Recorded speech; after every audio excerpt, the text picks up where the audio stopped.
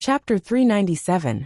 The Overwatch Council broke into the garden like this today for Sir Zhou. Ming Qingda glanced at his elderly mother and said evenly, "Do you want to?" The old Ming matriarch glanced at him coldly, and knew what he meant. Housekeeper Zhou was the head housekeeper of the Ming family, and the accountant of the Juanshan conference. This person was too important. If the Overwatch Council found him, many of the inside stories of the Juanshan conference would be grasped by Fan Xian, and indirectly by the emperor. Regardless of whether it was for the sake of Ming Garden self-protection, or for the safety of the Juanshan conference, Housekeeper Zhou would undoubtedly die. The problem was, the old Ming matriarch sighed gently and said, "It's not like you don't know that this Sir Zhou was sent to our home by the eldest princess. To kill or not to kill, we cannot make a decision. The search is about to reach the back," Ming Qingda said expressionlessly, but a glimmer of cold laughter flashed through his heart. Juanshan Conference? How could an organization of that level be something a wealthy merchant family, like the Ming family, should be involved in? As expected, they were now riding a tiger, and couldn't escape even if they wanted to. He always had a deep prejudice against the old Ming matriarch, and the eldest princess for tying them so tightly. As for the Juanshan conference, he avoided it even more. The old Ming matriarch slowly closed her eyes and said, "Don't worry. Sir Zhou's safety should be no problem." The old woman suddenly furrowed her brows and said hesitantly, "There is one thing I still don't understand. Why is the imperial envoy so sure that Sir Zhou is still hiding in Ming Garden? If he can't find him, how will he explain it to the people under heaven?" Ming Qingda's heart thumped, but a similar expression of confusion floated to his face. The old Ming matriarch thought for a bit, and felt a bit tired. She shook her head weakly. Her white hair made her appear old. "I'm tired," the old woman said with disgust. "Don't let those Overwatch Council dogs disturb my rest." "Don't worry, mother." Ming Qingda walked to her side, and placed his hands on her shoulders, as if preparing to help her up. Evenly he said, "In the future, no one will disturb your rest." The old Ming matriarch turned her head in shock, and saw the flash of guilt, fear, and ferocity in her son's eyes. Then her mouth was covered, and a leather rope was tied tightly around her throat. The old Ming matriarch wanted to cry out, but she couldn't. Her hands were held tightly by her own son. She could only kick her feet forcefully. That pair of small feet bounced randomly, and made popping noises. The old woman's eyes flashed with endless fear and resentment, as she stared at the principal made not far away from her. She did not know how many trusted aides she had in the mansion, but at this moment, none of them were by her side. She did not know where they had died. The servant girl glanced at the old Ming matriarch, and slowly turned around. The leather rope around her throat became tighter and tighter. The old Ming matriarch could not breathe. There was a burning pain in her chest, and her eyes began to blur. She knew that everyone had betrayed her. Compared to the betrayal, the strong and thick sense of regret and hatred was even harder to suppress. It flowed out with her tears and saliva from the corners of her mouth. "You have to be more ruthless. Of course, sacrifices are needed to achieve great things." All the words rang out again in that instant, accompanied by the ringing in her ears before death, striking the old woman's heart. Her eyes bulged out and stared fixedly at her own son in front of her. Ming Qingda lowered his head, and grabbed her hands without making a sound. Perhaps after a long time, or perhaps it was only a short moment, the chest of the old woman sitting in the grand chair, the old Ming matriarch who had secretly influenced and controlled Jiangnan for a dozen years, made a muffled sound. Her body abruptly went limp. Her legs drooped weakly under the chair and no longer moved. When one was old, one should rest. The Overwatch Council's search of Ming Garden did not proceed smoothly. Although no one dared to stop him, Deng Ziyu could already feel the anger in the eyes of the people in Ming Garden growing stronger and stronger. Furthermore, the guards and thugs watching him in the dark could pull out their weapons and charge at him at any moment. Searching the house did not have any gentle methods. Along the way, they overturned chests and cabinets, shouted harshly, and entered people's boudoirs. This appearance indeed had the aura of a vicious wolf. At the same time, it aroused the hostility of everyone in Ming Garden. However, Deng Ziyu was not worried. Commissioner Fan had him enter the garden, so he must have been confident. As expected, although the people in Ming Garden looked at him with loathing and hatred, no one dared to stop him. However, Ming Garden was too big. After searching for a long time, he had only searched half the area. He could not find any trace of housekeeper Zhou's whereabouts. I want to search the back garden, Deng Ziyu said to the young master of the Ming family, Ming Lansher, who had been by his side the entire time. No, Ming Lansher stared fixedly into his eyes and scolded. What exactly do you want to do? Do you really think the Ming family is so easy to humiliate? There were women and relatives living in the back garden. How could it be easy to search? Ming Lansher used this as a pretext and angrily scolded the Overwatch Council officials. However, Deng Ziyu's face was heavy. He refused to back down even a step. In his hand, he held the official document personally written by Fan Xian. On it was the seal of the imperial envoy. There was sufficient reason to search. Of course, he could not do it in the name of the Overwatch Council. He could only do it in the name of the Jiangnan Road imperial envoy. It had to be known that the Overwatch Council could not interfere with local government affairs, and particularly, could not arbitrarily judge civil matters. Today, they were playing a trick of selling dog meat under the sheep's head. It could be said that Fan Xian had borrowed soldiers. The two sides faced off at the door leading into the back garden. The servants and guards in Ming Garden had endured for a long time. At this time, they finally couldn't hold it in any longer. Profanities came out one after another, and cursed endlessly. Under their agitated emotions, the thugs and private soldiers that should have been hidden to the side also appeared and surrounded the nearly 40 Overwatch Council officials in the center. Deng Ziyu's face darkened and he coldly said, Young Master Ming, are you going to continue searching, or are you going to defy the edict? The imperial envoy's journey represented the emperor's edict. Who dared to defy it? Ming Lansher's face alternated between green and white. He gritted his teeth tightly and pretended to be humiliated and embarrassed. A moment later he roared angrily, Go search. The heavens have eyes.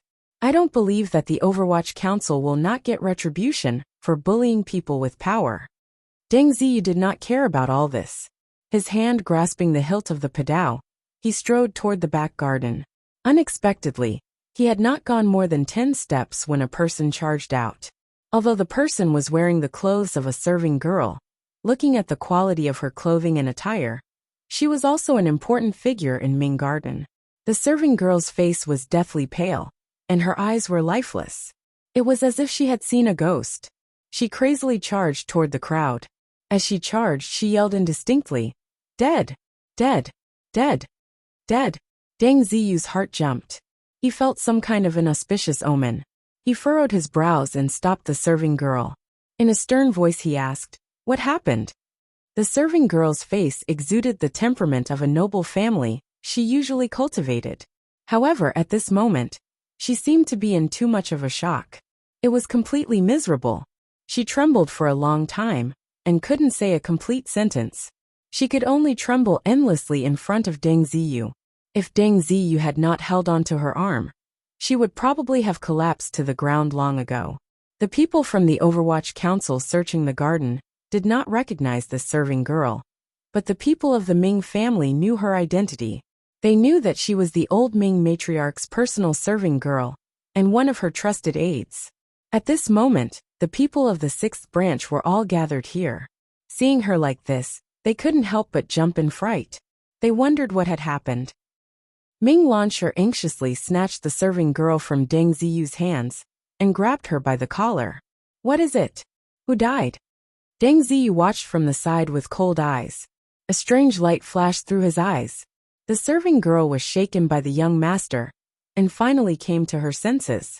She opened her mouth, but didn't have time to say anything. First she wretchedly cried, Wah, oh young master, the old matriarch, she. What happened to the old matriarch? The old matriarch, she's gone. The serving girl struggled to finish this sentence. Her head tilted, and she fainted in Ming Lansher's arms. It was like Ming Lansher had been struck by lightning. He stood dumbstruck where he was. For a moment he couldn't believe his ears. The surrounding disciples of the 6th branch of the Ming family looked at each other with wide eyes and gaping mouths. They were frozen like countless frogs. It was as if they didn't know how to use a shocked expression to express the feelings in their hearts. The old matriarch had gone? The old matriarch had gone. In the deathly silent garden, after an indeterminable amount of time, the first cry suddenly exploded out. Immediately after, the cries rose up like a grand chorus. The cries, wretched cries, and painful curses rose and fell. Many people fell to the ground in shock, unable to stand up no matter how hard they tried. The entire Ming garden was completely enveloped in shock, grief, and anger. Other than the fourth Ming master in the Suzhou government prison, and the old Ming master at the old matriarch's side, there were also the masters of the fourth branch present. These four men cried and howled. They pushed aside Ming Launcher's dazed body, lifted the robes in front of them, and charged toward the back garden. At this time, no one cared about the rule that one could not enter the back garden without permission. Without anyone needing to shout, the hundreds of people who had appeared in Ming Garden rushed to the back garden with tears in their eyes as they followed the sound of crying like a cloud. The Overwatch Council officials in the center looked at each other and became the most awkward group of people. Deng Ziyu's pupils constricted slightly. He felt danger. He had come under orders to search the garden, but he had not thought that it would turn into such a situation. Although it was not clear how the old Ming matriarch had died, Deng Ziyu knew that her death was too clever and coincidental. It was so clever that the Overwatch Council had no choice but to take responsibility. In that instant earlier, he had seen Ming Launcher's expression out of the corner of his eye. It made a question grow in the depths of his heart. The news of the old Ming matriarch's death shocked everyone in Ming Garden. The guards all charged out and rushed to the side of the Overwatch Council people and surrounded them. They held weapons and crossbows in their hands, and a hateful gaze flashed through their eyes. Deng Ziyu furrowed his brows slightly. He knew that if one of the measures was not taken properly, it would result in a fight between the two sides. However, the commissioner had told him very clearly that the matter should not continue like this. He made a prompt decision and ordered his subordinates, the Overwatch Council officials, to also enter the back garden. In any case, Ming Garden was in chaos. No one had time to worry about them. Furthermore, the Ming Garden private soldiers holding weapons and watching him could not immediately act where the old Ming matriarch was about to die. After walking into the back garden for a long time, Deng Ziyu followed the sound of crying. Outside a quiet and secluded courtyard, he looked at the kneeling people on the ground and couldn't help but feel a chill in his heart. Sweeping his gaze, he saw that in the large central room, under the thick beam, there was a person tied under a long white cloth. It was an old woman. The old woman's hands hung by her side with the tips of her feet pointing to the ground. Following the gentle spring wind, she floated in midair. This scene was as strange as it could be. In particular, the pair of eyes that refused to close were protruding outwards. Her pupils were filled with the blood that had been forced out when she was dying. They were filled with hatred and unwillingness as they looked outside. Coincidentally, they were looking at the Overwatch Council officials outside the courtyard. Deng Ziyu was shocked by the gaze of these two dead people. He hurriedly turned his neck and gave an order for his subordinates to be on guard and prepare to break out at any moment. Crying filled the courtyard. The people on the ground knelt and cried blood as they kowtowed endlessly. The old Ming matriarch was completely dead. Ming Garden would certainly hold this debt on the Overwatch Council. At such an impassioned time, no one knew what would happen. However, the way out in the back had long been blocked by Ming Garden's private soldiers. Filled with hatred, it would be extremely difficult to kill their way out. Not long after, Ming Qingda, whose forehead was already bleeding from kowtowing, and the brothers of the fourth branch untied the old matriarch's body from the beam. The current master of the Ming family forcefully suppressed his sorrow and made arrangements for the funeral. Only then did he lead the four brothers out of the courtyard. No one dared to speak, but everyone stared at the Overwatch Council people outside the courtyard with that kind of gaze. In Deng Ziyu's life, he had never found so many people who wanted to eat his flesh. The gazes of the Ming family already displayed this kind of hatred.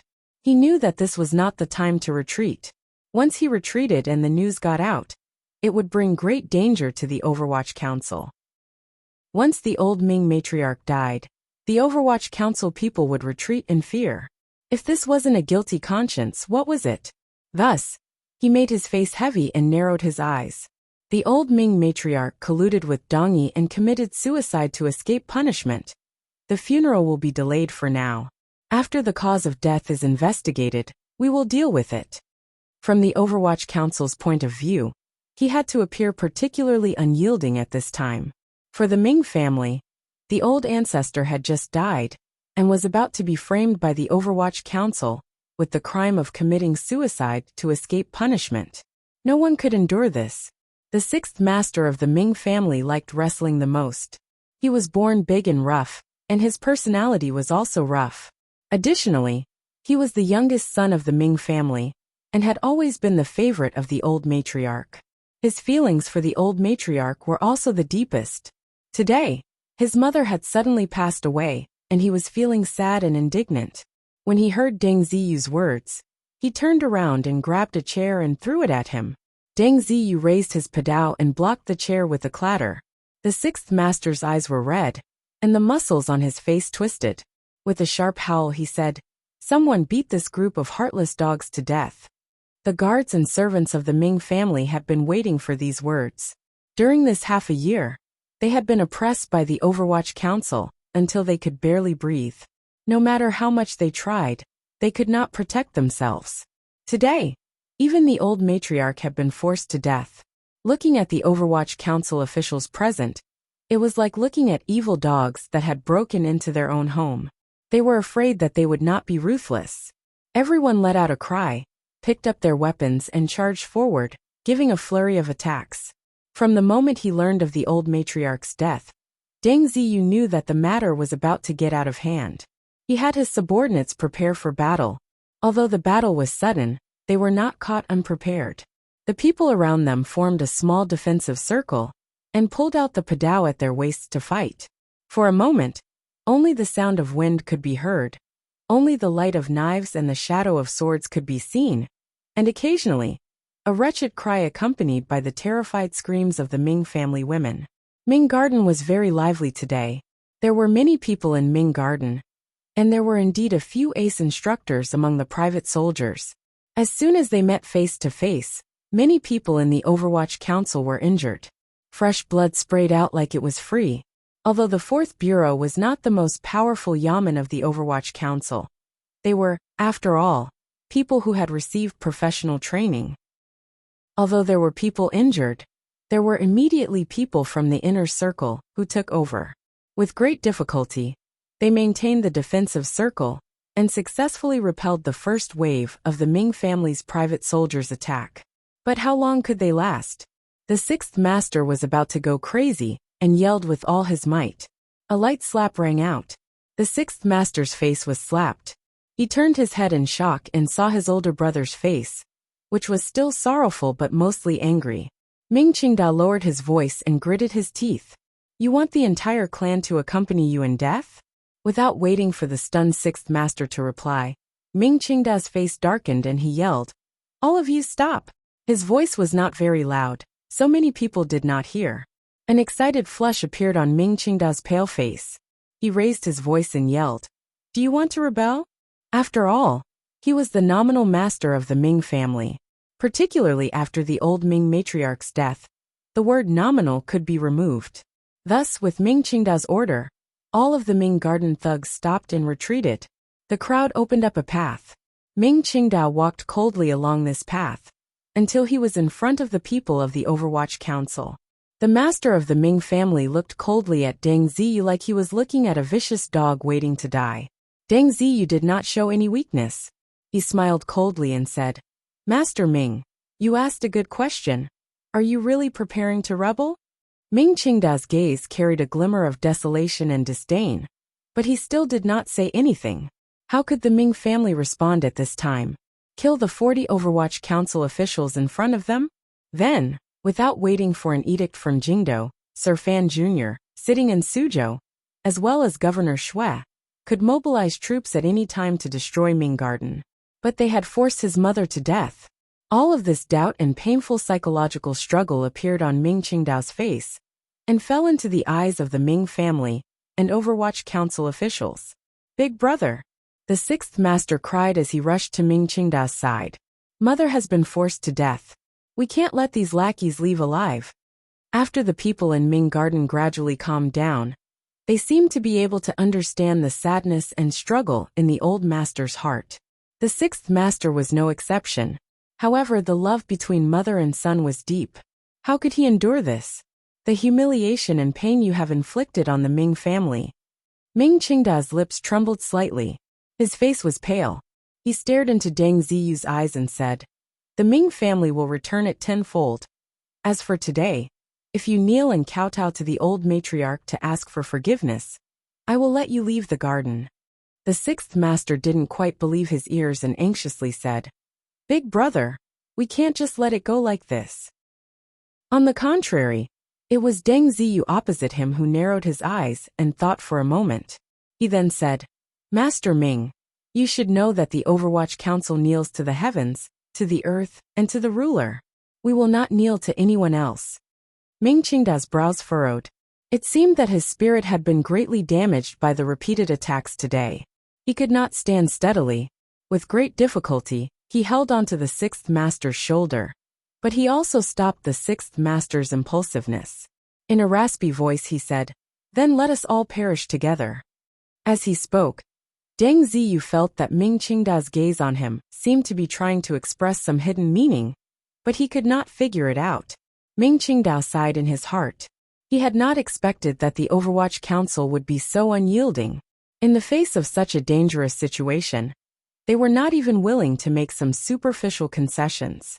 The confrontation continued. The situation could explode at any moment. There were always two clever people among the six masters of the Ming family. Seeing that the situation was not right, and hearing their big brother's words of perishing together, they felt a glimmer of fear. As merchants, how could they have the right to perish together with the court? Throwing an egg at a rock, putting on such an appearance would not cause the rock to lose anything. Furthermore, he was not the old Ming matriarch's own flesh and blood. Why should he pay with his life? Thus, the second and third Ming masters surrounded him with impassioned and sorrowful expressions on their faces. They leaned close to Ming Qingda's ear and spoke quietly. They advised the old master to prioritize the lives of tens of thousands of people in the family, and to temporarily endure. When it came time to avenge the old matriarch, they had to plan slowly. Ming Qingda had personally killed the old matriarch, so he already had a guilty conscience. The paleness on his face was not purposely faked. In such a situation, he had to act as if he had an irreconcilable enmity with the Overwatch Council, and could not coexist. At this moment, with the second and third Ming masters coming out to persuade him, his heart felt slightly more at ease. He put on an expression of struggle and pain. After an indeterminable amount of time, they suddenly heard a clamor outside the garden. Immediately following it was the sound of horse hooves. Countless people and horses had charged in. Ming Qingda's heart trembled. He thought to himself that the Overwatch Council's Black Knights were clearly still in Jiangbei. It was impossible for them to have charged into the garden at this moment. Who were the newcomers? Thousands of soldiers galloped in on horseback. Long spears stood in great numbers. The military might was impressive. Immediately, they separated the Ming Garden's private soldiers from the Overwatch Council officials. For a moment, dust gradually rose, and the atmosphere was imposing. The people who came were the provincial soldiers the Jiangnan governor had sent over. Using an urgent order, they rushed quickly and finally arrived before the disaster happened. They stood between the two groups of people with swords drawn and bows drawn. The leader was a general. He already knew what had happened. With a serious expression, he said something to Ming Qingda. He had wanted to go in and pay his respects to the old Ming matriarch, but he knew that Ming Garden had not been set up yet. Furthermore, the old Ming matriarch had died too. Well, he could only give up. Following the provincial soldiers into the garden was a member of the Qinian unit of the Overwatch Council. He moved closer to Deng Ziyu's side and told him the two sentences the commissioner had said. Deng Ziyu was startled for no reason. He thought that it would not be a problem to retreat. With thousands of provincial soldiers here, even if the Ming family wanted to act, they would not have the ability. The problem was, wouldn't this confirm the matter of the Overwatch Council, hounding the old Ming matriarch to death? He didn't quite understand what Fan Xian was thinking. The best response right now was clearly to bring in the Black Knights, and use this as an excuse to destroy the Ming family. However, the arrival of the provincial soldiers protected the lives of the Overwatch Council officials, and prevented the possibility of the Black Knights massacring the garden. As for the cause of the old Ming matriarch's death, that Deng Ziyu had long suspected, only the Suzhou government had the right to investigate. The Overwatch Council did not have this right. Furthermore, the government officials in Jiangnan were all people of the Ming family, so it was impossible for them to find any problems. Thus he became more and more confused. How exactly did the commissioner arrange this? Were they still going to capture housekeeper Zhou? Were they going to allow this matter to continue developing like this? In the depths of spring, Suzhou was wrapped in silver. It was not snow, but it was colder than snow. Almost all of the Suzhou people wore mourning clothes. The snow-white strips of cloth were like icy imperial edicts, narrating the old Ming matriarch's benevolence and achievements toward the Jiangnan people. The news of the old Ming matriarch's death spread throughout Jiangnan in almost a night. The specific circumstances of her death were passed around from different people's mouths, and became more and more bizarre. Regardless of which version of the news, the spearhead was pointed at the Overwatch Council. The anger of the people began to accumulate, but they could not find an outlet to vent it at the moment. The Overwatch Council Yamen had always been secretive, so there was temporarily no heroic scene of tens of thousands of people closing their doors to demand justice. As for the Hua Garden where the imperial envoy was, there was a heavy guard. The people did not have the courage to demonstrate for now. Thus, everyone could only wear mourning clothes and use the grief and anger on their faces, and the bitter curses of the marketplace, to express their silent protest. This was directed at the Overwatch Council, and also at Sir Fan Jr. The old Ming matriarch's mourning hall had not yet opened, so the officials and nobles who had come from various places to offer their condolences were temporarily staying in Suzhou. All of Suzhou was enveloped in a cold atmosphere, completely different from the spring scenery around it. However, Fan Xian did not care about this. His skin was thick enough, his heart was black enough, and his spirit was strong enough to watch the scene of the city in mourning, as if it were a movie from his previous life. As for the curses directed at him in the open and in the dark, he could completely ignore them. He sat on the top floor of the Suzhou branch of Xinfeng restaurant, and was only worried about Haitang. That day, Haitang had gone to capture Mr. Zhou of the Juanshan conference for him, and still hadn't returned. He didn't know if she was in any danger. Thinking of this, he couldn't help smiling self-mockingly. The only people in this world who could harm Duo were those great grandmasters. He picked up his bowl and slurped down a few mouthfuls of noodles. He sighed with satisfaction and then said, "Master Ming, I've been tricked badly by you this time." Ming Qingda knelt by his side and repeatedly kowtowed. In a fawning voice he said, "Sir's thoughts are as agile as the long river, and your aura is as lofty as a mountain. How could you care about these little winds around you?" To be continued. If you want to know what happened after, please log on to www.cmfu.com. More chapters. Support the author. Support original reading. Chapter 398. Torrential River Water? The Yellow River Flooding? Rise. Now you are the true master of the Ming family. You don't have to be so careful in front of me. Fan Xian used an amused gaze to examine Ming Qingda. He then picked up the bowl of noodles and slurped it down.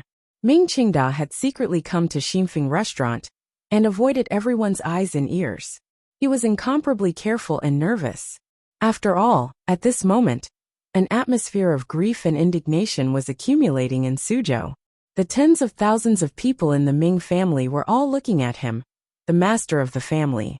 If people knew that he had secretly come to see the imperial envoy, he would probably not be able to continue being the clan leader. The problem was, after seeing him today, Imperial Envoy Fan Xian still refused to give a clear answer. This made Ming Qingda feel a glimmer of strangeness in his heart. Fan Xian put down the bowl and thought for a bit. Let's not talk about anything else for now. I only want to ask you, the Mr. Zhou you promised me, where is he now? Ming Qingda felt the coldness and coercion in the imperial envoy's words, and unconsciously lowered his head to defend himself. That person. I was unable to control him, and let him out of the garden. This was my mistake. Please punish me. Punish? Fan Xian laughed self-mockingly. Now that you've done this, how can I punish you? Ming Qingda sighed and said, even now, do you still not believe in my sincerity?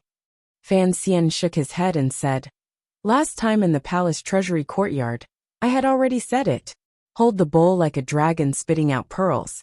Use chopsticks like a phoenix nodding its head. Eat until you're 80% full.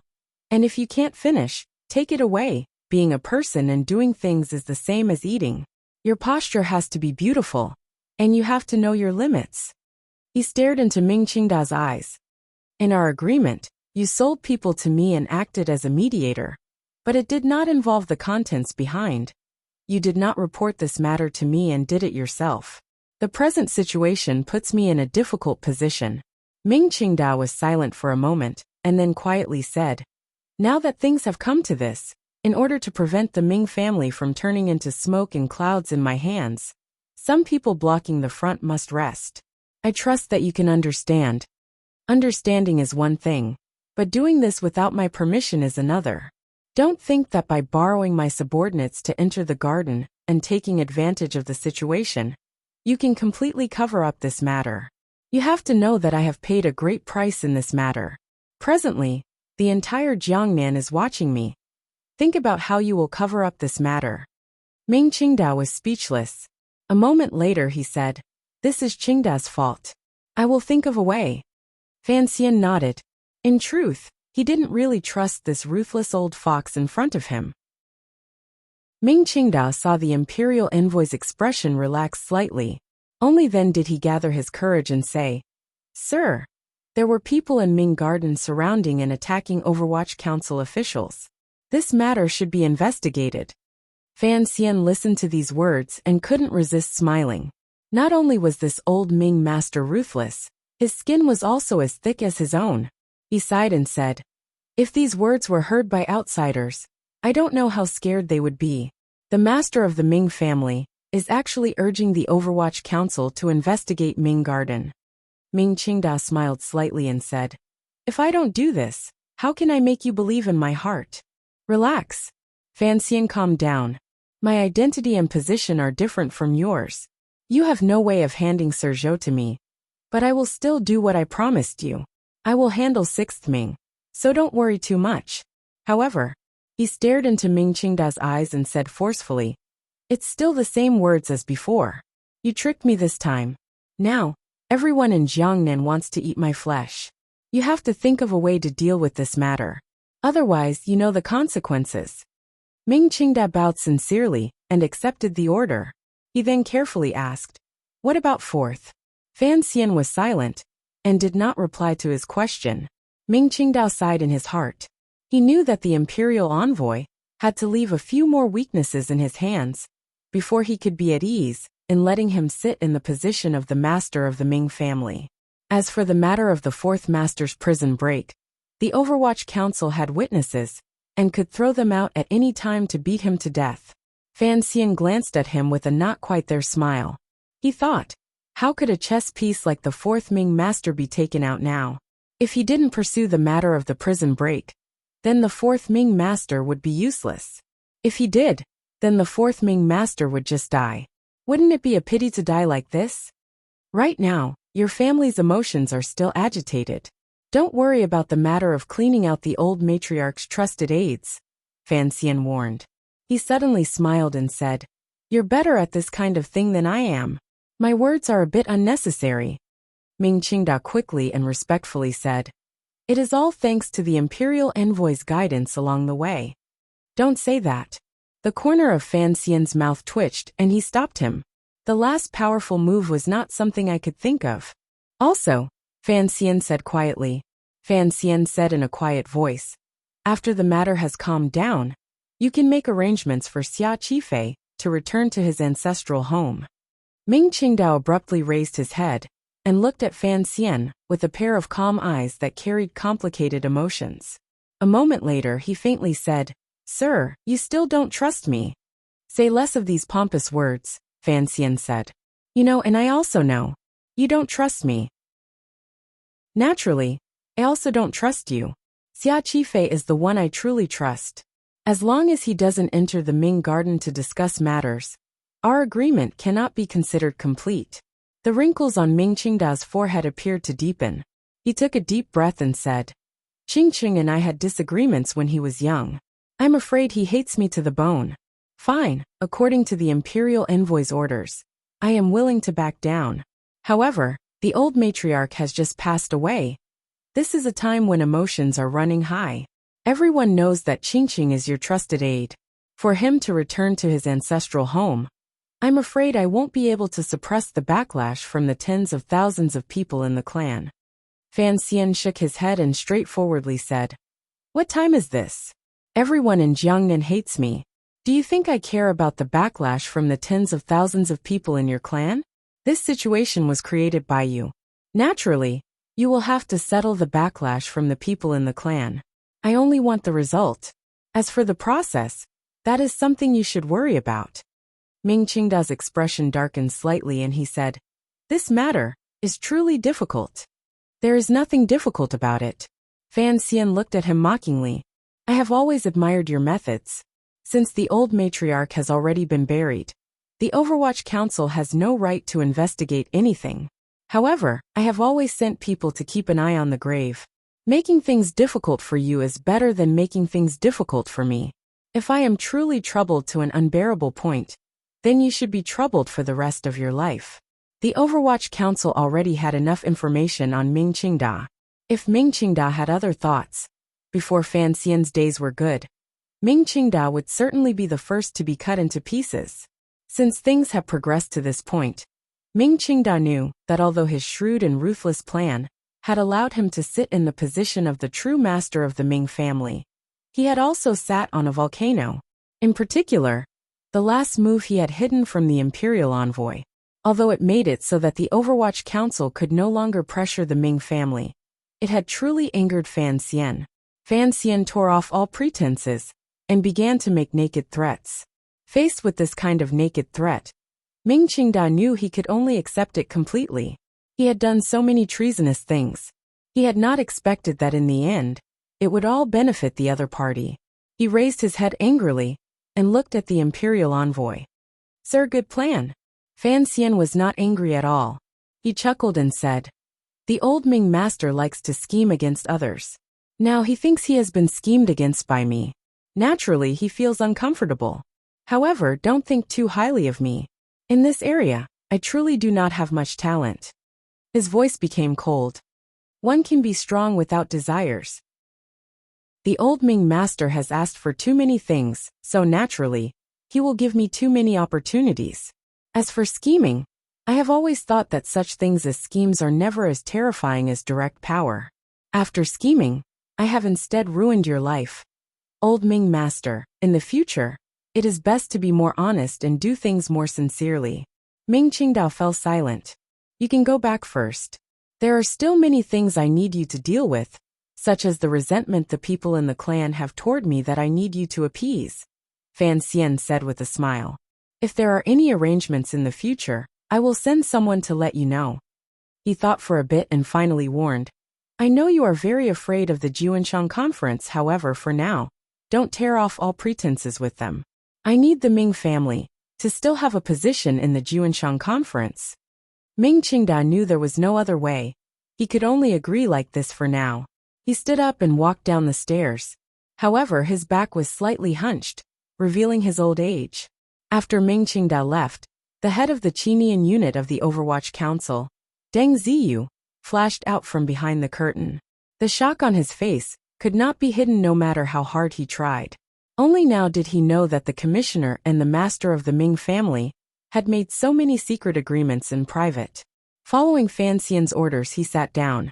Deng Ziyu opened his mouth wide and stared blankly for a while before he organized his words. Unexpected, truly unexpected. Fan Xian couldn't resist shaking his head. What unexpected? Ming Qingda is a clever man. He knows this is the court's intention. He does not hope to be able to oppose the court. He only hopes to use a relatively peaceful method to protect the livelihood of the tens of thousands of people in the Ming family. And on this point, he and his mother have an unbridgeable gap. Under these circumstances, if he doesn't come to find me, who can he find? Of course, I still underestimated him. Fan Xian sighed. I didn't think he would play such a game in the end. Thus the Jiangnan people are all watching us. Xueqing is also greatly shocked. Regardless of which way the court leans, it makes it impossible for us to continue pressuring the Ming family. On one hand, he colluded with the government to stabilize his position as the master of the Ming family. On the other hand, he secretly acted ruthlessly to stir up the emotions of the common people and protect the Ming family's temporary interests. This Ming Qingdao indeed did not disappoint me. However, he didn't calculate one thing. He used me, and I used him. The problem is, I have much more confidence than he does, so in the end, he can only be used by me. Everyone miscalculated one thing, Fan Xian explained seriously. Including what I said to Xueqing, it was all to scare him. You all think I can wipe out the Ming family at any time. In reality, this is impossible. That is why I need to use Ming Qingda. Deng Ziyu looked in shock at the thoughtful commissioner. Fan Xian closed his eyes for a moment, and then opened them again. Slowly he said, if the Ming family truly rebelled, what could I do? Would I really move the Black Knights into Suzhou to slaughter the garden? Yes, I could wipe out the sixth branch of the Ming family, make the blood flow like a river, and cover the fields with corpses. But what benefit does this bring me? He smiled and shook his head. After a period of cleansing, relying on the power of the court, and adding the accusation of rebellion to Ming Garden, within half a year, the entire Jiangnan would be as silent as cicadas in winter. No one would dare to say anything. The court would smoothly take over the Ming family's enormous property. Everything would go according to the emperor's plan. His face became cold. But what benefit does this bring me? Deng Ziyu was silent. The commissioner had repeated, what benefit does it bring me? Twice, and had unconsciously pitted himself against the emperor's plan. This made his heart feel cold, but he didn't dare say anything. He understood that if they truly slaughtered Ming Garden and created such a terrifying storm, although the emperor would certainly admit to framing the Ming family for rebellion, in order to appease the Jiangnan people, the Overwatch Council would certainly be severely punished, and the commissioner would not have a good time. To work for the court and take the Ming family into the national treasury, yet he had to give up his own benefits. Fan Xian would not do such a stupid thing.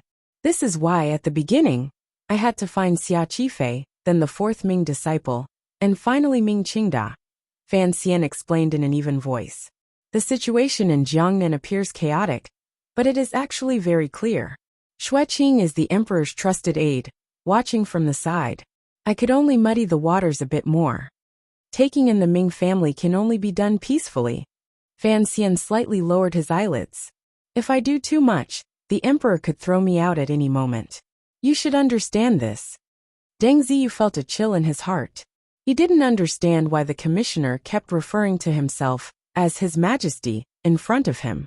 He didn't understand why the commissioner would tell him such taboo matters. Was he testing him?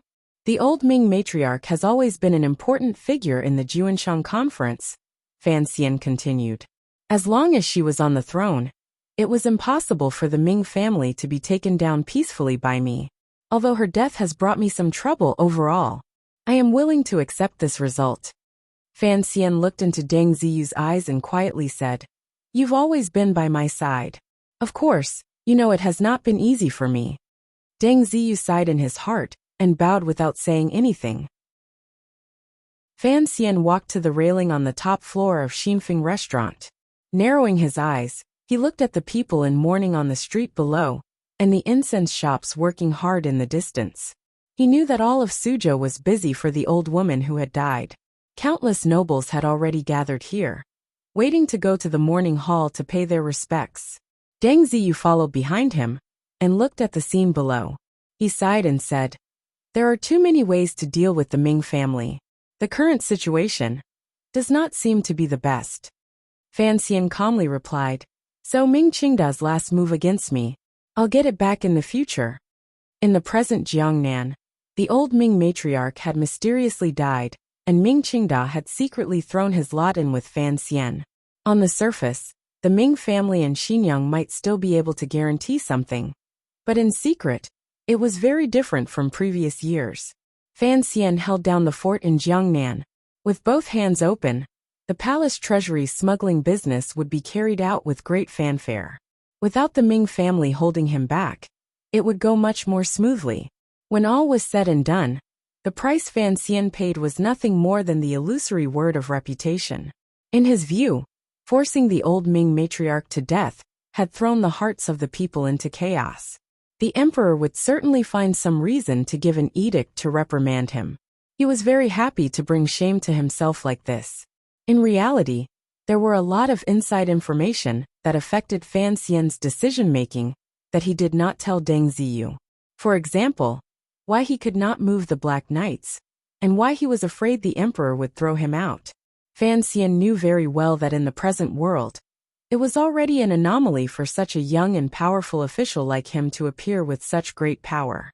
Although the emperor still trusted him very much, who knew when the emperor would suddenly change his mind?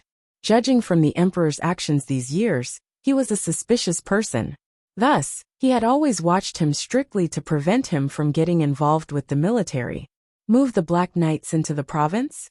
Fan Xian smiled self-mockingly. Even if he used his but to think, he knew how many people would be afraid once such a ruthless method was displayed. The recent disturbance in the Ministry of Revenue in the capital made Fan Xian even more clearly see that before the emperor made up his mind to eliminate the eldest princess power, he had already begun to be wary of the existence of the old Fan family. In Jingdo, the emperor did not use the matter of the Ministry of Revenue's deficit to successfully force his father to step down.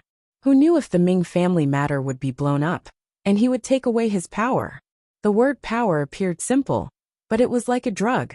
Once consumed, it was difficult to get rid of. Although Fan Xian was clear-headed, he could not bear to reduce the power in his hands. For one, he was used to the benefits of power. For another, in order to protect himself and others, he needed the power in his hands. Taking a step back in order to advance, he would first let his reputation be damaged. Deng Ziyu followed beside him and lowered his voice. Recently, the situation has been tense. Based on the 8th Bureau's opinion, perhaps you can condescend to offer a few sticks of incense. Given Fan Xian's identity as the imperial envoy, if he went to offer sacrifices to the old Ming matriarch, it could clearly ease the present situation. However, Fan Xian only shook his head with a cold expression and said, "There's no need." Deng Ziyu was slightly startled. He didn't understand why. Fan Xian extended his hand and pointed at the grief-stricken commoners in the street. In a quiet voice he said, "Actually, the hearts of the people are not scary. What is scary are those who stand above the people and can use the hearts of the people. As long as I can satisfy those people, what the people think will not affect the overall situation." To be continued. If you want to know what happens next, please log on to www.cmfu.com. More chapters. Support the author. Support original reading. Chapter 399. It began to rain again in Suzhou. It was said that the rain upstream of the Yangtze River was even heavier. The attention of the court officials was focused on the section of the river embankment above Shazhou that was riddled with holes. Even though Fan Xian was in Suzhou, his gaze could not stop from falling there. Yang Wanli had long gone to take up his post in the river transport governor's yamen. The palace treasury had transferred money, and the national treasury had also arrived. The money for the river transport had never been as plentiful as this year. However, the time to repair the river this year was too late. No one knew if it could withstand the summer floods. The rain fell heavily. The summer heat that had just arrived in Jiangnan was immediately drenched. All that was left was a cold sense of the end of spring. For the people of Jiangnan, this rain only increased the melancholy and grief in the depths of their hearts. Not many people thought of the homeless people upstream of the Yangtze River, who had no houses to live in and no clothes to wear. The old Ming matriarch's funeral was about to begin. Fan Xian watched all of this coldly and had no reaction at all. After Deng Ziyu, his subordinates, including the governor's manor, the Overwatch Council, and the Palace Treasury Transport Company, all advised him that it would be best to light a stick of incense in the morning hall. The imperial envoy had expressed his stance. Given the Qing people's reverence for the court, they should not continue to make trouble. However, Fan Xian stubbornly refused this suggestion. In his opinion, it was just the funeral of an old man. What was the big deal? It was just the death of one person. If the matter upstream of the Yangtze River was not handled well, who knew how many people would die? All of the officials sighed in despair at the imperial envoy's stance. They wondered if the imperial envoy did not feel the undercurrent surging among the people. At the end of the month, the sound of mourning filled Ming Garden. White cloth hung high, and the mourning hall was spacious. It was the 7-day period for the coffin to stop. After the 7-day period, it was time to announce the funeral. According to the funeral rules of Qing Kingdom, after 7 days, the news of the funeral had to be spread to friends, family, and even enemies. Regardless of what enmity there was between the two parties in life, the rule of announcing the funeral could not be avoided. The original intention of this ceremony was to erase all enmity with death. Often, enemies in life would use the news of the funeral to personally go to the mourning hall to offer their condolences. It was the same as ending the wrongs in life. From then on, they would be separated by yin and yang and have nothing to do with each other. The high officials and nobles who had been waiting in Suzhou for the Ming Garden's funeral all received the white invitation from the Ming Garden. One by one, they tidied up their clothing and expressions and headed for the Ming Garden. Everyone's eyes were fixed on Hua Garden because, according to the rules and the old Ming matriarch's identity and position, the white card announcing the death should also be sent to Hua Garden and into the hands of the imperial envoy. As for what the imperial envoy planned to do, it all depended on how he dealt with this white invitation. No one expected that when Ming Garden delivered the white invitation to Hua Garden only politely welcomed the third Ming master in, drank a cup of tea, and then sent the third Ming master out. The white invitation was not accepted. The third Ming master immediately flew into a rage outside Hua Garden. He cursed angrily with obscenities, and then spat viciously on the stone steps in front of Hua Garden. Immediately, a servant came out and used water to wash away the phlegm. Everything in the world couldn't be raised above the word reason. And in the hearts of ordinary people, the dead were the most important. This was the universal reason. The imperial envoy did not give the dead any face. It made all the people feel a glimmer of shock and anger. What surprised and angered everyone even more was that before the old Ming matriarch's mourning hall opened, the Overwatch Council acted again and captured the sixth master, who had led the resistance against the search in Ming Garden. They used the name of investigating Dongyi spies. Thus, not only the Suzhou government, but even the governor's manor could not say much. After the Overwatch Council secretly captured the sixth master, they immediately sent him to the custody of the Shazhou Navy, and did not hand him over to the local authorities. No one knew if there was anyone taking the lead, but from the second day onwards, there was an endless stream of people gathering in front of Hua Garden. They cursed loudly and shouted incomprehensible slogans, such as severely punishing the true culprit and releasing the innocent. What was even more headache-inducing was that the Jiangnan students and scholars had also joined in. Young students were hot-blooded. Furthermore, Sir Fan Jr.'s recent actions made these students feel disillusioned with their idols. They were furious and clamored loudly and bitterly. Hua Garden was as calm as usual. However, the Jiangnan Road Governor's Yamen was afraid of a popular revolt and moved a group of soldiers to stand guard in front of Hua Garden, chasing the agitated and angry scholars to the end of Chang Street. That afternoon, under heavy guard, Governor Xueqing passed through the agitated crowd with great difficulty and entered Hua Garden. In the study, he and Fan Xian argued for a long time. In the end, no one could convince the other. In the end, Xueqing helplessly asked, "If we incite the people to surround the garden and not leave, where will the court's face go?" Fan Xian coldly said, "Surrounding the prince with evil intentions. If you still don't move your troops, I will." Xueqing was startled. Only now did he remember that there was still a third prince living in Ming Garden. If he allowed the people of Suzhou to surround Hua Garden, and the news got back to Jingdou, he wouldn't be able to be the governor anymore. The leading scholars would probably have to pay with their lives. As the Jiangnan governor, he did not dare to allow such a terrifying thing to happen within his jurisdiction. After thinking for a moment, he sincerely asked, "What should we do?" Given Governor Xueqing's shrewdness and experience, taking care of a few hot-blooded scholars was a small problem. Most importantly, he understood that this was clearly an atmosphere Fan Xian had purposely created. Without knowing what Fan Xian's true intentions were, there was no need for him to forcefully interfere and sink himself into this mess. Fan Xian glanced at him and said, "They are all hot-blooded young people. I don't want to make things difficult for them. However, this continuous rain will make it cold at night. Their hot-blooded hearts will also go cold, so naturally they will disperse." Xueqing's brows furrowed slightly. "And if they don't disperse?" Fan Xian smiled coldly. "Righteous indignation cannot be eaten.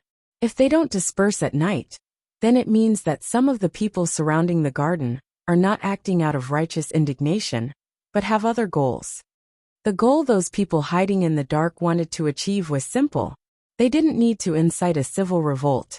They just needed to make the people's reactions bigger and have the matter travel back to Jingdou.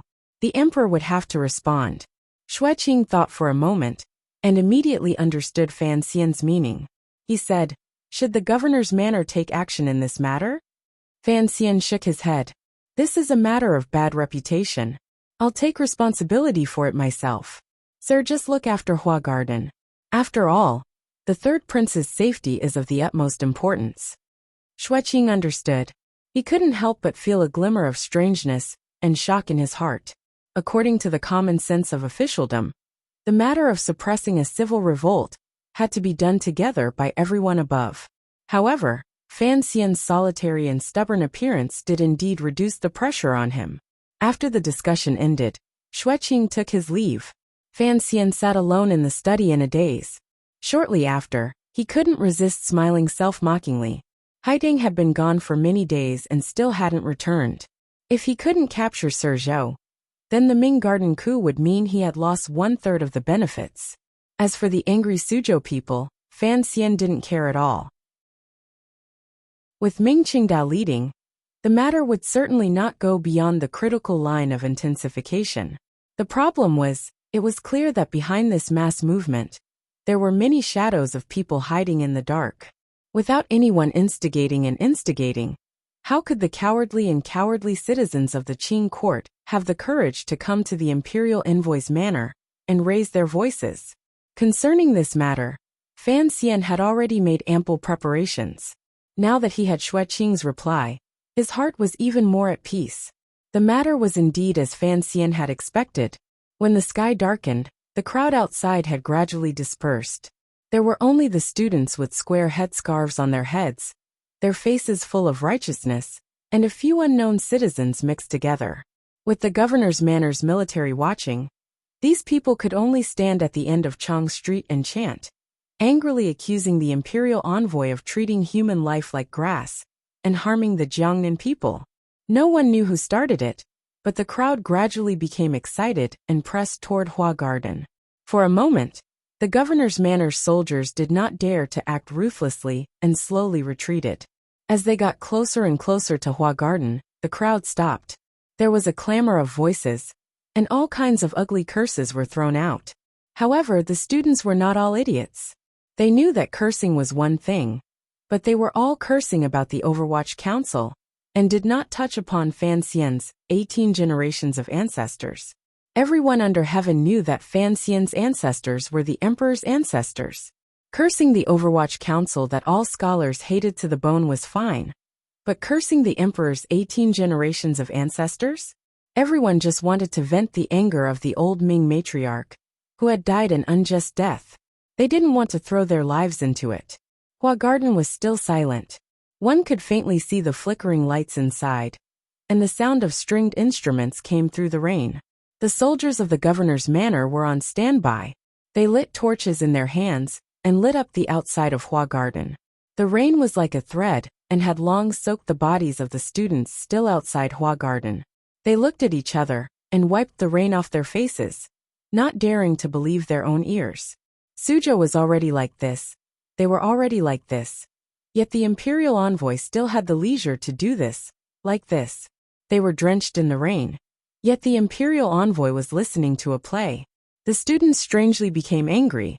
The angry cursing that had just stopped due to exhaustion rang out again. Amidst the angry cursing, a person wearing a gray unlined garment was sandwiched in the crowd. His eyes rolled around a few times. He took out something from his clothes and threw it into Hua Garden. The item fell into the garden and only made a muffled sound. There was no sound of an explosion. Instead, a thunderous curse came from Hua Garden. Who the F***ck is throwing a bag of dog blood? Throwing dog blood was one of the most insulting tricks. Although it was childish like a child throwing a tantrum, throwing it into the imperial envoy's Hua Garden was a big deal. The students were also stunned, and the cursing stopped for a moment. They thought to themselves, which classmate is this? How could he be so daring? Just as they were thinking this, 3 black shadows flashed across Hua Garden. It was 3 swordsmen of the 6th Bureau of the Overwatch Council.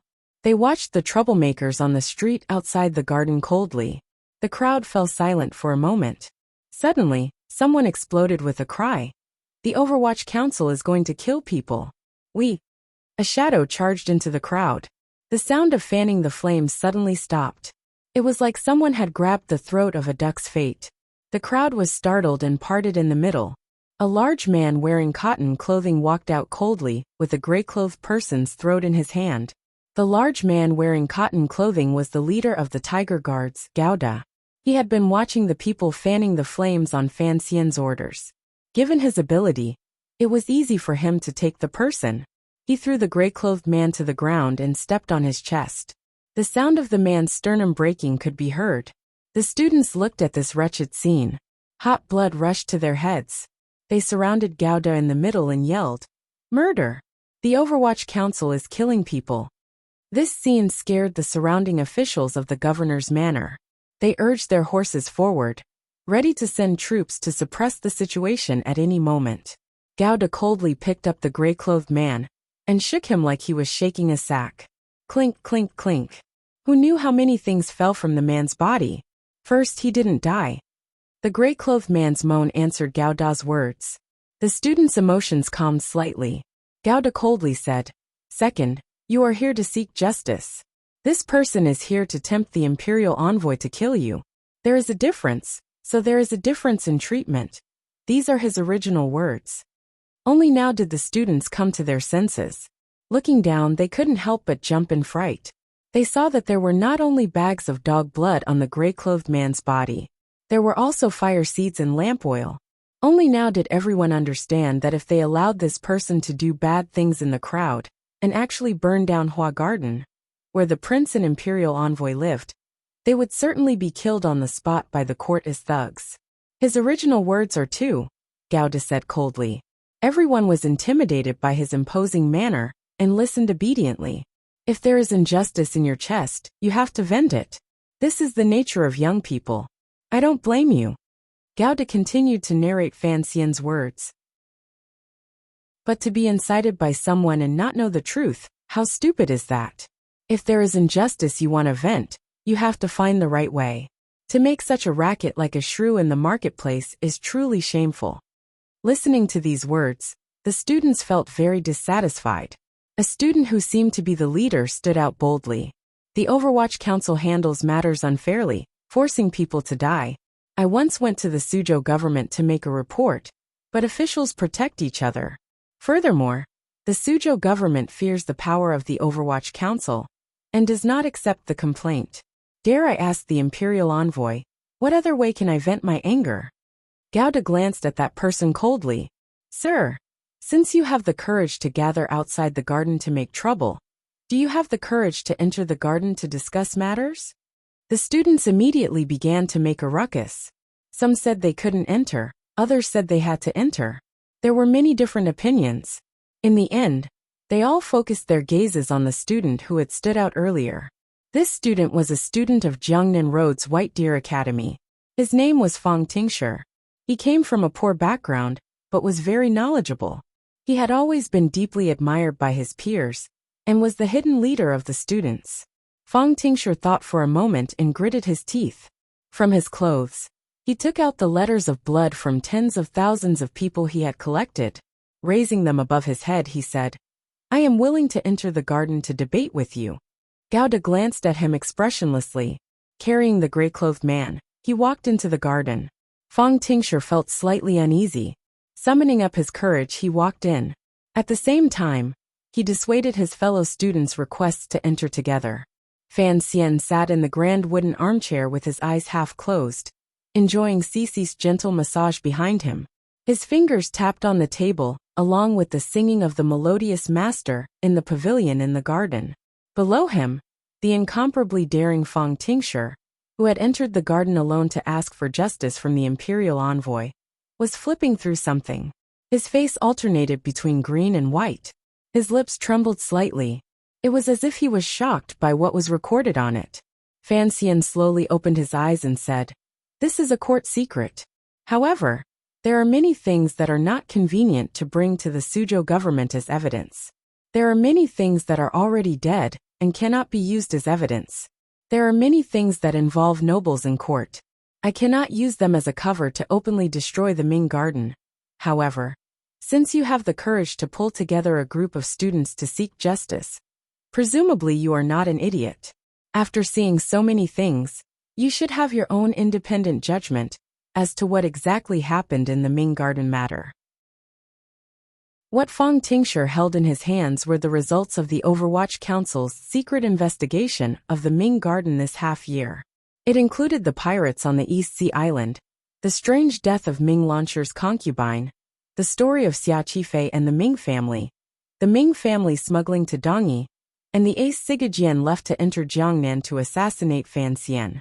Each stroke was recorded clearly, although, as Fan Xian had said, these records could not be presented as evidence because of the lack of circumstantial evidence.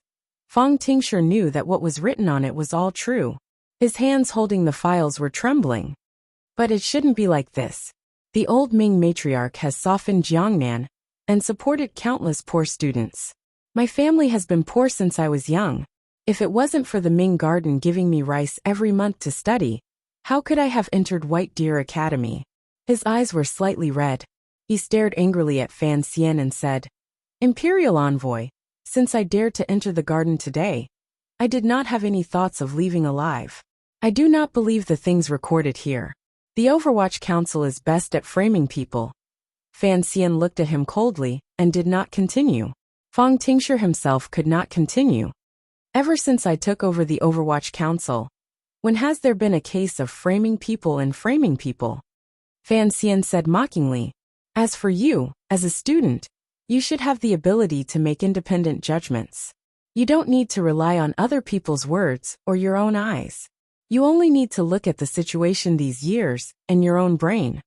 "Of course, you all have no brains to begin with," Fan Xian scolded. "If you all had brains, you wouldn't have been persuaded by others to come to Hua Garden. Where is this? This is the Imperial Envoy's residence. This is the Prince's temporary Imperial residence. Even if I cut off 300 of your heads, there would be no problem. In the end, it will be you all who die, and my reputation will also be gone. It will be good for those shady and illegal merchants who bend the law." He was angry and unkind. Pointing at Fang Tingshi's nose, he scolded, "You are all a bunch of idiots. I don't know where all your years of studying went." His anger was faked because Fan Xian knew that these students would fall for it the most. As expected, Fang Tingshi mumbled, "The Imperial Envoy's teaching is correct." He changed his mind. Not only had the Imperial Envoy not taken action to suppress the students, but he had also invited him into the manor. His heart was indeed sincere. He opened his mouth with a pained smile and said, "Sir is magnanimous." Fan Xian closed his eyes and shook his head.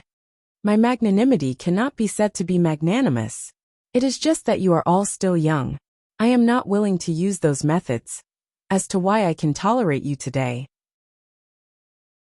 He suddenly opened his eyes and said, You should know who the 4 disciples of Fan Xian's are. Fan Xian's 4 disciples, Ho Jichang, Cheng Jialan, Shi Chanli and Yang Wanli, were all Fan Xian students who had jumped up after the spring examination case. Fang Tingshi nodded. Fan Xian smiled. My 4 students are all older than me, but they all call me teacher. Back in the day, Jicheng had also caused trouble in Jiangnan, just like you are today. Fang Tingshi was slightly startled. Fan Xian finally said, It is not that I value talent. Perhaps I am nostalgic looking at you. After Fang Tingshi left, Cici furrowed her brows and said, Young master, these people don't know what's good for them, why are you still so polite? Fan Xian shook his head. Reputation is indeed not important, but I still have to be careful about the students. In the future, after these people pass the provincial examinations, they will all enter the court as officials. Even if I don't think for myself, I still have to think for the prince. Cici then said, Then let this matter end here. A warm smile rose to the corners of Fan Xian's lips. If Fang Tingshi can persuade the students to go back, it means he has the ability. In the future, of course, we have to train him well. As for the ghosts mixed in the crowd, they are the ones I am waiting for. Ming Qingda had long sent someone to send a message. The internal structure of Ming Garden had pretty much been suppressed. The problem was, it was not easy to suppress the rumors in Suzhou at the moment, particularly the troublemaking crowd. There were certainly people with ulterior motives. Don't use knives. Fan Xian turned around and gave orders to Gao. The wooden sticks I had you prepare a few days ago are more useful.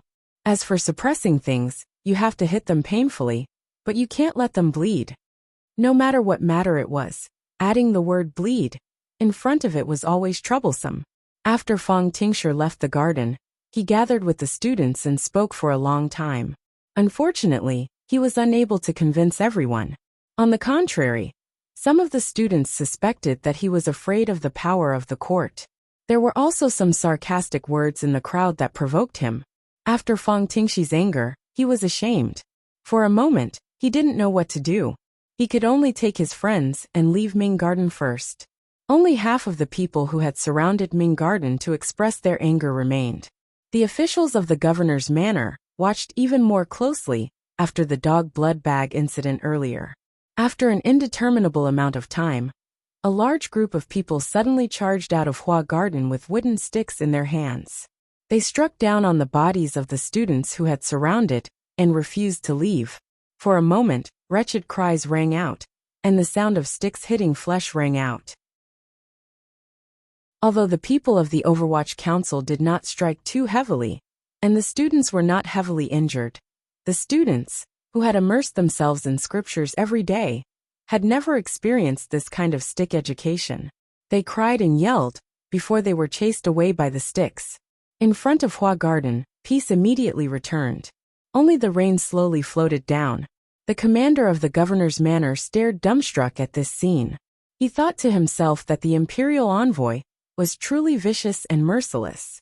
No one noticed that following the scattered students, there were also some furtive figures.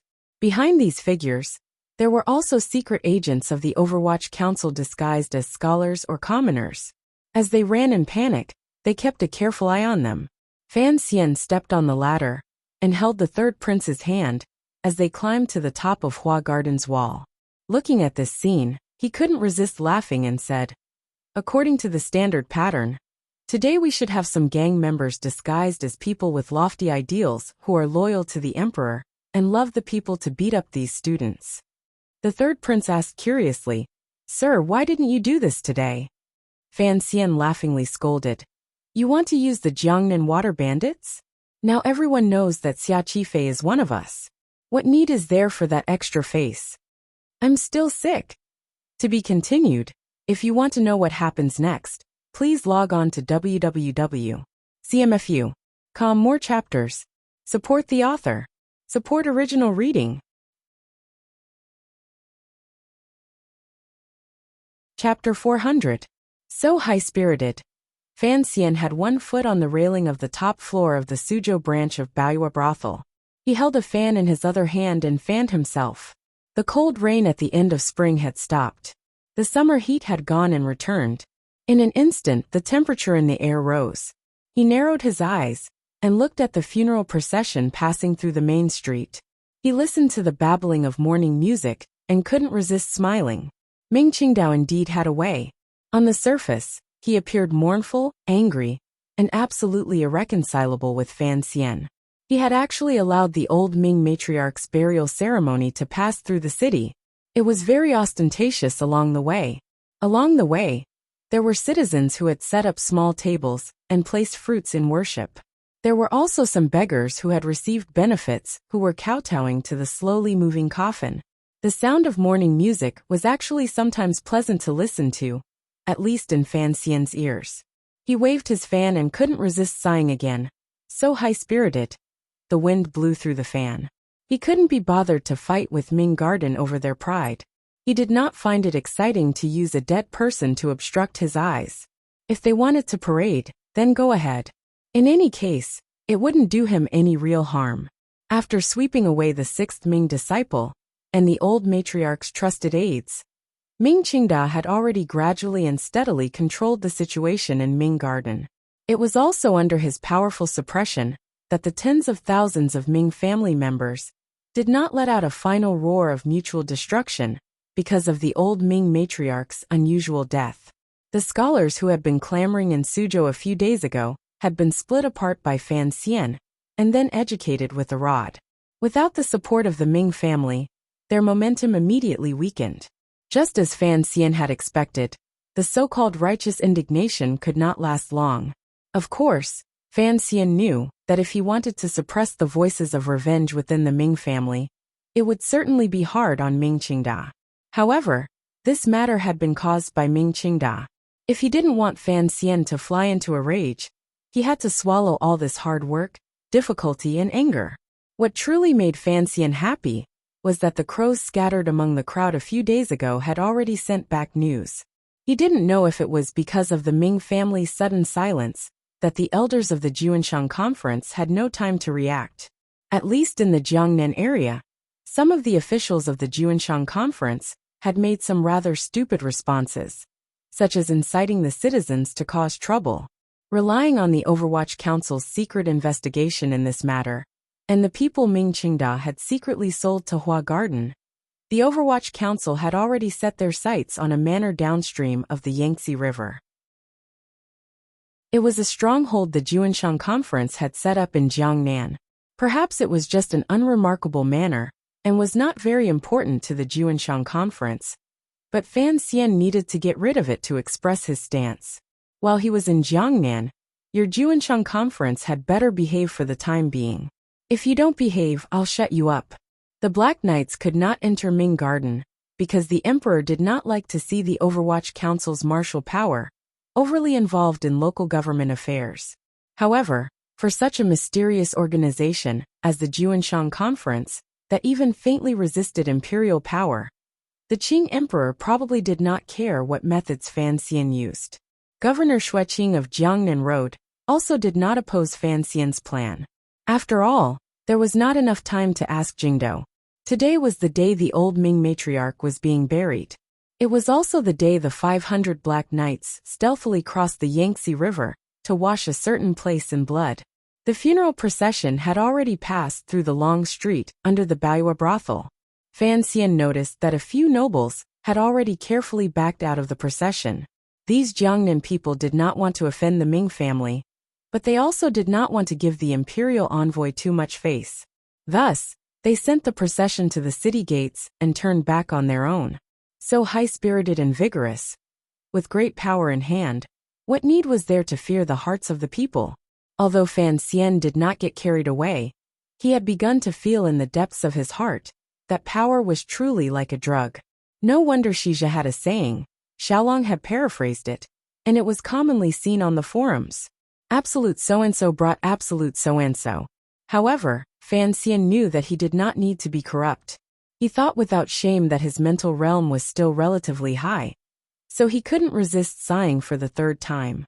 In the story, there should be someone asking, "Sir, why?" It was a pity that Wang Qinian still had another half a year before he could return to the Qing kingdom. Beside him, Deng Ziyu deliberated for a long time with a strange expression before choking out, "Sir, seems to be in a good mood." Fan Xian smiled and spat. "Of course I'm in a good mood. This old woman died cleanly, standing on a tall building and watching others enter the grave. How could I not be happy?" Deng Ziyu thought to himself, what was there to be happy about? He couldn't resist opening his mouth to admonish, "Jiangnan people." He only said 3 words before Fan Xian stopped him and smiled coldly. "Don't repeat those words. What people's hearts and public opinion? In a few months, these people will completely forget. What benevolence, what benefits, they can only remember for a few days. In the end, it cannot compare to the fact that there is no oil to cook at home, no rice to cook at home.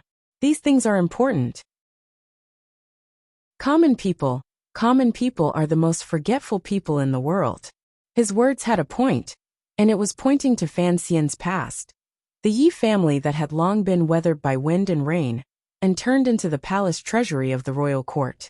Back then, compared to the Ming family of today, the Yi family was 10 times more glorious, 10 times more powerful, and 10 times more benevolent toward the people.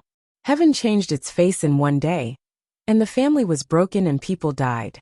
The tens of thousands of people under heaven, all kept quiet out of fear. Who dared to seek justice for the Yi family? Deng Ziyu was startled and silent. He knew he had touched on the commissioner's years of pain, so he didn't say anything more. He finally understood why the commissioner would always smile coldly and not care about the people's hearts each time he mentioned them. As officials, we are only the emperor's officials, not the people's officials. Fan Xian's words were the complete opposite of serving the people. With the situation having reached this point, what was there for Fan Xian to be dissatisfied with? The Ming family was the monkey in the palm of his hand. Jiangnan was certain. Xia Qifei had already sent back news from Jiangbei. A few days ago, he had hooked up with his second brother's side. The storm in the Ministry of Revenue in the capital had settled. There was an urgent need to gather herbs in Hangzhou. The 3 large workshops in the palace treasury were in full swing. Under the gaze of the Qingyu Hall shopkeeper, they were serious and lively. As for officialdom, Fan Xian's relationship with Xueqing was growing closer and closer. In the palace, the emperor's trust in him had not decreased. Particularly after the Ming family matter, Fan Xian had damaged his own reputation. Without question, it increased the emperor's pity for his illegitimate child who was willing to be alone. Looking left and right, it was all a situation of great victory for him. As for the Juanshan conference, a cold smile flashed across the corner of Fan Xian's lips. He didn't know what the old cripple in Chen Garden outside the capital was thinking. In any case, Fan Xian did not plan on delving too deeply into this matter. The so-called raising a tiger was like this. To completely wipe out the Juanshan conference, first of all, this was a very difficult task. Even if Fan Xian went wild and risked losing most of the power in his hands, he still might not be able to accomplish this. Just looking at how the incomparably powerful second priest of the Qing temple, Great Master San Shi, was only a pawn thrown out by the Juanshan conference, one could imagine how much terrifying power was hidden in this nominally loose organization. Even if, with the help of his father and the old cripple, the whole family put their lives on the line and successfully overturned the Juanshan conference, Jiangnan would be settled, and the monarch's power was stable. The emperor would not allow Fan Xian to lead troops into battle. Then, what else could Fan Xian do? At such a young age, would he stay in that dark and gloomy room in the Overwatch Council and retire? Fan Xian did not want to become a second Chen Pingping, so he would not rush to resolve and extinguish certain conflicts. On the contrary, he hoped that these conflicts would slowly blossom in a situation he could control, like a poisonous flower. Of course, he did not think that today, in the Baoyu brothel, his thoughts and the old cripple's thoughts were actually the same. The old and the young were both working hard in secret for a goal that could not be announced. The only regret was that these two people did not seem to be willing to communicate with each other. Perhaps, They did not want to implicate each other? Not delving into the Juanshang conference did not mean they wouldn't deal with it. The Juanshang conference had tricked Fan Xian a few times in Jiangnan. He had to settle this debt. At this moment, the Black Knights were advancing silently on the mountain path. After a few months of planning, the only small hole was the Juanshang conference accountant, Mr. Zhou. This person had not been silenced. Furthermore, under the surveillance of both Ming Qingda and himself, he was still able to escape without a sound. This meant that this person was certainly an important character in the Juanshang conference. Perhaps he knew the true inside story of the Juanshang conference. However, Haiteng still had not returned. A faint worry rose between Fan Xian's brows. Mr. Zhou must be under the protection of a very powerful figure. He left the railing and sat back down at the table. He ordered Deng Ziyu, "Contact the governor's manor and send out a wanted poster." His voice was very low. "The Ming family has already sent someone to deliver housekeeper Zhou's portrait. Give it to the governor's manor, and have both sides investigate together." Deng Ziyu shivered. He knew that Sir Zhou did not have any good ideas, so he could only begin to use the power of the government to try and force them in the open. As for that portrait, he knew that it was drawn by the old Ming matriarch's personal serving girl. Fan Xian sighed and said, "If we can capture that Mr. Zhou alive, don't you think this matter would be a bit too wonderful?" It is indeed a wonderful thought. The top floor of Baiyue brothel was empty. Only Fan Xian's table had people sitting at it. At this moment, on the other side of the railing, at that table, two more people suddenly appeared.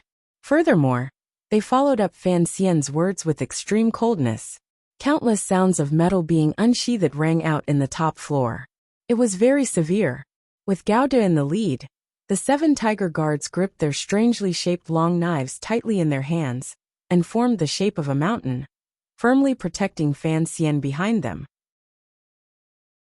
At the same time, a dozen swordsmen of the 6th Bureau of the Overwatch Council surged out from the side of the building. Their long swords had not been drawn. In their hands, they had already raised crossbows painted black and did not reflect much light. They were extremely sinister and aimed at the two people at the table. There was originally no one in the building, yet two people had appeared without a sound. Their arrival had not only been hidden from the swordsmen of the 6th Bureau of the Overwatch Council, but also from the Tiger Guards and Fan Xian, whose internal injuries had long healed. What kind of realm was this? However, Fan Xian's defensive power reacted quickly. In an instant he had separated the two people. A dozen crossbows, in addition to the 7 Tiger Guards who could fight head-on against Haiteng Duoduo, and Fan Xian, who had long advanced to the 9th level. Even if the newcomers were Yun Jilan of Dongyi or Sir Lang Tiao of Northern Qi, everyone had the confidence that they could easily take them down. However, the two people did not have any strange expressions in the face of such a situation. The smile on one of their faces was still a bit forced. The other figure wearing a straw hat only exuded a coldness from head to toe. It was a coldness that saw everyone as nothing. The person wearing the straw hat slowly raised his head and revealed a strange face. There was not a trace of expression on his face. However, his eyes looked at the people in the building as coldly, as if he was looking at a group of dead people. "You want Mr. Zhou? This is Mr. Zhou." Surrounded by crossbows, the person was as at ease as a spring breeze. A natural domineering aura rose from the air. Separated by everyone, he looked coldly at Fan Xian. "But I won't give it to you." Fan Xian looked at the person through the clothes of the Tiger Guards. His heart jumped. Calmly he said, "So it is you who is protecting Mr. Zhou. No wonder Haiteng has never succeeded. Since you are not willing to give him to me, then why have you come to see me? I don't have the habit of chatting with uninvited guests." The person coldly said, "A deal. Pull back the Black Knights, and I will spare your life." Spare your life? Under such circumstances, he was saying he would spare Fan Xian's life? Unless he was an idiot, only then would he have such confidence. However, Fan Xian knew that the other person was not an idiot, so he had to have the ability to kill him under such circumstances. Fan Xian instead smiled and asked, "How is Haiteng?" The person suddenly rolled his eyes strangely. "I rarely kill women." Fan Xian smiled slightly and said, "That's good, release." Very abruptly and without warning, the word release was spoken. The swordsmen of the 6th Bureau of the Overwatch Council loosened the springs in their hands. The 30 poison crossbow bolts split into 3 batches and shot toward the table like a dense rain of death. What, Mr. Zhou? What Juanshang conference? He didn't have time to worry about it. As long as he could kill the person in front of him, Fan Xian felt that anything was worth it. High-spirited? A bitter smile appeared at the corner of his lips. To be continued. If you want to know what happened next, please log on to www.cmfu.com. More chapters. Support the author. Support original reading. Chapter 401. Separated by less than 10 feet. The speed of the 30 poison crossbow bolts was terrifying. The power attached to them was also shocking. No one could imagine that someone could dodge such a concentrated and sudden attack. Even if the person sitting at the table was a god, he would not be able to dodge. Thus he did not dodge at all. Without seeing how he moved, a pair of chopsticks disappeared from the bamboo container on the table. He caught this pair of chopsticks firmly in his hands, and then waved them freely in the air. It was as if he was catching a few delicacies from nothingness to eat. The tips of the weak bamboo chopsticks whistled through the air. It was as if it was not a pair of chopsticks, but an ancient divine weapon imbued with endless jinqi. Ding ding ding ding ding, it was like rain hitting a banana leaf. A series of densely packed sounds rang out. All of the crossbow bolts in the process of quickly shooting were gently pinched and pulled by the pair of chopsticks. In an impossible situation, all of them were pulled off by a few strands. They deviated from the imagined shooting trajectory by a few strands. They brushed past the bodies of the 2 people by the table and shot into the wooden boards of the Baoyue brothel, into the walls of the carriage. The crossbow bolts shot into the wood. Only the tails of the bolts trembled slightly. In an instant, the 30 crossbow bolts made it seem as if wild grass had grown on the floor, but they could not harm the person at all. The swordsmen of the 6th Bureau of the Overwatch Council looked at the scene in front of them and felt a chill surge into their hearts and take over their entire bodies. To be able to use only a pair of chopsticks to pull out such a fast crossbow bolt at such a short distance, this kind of speed, this kind of vision, this kind of power, this kind of the other party was not human. The other party was certainly not human. The Overwatch Council was the strongest organization in the Qing court. The officials of the Overwatch Council were the most determined people in the Qing kingdom, but in the end they were still human. When they discovered that the enemy they faced seemed to have left the realm of human, they still felt fear and a kind of helplessness. The crossbow bolts of the 3rd Bureau only fired 3 times in a row. It was already too late to reload. Furthermore, the hands of all the swordsmen of the 6th Bureau were trembling. They looked incredulously at the table and the person beside it. It was as if they had forgotten their next step. As the group of crossbow bolts flew over, the 7 tiger guards were like 7 fierce tigers coming down the mountain. Under the cover of the crossbow bolts, they held long knives in their hands and turned into 7 streaks of snow-white light as they chopped toward the table. The light of the knife was still in the air when Fan Xian, who was behind the tiger guards, shouted, "Retreat!" With this shout, he stood up and leaped into the air.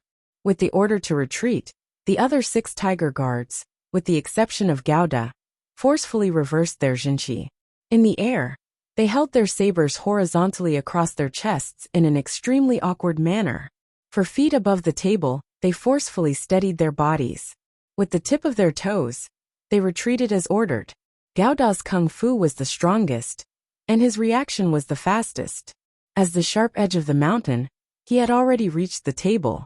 Facing the mysterious person wearing the bamboo hat, he felt a slight chill in his heart, but he could no longer retreat. He could only let out a roar and circulate the jinqi in his body to its peak. He crossed his hands and slashed down with his saber. Gouda suddenly felt something tighten around his ankle, and his body was being pulled back by a vast amount of jinqi. However, the saber had already slashed down. The light of the knife sliced across the table. Because it was being dragged by the person behind him, it didn't cut the man in the bamboo hat. Instead, it cut the floor in front of the table. With a sharp sound, the thick solid wood floor was like thin paper. A large hole was cut open by the long knife in Gao Da's hand. Dust rose slightly, and wood splinters flew everywhere. Through the hole, one could see the table on the second floor of the Baoyue brothel. Just as Gao Da struck, the man in the bamboo hat gently placed the pair of chopsticks in his hands on the table. It was only then that everyone noticed there was a sword beside the leg of the table. It was a very plain sword that did not give off a sharp light. It was wrapped in a thick coarse cloth. Then the pair of chopsticks landed on the table. The ordinary sword suddenly gave off a bright light. With a clang, the hilt of the sword trembled without any wind. It jumped up excitedly and tore through the coarse cloth binding the scabbard. It forcefully pulled out half of the snow-white blade. A cold, murderous sword intent, that did not seem to belong to the mortal world, seeped out through that half of the sword. The sword intent entered the floorboards. The moment Gao Da's long knife touched the floorboards, it passed over. At the same time the long knife broke open the large hole in the floorboards. Countless fine lines appeared along the knife's opening and quickly spread through it. There was no pattern to the lines, but they appeared so beautiful. There was not a shred of vitality in them.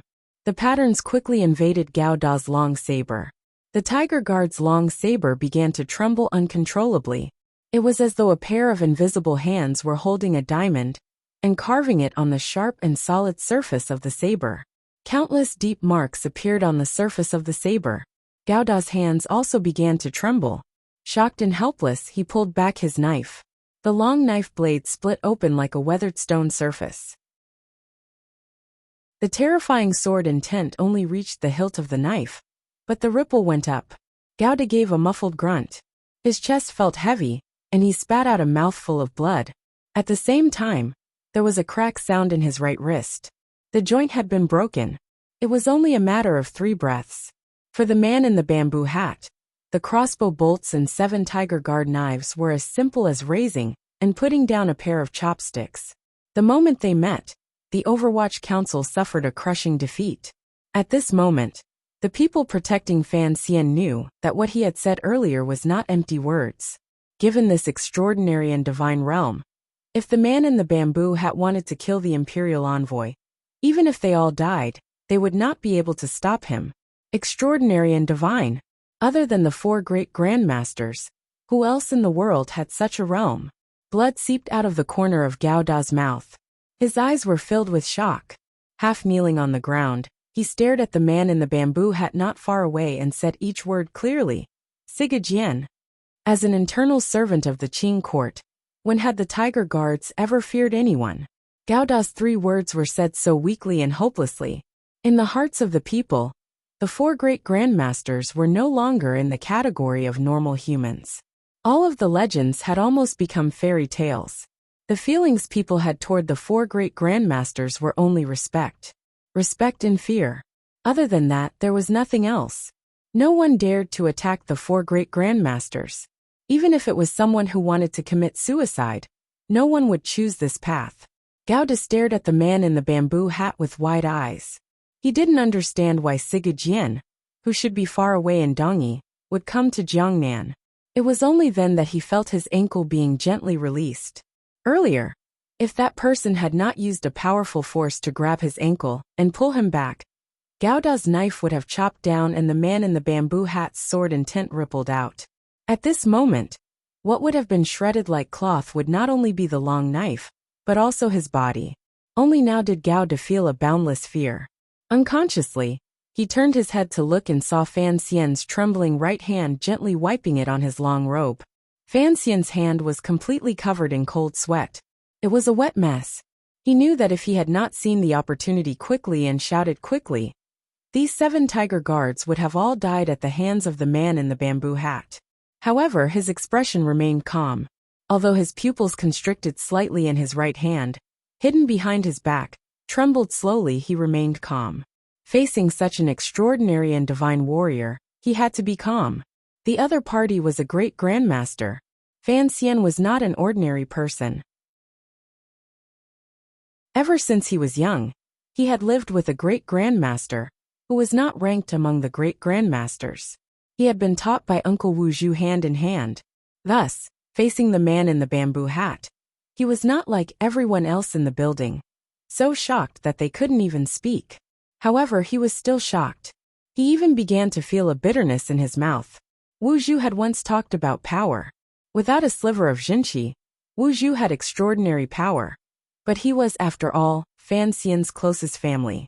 When Fan Xian faced a great grandmaster for the first time today, he realized that under the other party's power, he didn't even have a sliver of a chance to retaliate. Fan Xian was a meticulous person who knew himself and others. He knew that given his 9th level strength, even 10 of him could not defeat Uncle Wu Zhu. Using the same logic, 10 of him could not defeat the old man wearing the bamboo hat. What he had seen and felt earlier made Fan Xian believe even more in what Uncle Wu Zhu had once said. A 1st level can kill a 9th level as long as one's luck is good enough. But if you are facing those guys, don't talk about luck. The martial artists of the world were ranked from low to high, and those who reached the 9th level were the most powerful. The difference between each level was not insurmountable. Otherwise, Fan Xian would not have been able to slaughter everyone on Yilan Street, and he would not have been able to toy with Lang Tiao and Friar, he in Shangjing, Northern Qi. Once one broke past the 9th level and entered the realm of the celestial, like Ku He, that Baldy, or the old man in front of him, it was already a completely different realm. The difference in strength was like a bottomless ravine. It was impossible for any scheme to fill it. The top floor of Baoyue brothel was completely silent, but the noise below had already begun. Although Gao Da's strike had struck the air, it had startled countless people. The noise was unbearable. After a short pause, it quieted down. The guards and Shirsang guarding downstairs were probably taking care of it. The man in the bamboo hat by the table was still silent. It was as if he was waiting for Fan Xian to make a decision. There was no light on his body, but in everyone's eyes, his thin clothes seemed to be plated with the splendor of the sky, making it hard for people to look directly at him. In comparison, Mr. Zhou, whom Fan Xian had always wanted to capture, sat timidly by the man in the bamboo hat. No one would notice him. A simple person, yet he covered up all the splendor between heaven and earth. Fan Xian's left hand still held the fan tightly. He looked at the man in the bamboo hat by the table, and didn't speak for a moment. The top floor of Baoyue brothel was completely silent. It was deathly silent. The atmosphere was oppressive. The man in the bamboo hat looked at the calm Fan Xian and smiled slightly. Your reaction, your strength, seems to be a bit stronger than the rumors say. This was referring to when Gao Da's strike had come down. Fan Xian had reacted quickly and called back the 6 people. In a flash, he had shot up and used the coffin breaker to expand his right arm. He then used a small trick to forcefully grab Gao Da's ankle and drag Gao Da back, saving his life.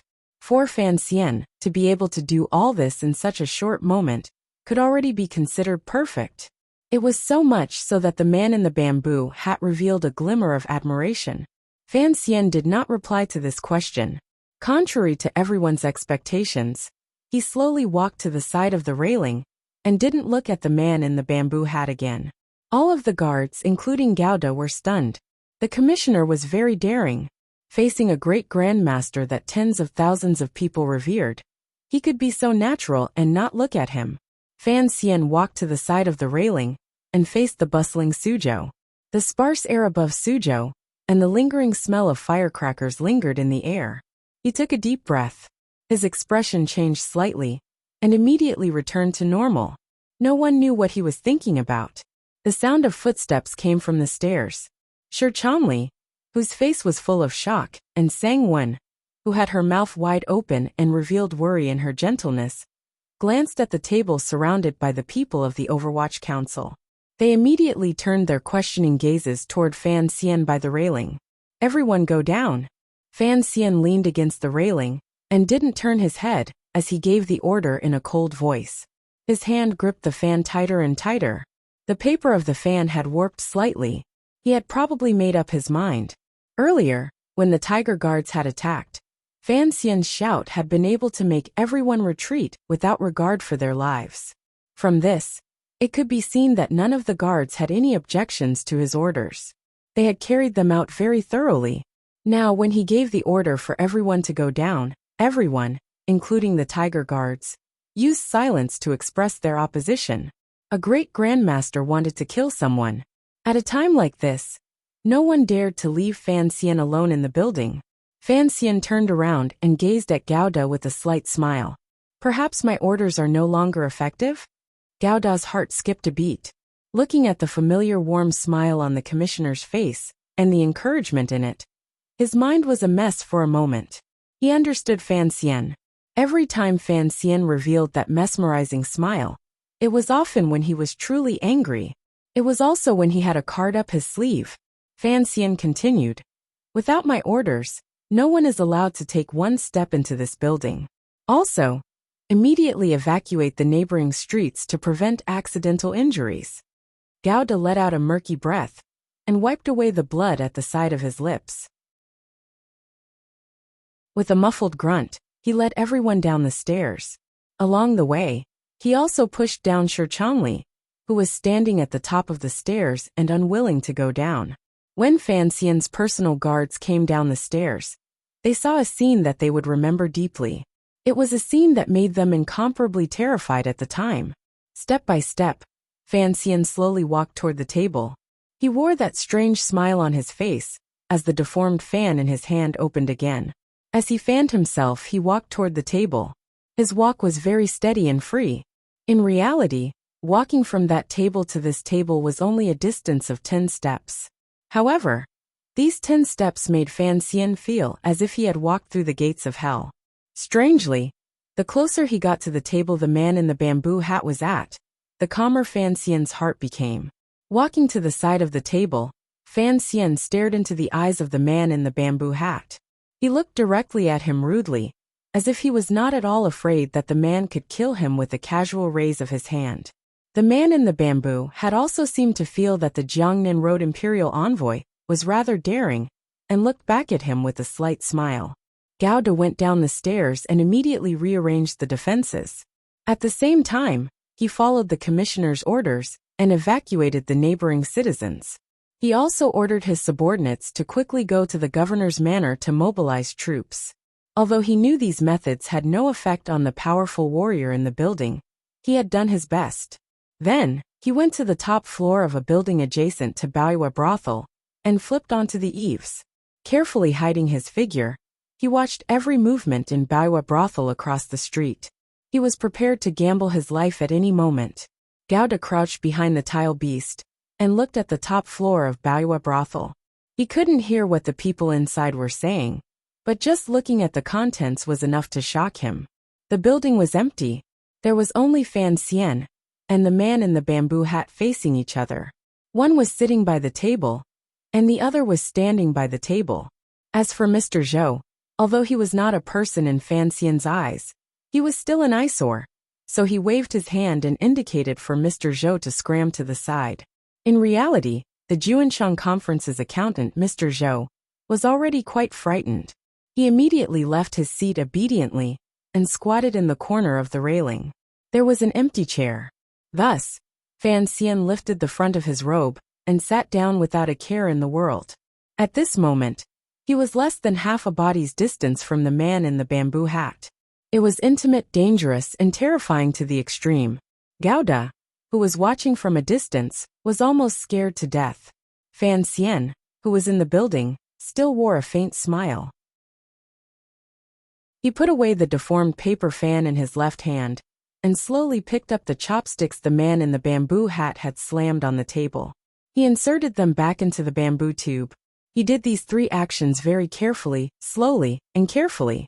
After the chopsticks were inserted, he sighed happily and clapped his hands, as if he had completed a great task.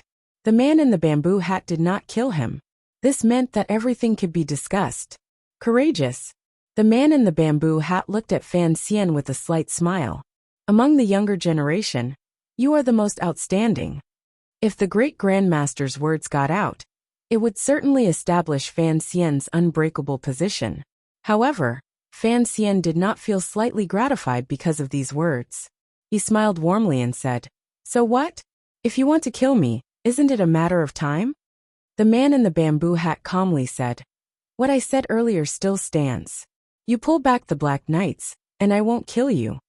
Fan Xian suddenly raised his head. A glimmer of mockery and disdain appeared in his eyes. In this world, it had been many years since someone dared to use this kind of gaze to look at the man in the bamboo hat. Even though the man in the bamboo hat was a top figure in the world, he still couldn't help but feel a glimmer of anger. This is your request? A proper great grandmaster has fallen to such a level? You don't need this old face, but the Qing court still needs face. Fan Xian suddenly opened his mouth. Once he opened his mouth, countless sharp words spouted out. It was as if the person in front of him was not an unfathomable great grandmaster, but a subordinate he had pulled by the ear and lectured in the Overwatch Council. The man in the bamboo hat froze. It was clear that no one had lectured him like this before. For a moment he couldn't react. Fan Xian suddenly slammed the table and stared at the man in the bamboo hat's strange face. Enunciating each word, he said, "Have you gone senile? This is a matter of the Juanshang Conference. What does it have to do with you that I moved the Black Knights to kill people? Do you have any filial sons or grandsons in the manor? You just charged up like this and put a knife to my neck, and I have to listen to you? Even if I did listen to you, what would happen in the future? Would your filial sons and grandsons not die? I'm afraid they will die even faster." Fan Xian's voice became sharp and mixed with boundless disdain and mockery. Pointing at the man in the bamboo hat's nose, he scolded, "Please wake up. What year and year is it now? It has long since ceased to be the age where you can walk unhindered with a sword. Who do you think you are? Do you think you are a sword immortal? Isn't it a goddamn road to death?" The man in the bamboo hat looked at Fan Xian like he was looking at an idiot. Suddenly, he felt that he was also an idiot. He traveled the world and received the respect of tens of thousands of people. Even the ruler of a country looked at him with respect.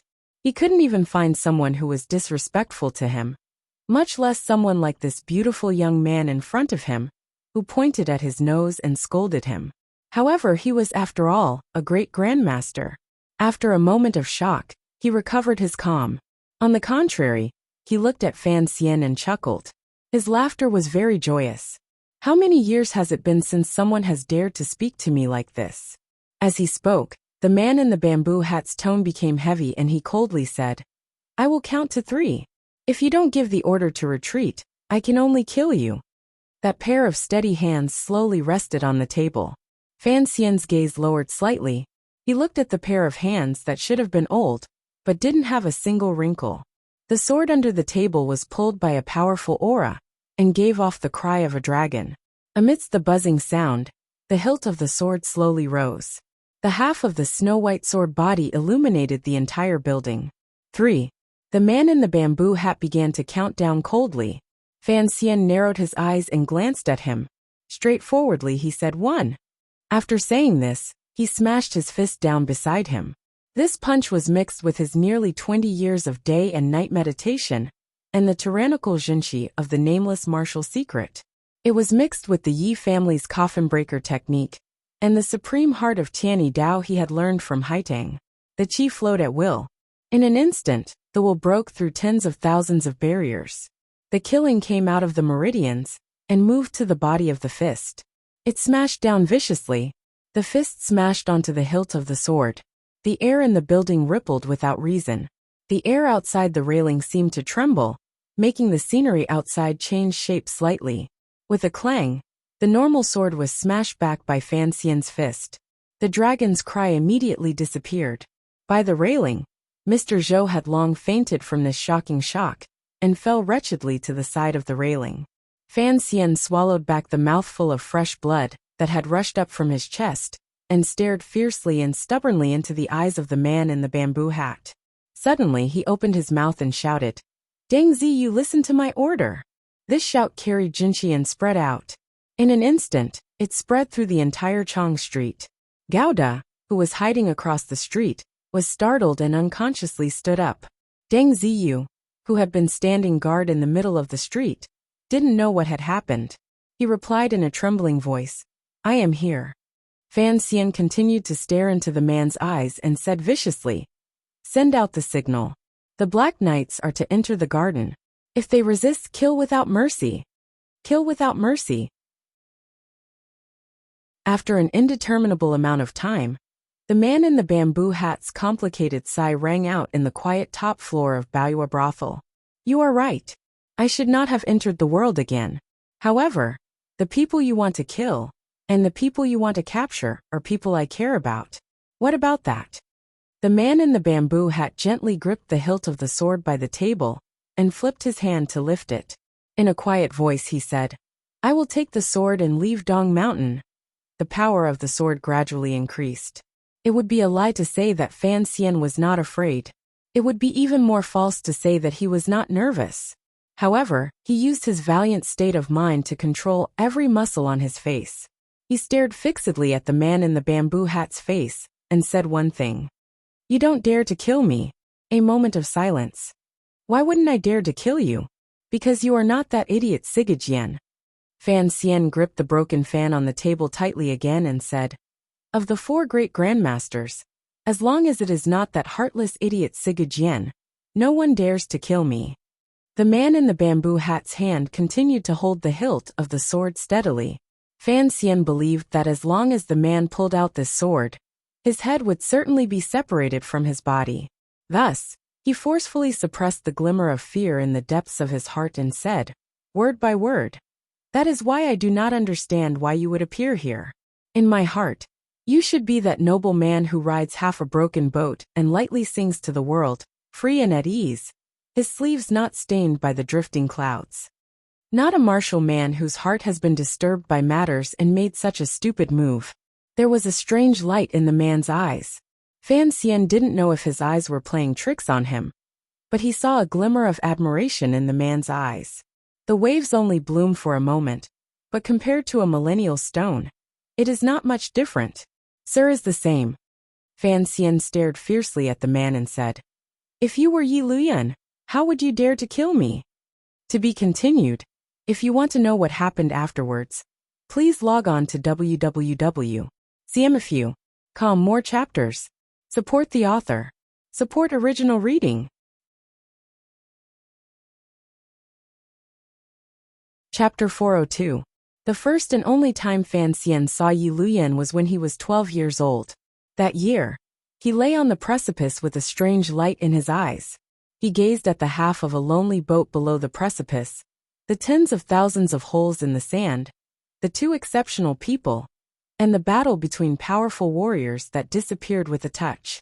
One was the great grandmaster of the Qing kingdom, Yi Luyan, and the other was his uncle.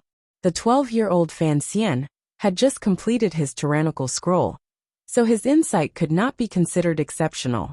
Thus, he only sighed in admiration at the power of the battle, and did not stop to understand its essence. On the contrary, it was during these years that he would occasionally think back to that time and scene. Only then would he gradually find something beautiful, shocking, and learnable from his memories. The more he thought back, the more he admired Uncle Wu Zhu and Yi Liuyun's exceptional methods. Sometimes, he would even feel that the figure of Yi Luyan riding the half of a lonely boat across the ocean still floated in his mind, and that ancient song still echoed in his ears. He had never thought that this great grandmaster of the Qing kingdom, a figure revered by tens of thousands of people, would be at the top of a brothel and become the person he had to face. Fan Xian was the person most afraid of death in this world, so he had once made a full understanding and analysis of the enemies he could face alone. He calculated and weighed his own strength and background. In this world, the person he feared the most should be Dongyi's Sigurd. The most unfathomable should be Northern Qi's Ku He. The most troublesome were, of course, the people in the royal palace. Although Sigurd was an idiot and could kill him without a care, everyone knew that idiots did not like to go out to unfamiliar places. The unfathomable ascetic master Ku He, who liked to eat human flesh, was finally beaten down to the mundane world after his beloved Uncle Wu Zhu personally acted. A person who could be injured was not that scary. As for the people in the Qing royal palace, they were all related, so he temporarily did not have to consider them. The people Fan Xian truly feared were all great grandmaster level figures. From this, it could be seen that this person was either overly confident or somewhat arrogant. Speaking of which, given his strength and the blind uncle, He truly only had to consider these people. Of the 4 great grandmasters, only Fan Xian was not worried about Yi Luyan. On one hand, the memories of his youth were too deep. He always felt that this ancestor of the Yi family was quite a beautiful person who traveled the world all year round. He was a real person with a bright and cheerful temperament. He should not be involved in the boring struggles of the world. Secondly, the situation of the Yi family in Jingdo made Fan Xian's sharp eyes see clearly that Yi Luyan was a man of affection. Otherwise, the emperor would not have been able to maintain the balance between the two sides. The Yin fire of the Hanging Temple had burned the Yi family to the ground. Despite such a despicable method, Yi Luyan was able to endure and not return to the capital. Naturally, the happiness and safety of the Yi family and the continuation of the Yi family were more important than anything else. If Yi Luyan continued to stay in Jingdo and affect the balance of power, the emperor would not actually do anything to the Yi family. This was something that could not be announced, but it was a natural tacit understanding between the imperial power and Yi Luyan's extraordinary martial power. Thus, Fan Xian could not understand why Yi Luyan would make a move because of the Juanshan conference and would so decisively come in front of him and use his life to threaten him. If this was not stupid, then what was? Even if the Black Knights were to retreat this time, did the emperor not know of the connection between the Yi family and the Juanshan conference? Wasn't this balance still broken? If he came, then so be it. Fan Xian had accurately calculated this great grandmaster's weakness, which was why he dared to be so mocking and so rebellious in his dark and sour tone. If you were Yi Luyan, how would you dare to kill me? Fan Xian stared at the pair of eyes that were as calm as autumn water under the straw hat. It was as if he wanted to see the true purpose of this great grandmaster's sudden visit to Suzhou. In the depths of his heart, he had even prepared himself if Yi Luyan immediately asked, "Why wouldn't I dare to kill you?" He would immediately and coldly throw out the killing weapon he used to roam the Jianghu as an explanation. "If you kill me, Uncle Wu Zhu will naturally kill everyone in the Yi family."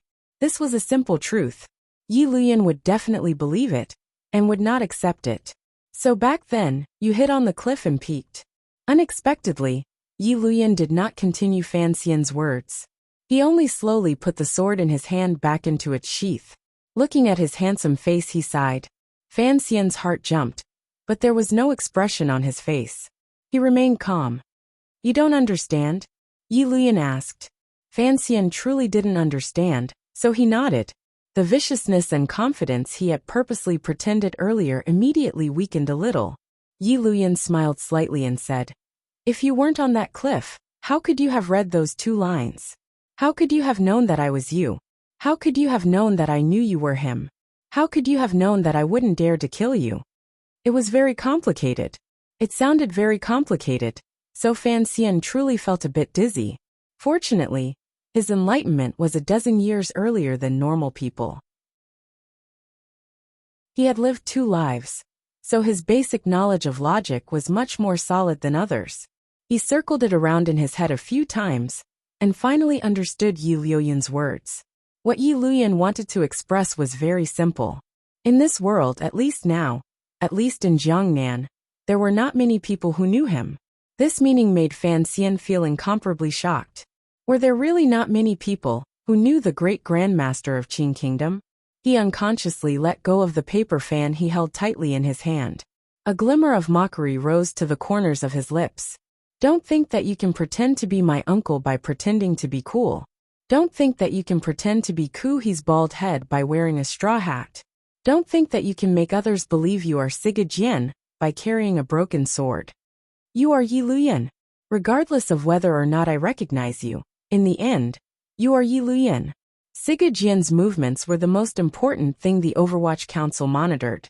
It was impossible for Yi Luyan to pretend to be him. This was something Fan Xian did not understand. Did Yi Luyan really want to shed all pretense of cordiality with the emperor by doing this? He mockingly said, "Although Siga Jian is indeed a bit of an idiot and has been made the scapegoat countless times by the Qin Kingdom, your act is not very particular. Who I am is not important." Yi Luyan looked at Fan Xian coldly. I am only here to remind you that too many people have died in Jiangnan when you went down there. Fan Xian narrowed his eyes and looked at one of the four most powerful people in the world without shrinking back. Slowly he said, "What goal in this world can be reached without people dying?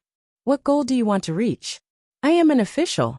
My responsibility is to protect the emperor's interests and not let them be harmed in the slightest." A strange light flashed through Fan Xian's eyes. He smiled slightly and said, "Other than this, I have no other thoughts. Even if you die?" "No, I won't die." Yi Luyan fell silent. A moment later he said, "Your mother didn't seem to be this kind of person back then." Fan Xian was not surprised that the man would mention his mother, but his face was as cold as frost. "Don't use my mother to pressure me," he said coldly. "And speaking of killing, I'm sure you remember that my mother was no worse than me. I am talking about innate talent in nature." Yi Luyan's voice suddenly sank. How can a person who likes to kill hold great power? The atmosphere in the building, which had slightly eased because of the reminiscing of the past, immediately became icy cold and tense again. When you were in Jingdo, there were those pitiful people who put in so much effort to worry about you. I won't talk about that for now. Yi Luyan sat straight by the table. His entire person was as stubborn and unyielding as the pine tree on Dong Mountain. You went to Jiangnan. Many things happened in Jiangnan. How many people died because of your skillful hands? Fan Xian narrowed his eyes. He was incomparably angry. Lowering his voice, he said, "Could it be that if I didn't go to Jiangnan, the people in Jiangnan wouldn't have died? The bastards in the palace treasury would no longer be bastards, and the rotten rats in the Ming family would become rats?" He smiled disdainfully and said, "Old man, earlier you said not to use my mother's name to pressure me. Now I will add another sentence. The name of righteousness has no effect on me." Yi Luyan's expression did not change. It was impossible to tell whether he was happy or angry. He only quietly said, "In the matter of killing Yuan Meng, you knocked out all the serving girls and servants in the manor." It appeared to be somewhat gentle, but these unconscious people were all captured by the Suzhou government and killed to silence them. He looked gently into Fan Xian's eyes and continued, "When you left, you should have guessed that under the pressure of the Overwatch Council, those innocent people could only die.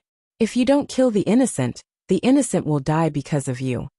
I only need to bear the responsibility I should bear." Fan Xian used the shameless words of a coach from his previous life lightly to reply, but a great shock surged in his heart. Of course, it was not because those innocent people had died because of him, although this made his heart dim slightly. This great shock came from Yi Luyan's words. His words seemed to faintly reveal that he clearly knew the details of him entering the manor to kill people. Fan Xian stared into Yi Luyan's eyes. He didn't know just how much this great grandmaster knew. If he knew that he had already learned the Siga sword, then it would be terrible. This was one of Fan Xian's secrets. Once the emperor in Jingdo found out, the entire Overwatch Council would be trampled to the ground because of the shadow and hanging temple matter. The other party could completely use this to threaten him. Looking at Yi Luyan's expression, it seemed that he did not know the details. But why did Yi Luyan not mention anything else but the unimportant Yuan Meng? A harsh light flashed through Fan Xian's eyes. He immediately recovered his calm and gave up on the thought of silencing him. Today's situation was different from the past. In the past, he was the knife, and the people were the meat. Today, he was the one struggling for his life on the chopping block. Wanting to kill the man in the bamboo hat in front of him, while Uncle Wu Zhu was recovering from his injuries, was an impossible task. Thus, Fan Xian slammed the table and roared, "To accomplish great things, one must not bother with trifles. If we don't strike like lightning and let Jiangnan be like before, how many people will the Ming family kill? How many more people will those pirates kill? Will you fill in the hole in the national treasury for me?" Without waiting for Yi Luyan to reply, the tip of his disdainful finger stretched out again. Very boldly and rudely, he pointed at Yi Luyan's nose and scolded, "And that Juanchang conference? Are they cleaner than me? What kind of person are you? How can you lower yourself to do things for them? You are a great grandmaster of the court. If you don't stand on my side, What right do you have to stand on that side? The last sentence cleverly turned and went straight for the heart. Yi Luyan furrowed his brows slightly and slowly said, "The Juanshang Conference is not what you think it is. Of course I understand. You are a great grandmaster high above. But in the end, you are still a person. You need to enjoy. Walk the world. Wandering the world is happy. But if you are exposed to the sun and rain, where is the feeling of being at ease? Every time you go to a province or a land, if there is someone who responds, serves, and worships you, naturally, you are happy. To be able to use the entire world to worship you. Other than that Juanshang Conference, who else can do it?" Yi Luyan looked at him with a slight smile. It was as if he had not thought that this young man would be able to so easily see through his connection to the Juanshang Conference. The matter had always been this simple. Ku he was worshipped by Northern Qi, Siga Jian was worshipped by Dongyi, and the person in the royal palace was worshipped by the Qing kingdom. But what about Yi Luyan? Walking the world without returning home, blowing in the wind on the ocean, caressing the pines on Dong Mountain, crossing rivers and lakes. All of these things needed someone to take care of and take care of. Even a great grandmaster had to eat and live in an inn, particularly someone of his status. Certainly, he did not like all the conventional flattery. Would he be willing to live in a secluded garden and interact with some lonely guests hidden in the wilderness? The garden required money. Entering the mountains to visit friends also required travel expenses. Traveling around the world was actually the most extravagant kind of life. You couldn't have a great grandmaster become a bandit and road tyrant. Fan Xian had not finished speaking when he smiled coldly and said, "But the relationship between your filial son and the Juanshang Conference is not so simple. If you want to fish people out from under my hands, it is not so simple. The Juanshang Conference is protecting these womanly hands for you. Are you planning to use these hands to hold up the sky for the Juanshang Conference?" As he spoke, his gaze, intentionally or not, landed on Yi Luyan's hands on the side of the table. Those hands were like white jade without a single wrinkle. They were not at all like the hands of an old man. Rather, they were like the hands of a girl who had never seen the sun and only knew how to embroider flowers and birds in her boudoir. This was the sign of Yi Luyan abandoning his sword and mastery of San's Ho many years ago, when Yi Qingmei pushed Wu Zhu into Qing Kingdom's Jingdou. After the first battle between Wu Zhu and Yi Luyan, it had not changed at all in all these years. Yi Luyan listened to Fan Xian describe his hands as womanly. His eyes, which were as calm as autumn water, gradually began to boil. The key to negotiation was to grasp the other party's emotions, even if the other party was a high and mighty great grandmaster. Thus, when Fan Xian discovered that the true anger in Yi Luyan's heart was about to explode, he immediately changed the topic and slowly said, "There should still be some time before the Black Knight's act. If you truly care about your filial son and grandson in the garden, shouldn't you give Mr. Zhou to me?" Yi Luyan gazed at him with a not quite there smile. It was as if he was mocking him, or looking at an ignorant child. "At this time, you are willing to accept my conditions?" Fan Xian lowered his eyelids slightly, but his heart gave a thump. He had originally thought that since Yi Luyan was not afraid of the hardship of sneaking the Juanshang Conference account master to Baoyue brothel, he had the intention of using Mr. Zhou to exchange for the Yi family descendant in the Juanshang Conference. Did the other party not have this intention at all? "I have never accepted any conditions under coercion." He raised his head and looked with great sincerity at Yi Luyan's simple face with his calm eyes. "But this does not mean that I am not willing to come to some kind of agreement with an elder worthy of respect." Hearing this, Yi Luyan was finally moved. He sighed and said, "As expected, shameless." Fan Xian smiled slightly and said, "You use martial power to coerce people, and I use human lives to coerce people. If we're talking about shamelessness, it's actually not too far off." Yi Luyan slowly stood up. Fan Xian's heart froze, but his expression was calm. He once again opened the pitiful fan that was already wet and deformed, and waved it randomly. Yi Luyan looked at the fan in his hand. A glimmer of a smile flashed through his eyes. He could see the true nervousness in the depths of this young man's heart. "Don't think that you understand everything, and that you can control everything," Yi Luyan said. Otherwise, one day, you will die a very pitiful death. Otherwise, there will come a day when you will die a pitiful death. You are a smart person, but don't be too smart. You are smart, but don't be too smart. Yi Luyan lectured. You should know how to deal with the following matters. Yi Luyan slowly lowered his head and allowed the bamboo hat to cover his simple face. Holding the long sword tied in rough cloth, he walked to the side of the railing and turned his hand to grab Mr. Zhou by the collar. Fan Xian finally felt a glimmer of helplessness and bewilderment. If the great Yi Luyan had not come to deliver Count Zhou to him, why would he condescend to talk with him for so long? Yi Luyan turned his head. The mist in his eyes gradually grew. A faint but terrifying killing intent shocked Fan Xian's body. In the end, he slowly said, I am carrying a sword, not pretending to be that idiot Sigajian. Perhaps you have forgotten that I used a sword in the past. As he spoke, he slowly pulled out his sword.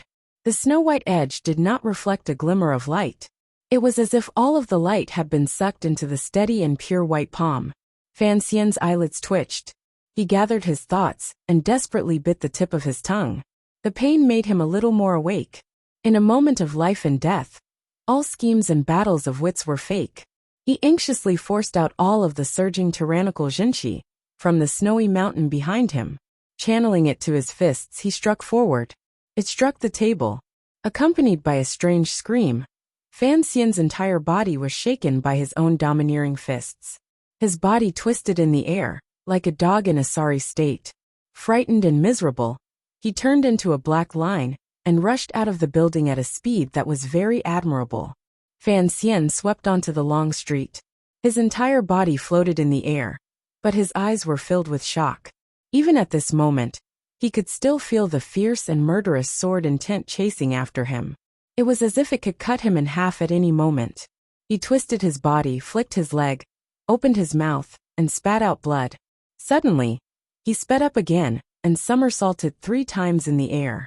The tip of his foot kicked the green banner on the opposite building. Using the force of the soft bounce, he turned into a wisp of smoke and landed on the street. The 6 Tiger Guards and Overwatch Council swordsmen had long charged over and protected him firmly in the center.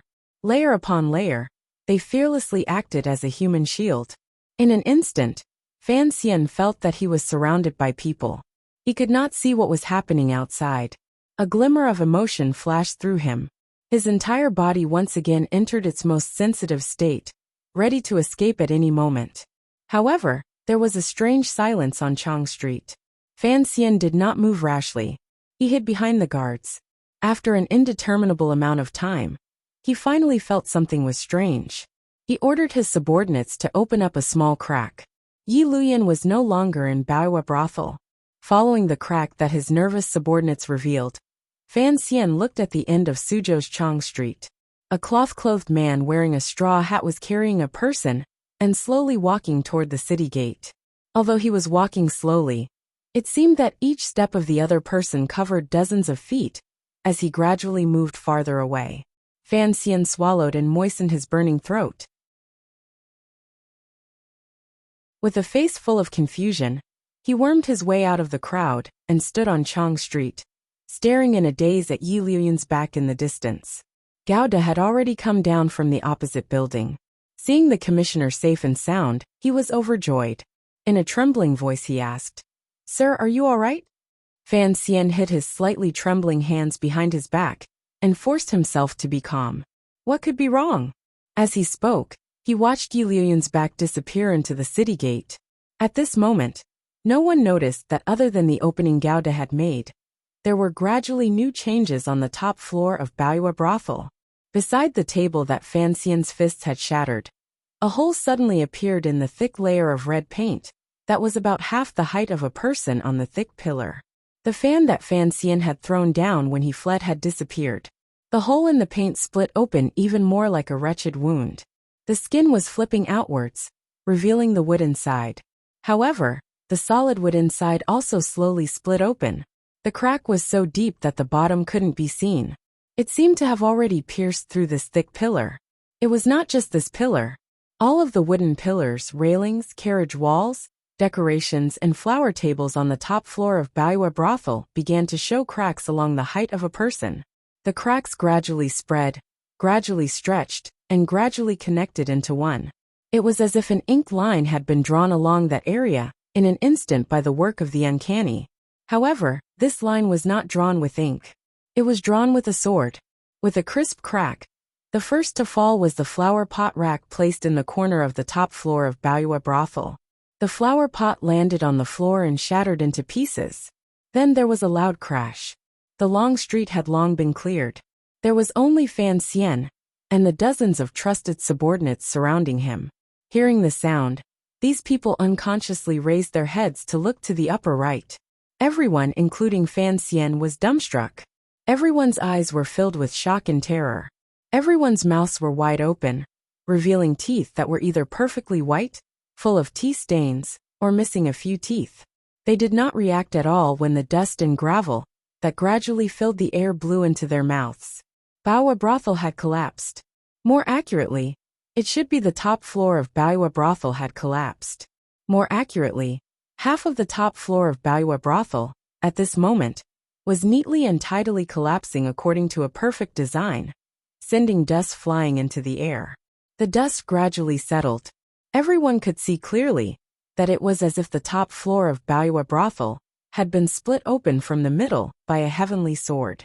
The top had completely caved in, leaving only half of the neatly arranged wooden boards and decorations. The break was very neat and smooth. It truly was as if a large sword had split it open from the middle. Of course, at this moment, everyone knew that this had indeed been split open by a person, using a sword. The feeling they had at the beginning resurfaced in everyone's hearts. This person was not a person. Fan Xian was the first person on the long street to close his mouth. He looked at the city gate, that had long disappeared without a trace of people. He then turned his head to glance at his own half-broken building. He couldn't resist slapping his face heavily to convince himself that this was truly what had happened. When the people of the Overwatch Council and Tiger Guards came back to their senses, the gaze they turned to Fan Xian was somewhat strange. It was filled with shock and lingering fear, as well as confusion. They wondered how the commissioner had come out alive. This question, Fan Xian himself was not very clear. Deng Ziyu. Fan Xian's voice was slightly raspy. The rims of his eyes were filled with an unhealthy red. As he coughed, he said, "Go over there." It was clear that Deng Ziyu was still in a half-dazed state. After Fan Xian angrily said it twice, he woke up and quickly made a sound of acknowledgement. Fan Xian called him in front of him and lowered his voice. If someone surrenders, then you must protect their life." Deng Ziyu was slightly startled. He raised his head to look at the commissioner. A glimmer of shame flashed through Fan Xian's eyes. Bring the person back. No, have the Black Knights send him directly back to Jingdo. He sighed in his heart. Don't get involved with me anymore. Let your elders play with their own matters. I can't endure this kind of mental torture anymore. Deng Ziyu accepted the order and turned his head to glance at the half-broken building. He couldn't resist swallowing. In a trembling voice he asked, "Sir, who exactly is that person?" Fan Xian glared at him and said, "Didn't Gao say it was Sigajian?" It was no wonder Deng Ziyu was a trusted aide from the Second Bureau. He very straightforwardly retorted, "The council reports clearly wrote that Sigajian is still in Dongyi." Fan Xian directly cut off his words and said angrily, "Look at this broken building. The other party is a great grandmaster. Is his whereabouts something our crows can keep track of?" Deng Ziyu didn't understand why Fan Xian was angry. He quickly accepted the order and found a horse to leave the city in a hurry to meet up with the Black Knights. After Deng Ziyu left, Fan Xian continued to stand on the long street, unwilling to return to Hua Garden. His subordinates and the Tiger Guards could not persuade him, so they could only stand with him. Fan Xian couldn't resist glancing at his half-broken building again. He wanted to say something, but he restrained himself. Before long, a fast horse from the Overwatch Council returned. Report, already out of the city gate. Another number of hours passed. Report, already past the evening pavilion.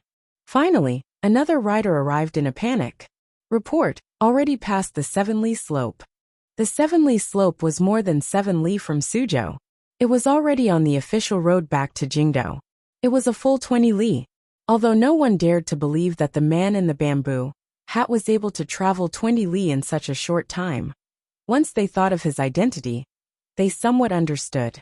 After confirming that the extraordinary warrior who had cut a building in half had left Suzhou, everyone let out a breath. Tiger Guard Gauda wiped away the cold sweat on his forehead and moved closer to Fan Xian's side.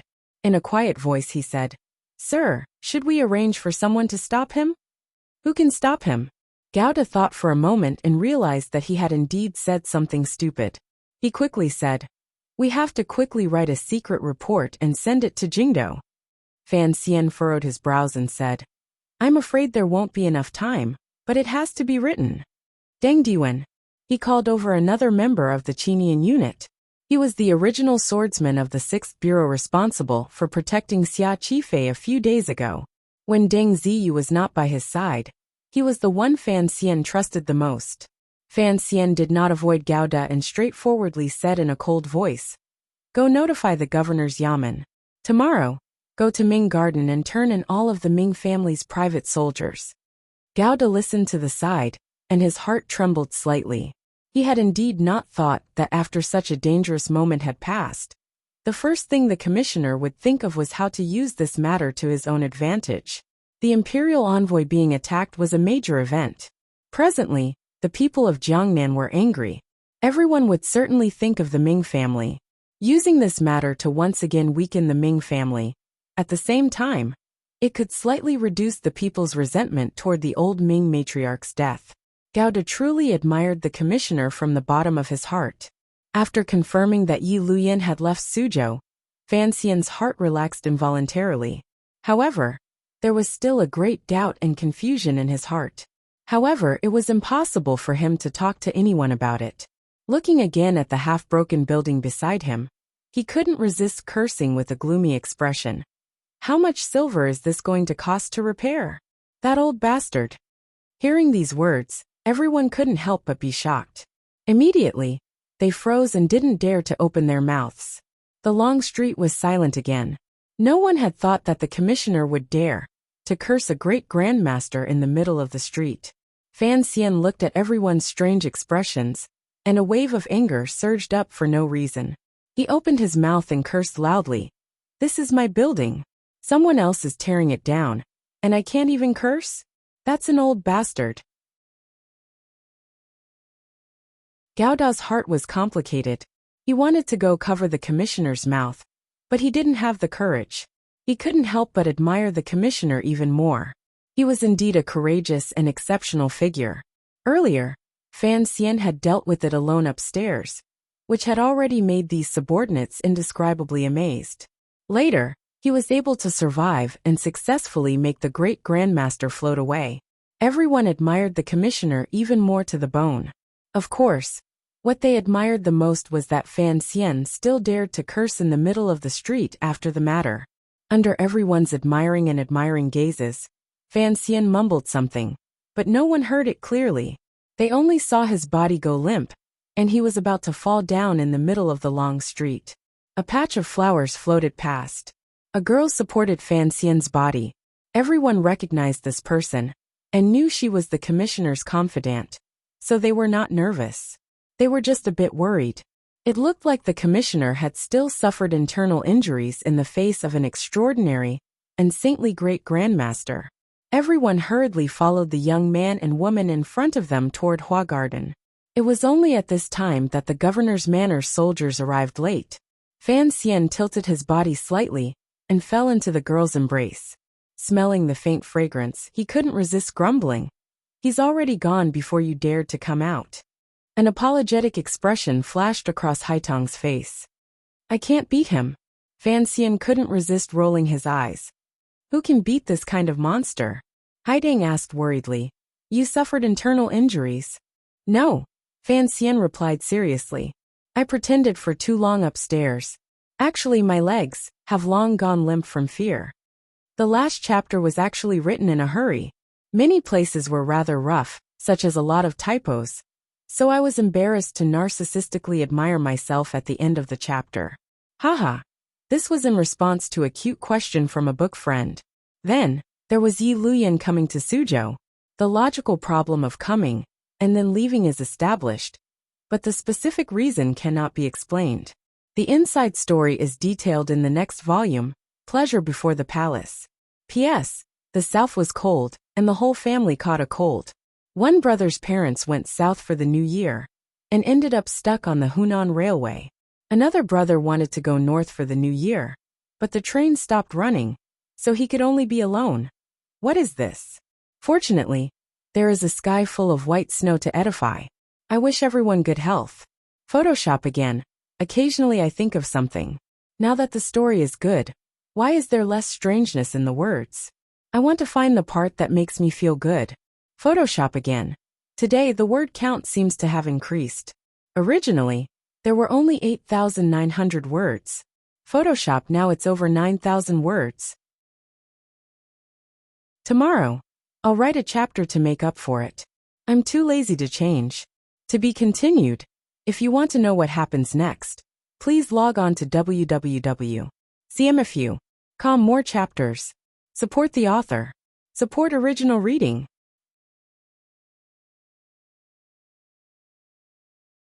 Chapter 403. In front of a valley about 20 li from Suzhou City, a manor without any special features was quietly waiting for dusk to descend. With the arrival of dusk, the night gradually fell. 400 black horses held coins in their mouths and cloths under their hooves, as they quietly surrounded the manor, like the grim reaper of the night. What followed was a bloody battle. The black knights outside the garden shot fire arrows into the garden, and the people inside were lighting their own fires. Smoke signals rose, lives were lost, and the garden was destroyed. The Black Knights were the 5th Bureau of the Overwatch Council. It was the most powerful department, but there was no one in the Yamen. They always waited outside Jingdo for Chen Pingping's transfer. It was not until later that the Overwatch Council gained a young commissioner that the Black Knights split into two. 1,000 followed Fan Xian. From this, one could see how much Chen Pingping valued Fan Xian. Last year, when Fan Xian went on a diplomatic mission to northern Qi, the Black Knights had escorted him all the way to the border. Furthermore, at Wudu, they had successfully annihilated the army that Shang Shanhu had sent to rescue Xiaoan. The Black Knights who had been on standby in Jiangbei finally had a place to use their skills today. However, the deputy commander of the Black Knights, who was riding at the foot of the mountain, did not have any excited expression. To them, this was just a simple task. The commander of these 400 Black Knights was the deputy commander of the 5th Bureau, surnamed Jing Wuming. Jiang Jing sat steadily on his horse and looked at the raging fire in the garden. His right hand slowly pressed against his face and took off the black mask that covered his face, revealing a pale face and a pair of cold and emotionless eyes under the mask. The mission the commissioner had given them had been completed. However, they had not expected that this unremarkable garden would have such a powerful martial force that even the Black Knights had suffered some damage. The most terrifying thing was that everyone in the garden seemed to know that they had only one path to death. They fought with all their might. Not a single person surrendered. Jiang Jing did not know who was in the garden. He was only carrying out the commissioner's orders. Furthermore, the people in the garden had set fire themselves. Some evidence that could not see the light of day had probably long been destroyed. He grabbed the rope, and the horse's hooves clattered as it slowly approached the burning garden. The cavalrymen under him were treating the wounded and cleaning up the scene. His eyes were filled with killing intent as he watched all of this. Suddenly his eyelids twitched. The 5 riders burst out of the fire, flickering with black flames, as if they were the ghost death cavalry of the netherworld. Other than the knights in black armor, there were also a few people who were tied up like rice dumplings. Jing Jing pressed his right hand on his face again and put on the black mask again before the 5 riders arrived. His thin lips slightly opened and a cold voice rang out. He was a little surprised and a little surprised. Alive. The 5 riders rode to his side and reported, "These 5 people are hiding in the well and have surrendered." Even though Jiang Jing was cold, there was an additional unexpected joy in his heart. The corners of his lips twitched, and revealed a cold smile. The commissioner should be happy. With this garden's desperate resistance, and the plan to burn indiscriminately, it was indeed not easy to capture them alive. Jiang Jing looked at the 5 captives tied up on the horse, and felt a little strange in his heart. Back to Suzhou. The surface of the black mask reflected the golden flames. It looked extraordinarily colorful, and had a chilling aura. Under the mask, Jiang Jing coldly gave the order. Outside the garden, the neighing of horses tore through the silence of the dark night in the valley. The horses' hooves clattered slightly before they formed up again. In unison, they became 3 black torrents and circled around the burning manor.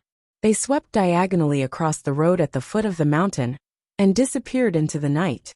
Not long after the Black Knights left the mountain like ghosts and entered the plains, they ran into Deng Ziyu and his group, who had come to receive orders, and received the commissioner's latest order. Jiang Jing was silent for a moment, and arranged for a small group of riders to escort the captives to Jingdou. The remaining hundreds of night death gods did not enter the city. Instead, they quietly found a place to cross the river and returned to the camp in Jiangbei.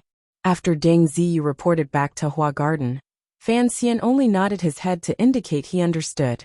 In his study, he finished writing a secret memorial to the emperor and handed it to a subordinate in the council to quickly send it back to Jingdou. Then, he went alone to the main hall of Hua Garden. Bright lanterns hung high in the main hall, illuminating it brightly. In particular, the chest of snowflake silver was lying quietly in the chest, reflecting an alluring light. Fan Xian glanced at the chest of silver and shook his head. Sighing, he sat on a chair beside the chest and thought to himself that silver was indeed very useful. 138,880 taels of silver were neatly stacked up in the chest. Fan Xian couldn't resist glancing at it again and sighed again. In the end, he gave up on the thought in his heart. Facing Yi Luyan, that feeling of helplessness and powerlessness actually made Fan Xian angry. Of course, he did not feel any unnecessary self-pity or humiliation. Not being able to defeat a great grandmaster was a matter of justice. However, he knew that no matter how his life developed in the future, there would come a day when he would face a great grandmaster. Even if it wasn't Yi Luyan, Siga Jian, or that person in the palace, he would still have to face them head-on. However, Yi Luyan had cut the building in half with one strike, and that powerful aura that filled the heaven and earth. It all made Fan Xian clearly realize that the current him was completely helpless against someone of the great grandmaster level. It was the same logic as the Ming family being completely helpless against him. A great grandmaster was too powerful, so powerful that he could ignore the encirclement of normal martial power. No wonder the emperor had always been lukewarm toward the Yi family. No wonder he was able to support that pair of orphans and widows. No wonder an idiot like Siga Jian could protect Dong Yi. Fan Xian thought to himself and sighed. He began to miss his dear Uncle Wu Zhu. Immediately he overturned his thoughts. He only had one life. He couldn't always rely on his uncle to resolve his worries and remove difficulties. Particularly, Wu Zhu couldn't have any advantage when facing these great grandmasters. From the depths of his heart, Fan Xian didn't want Uncle Wu Zhu to take risks. Then, how could he kill a great grandmaster? Under the company of a chest of silver and a hall full of lights, Fan Xian sank into deep thought. In an instant, he had already simulated many scenarios and themes in his mind. What kind of place of certain death and certain killing opportunity would he have to create in order to kill a great grandmaster on the spot? His palm unconsciously patted the chest. Suddenly, he stood up and yelled in a loud voice, "Meeting! Meeting!" As he yelled, he walked toward the back of the hall. The commissioner had called for a meeting, so no one dared to slight it. The upper-level officials the Overwatch Council had placed in Hua Garden, all of the members of the Qinian unit, and the 7 Tiger Guards all gathered in the conference hall. Fan Xian's, but had just landed on the chair when he couldn't resist laughing and scolding. Help Sir Lin back to play. He glared at the third prince, who had come to watch the spectacle, and Dabao, who had run in at some point, and had the serving girls help these two back. Glancing at the number of people present, he shook his head and said, Invite Shi Chanli and Sang Wen over as well. The subordinate accepted the order and left. In a moment, Shi Chanli and Sang Wen also arrived in the hall. Shi Chanli often helped his teacher handle some affairs, so he was not unfamiliar with this kind of meeting situation. On the contrary, Sang Wen's gentle face was filled with hesitation and shock. She thought the imperial envoy was discussing the important matters of court. What was she, a singer, doing here? The theme of today's meeting is very simple. Everyone open your minds. If you have any strange ideas, be bold and say them. Fan Xian rubbed his temples and said with a headache, I really can't think of anything by myself. Tiger Guard Gauda glanced at him and saw the commissioner's worry, but he didn't know what he was worried about. In a low voice he said, Sir, please give your orders. Brainstorm, brainstorm, brainstorm. Fan Xian forced a smile and said, Everyone, come and help come up with ideas. Everyone looked at him curiously, not knowing what ideas he wanted them to come up with. Fan Xian said very seriously, What do you think it takes to kill a great grandmaster? The discussion hall immediately became silent. All the subordinates looked at each other. Sang Wen was so shocked that she pressed her slightly wide lips together into a small cherry mouth. Shi Chanli had a strong urge to turn and leave. What was this discussion about? How could one kill a great grandmaster? If someone could actually think of a way, then the first thing the Qing kingdom and northern Qi would do was to send people to kill Siga Jian according to the law. Then, the two countries would first divide the wealth of Dongyi with the noble women of the vassal states. Of all the people in the hall, Deng Ziyu's position was higher, and he was closer to Fan Xian. Looking at his expression and the strange expressions of his colleagues, he carefully said, Sir, were you injured by the sword Qi? Fan Xian immediately cursed angrily. I didn't injure my brain. He didn't care how shocked his subordinates were. In any case, he forced everyone to come up with ideas. For a moment, the people in the discussion hall were forced into a corner. They could only pick some absurd ideas to come up with. As they came up with ideas, everyone felt uneasy. A great grandmaster was revered by tens of thousands of people. He was a godlike figure. Yet, they had to follow the commissioner's orders and think of how to harm him. However, the Overwatch Council was, in the end, a sinister yamen flowing with black water. After saying a few words, everyone let go of their courage and felt a strange sense of pleasure. Meeting to discuss how to kill a great grandmaster. Even if they couldn't kill him, just thinking about it was exciting enough. Someone opened the discussion by saying that they could not defeat a great grandmaster.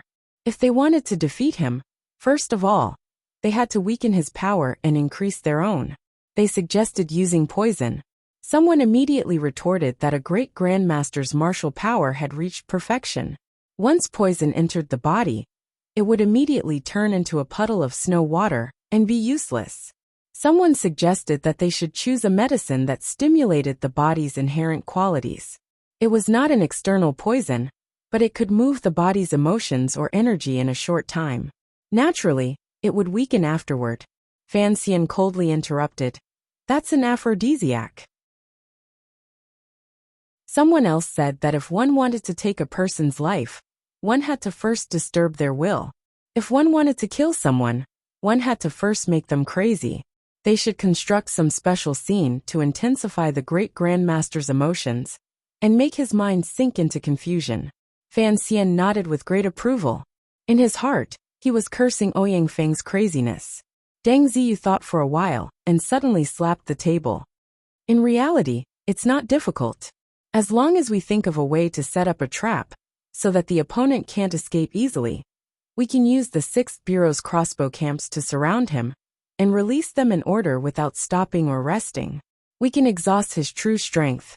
Even if we have to use tens of thousands of crossbow arrows, we have to weaken the opponent's body and qi. Then, we can use the 5th Bureau's Black Knights to charge. After all, a great grandmaster is not a god. Fan Xian looked at him and asked, How many people do you think will die with this plan of yours?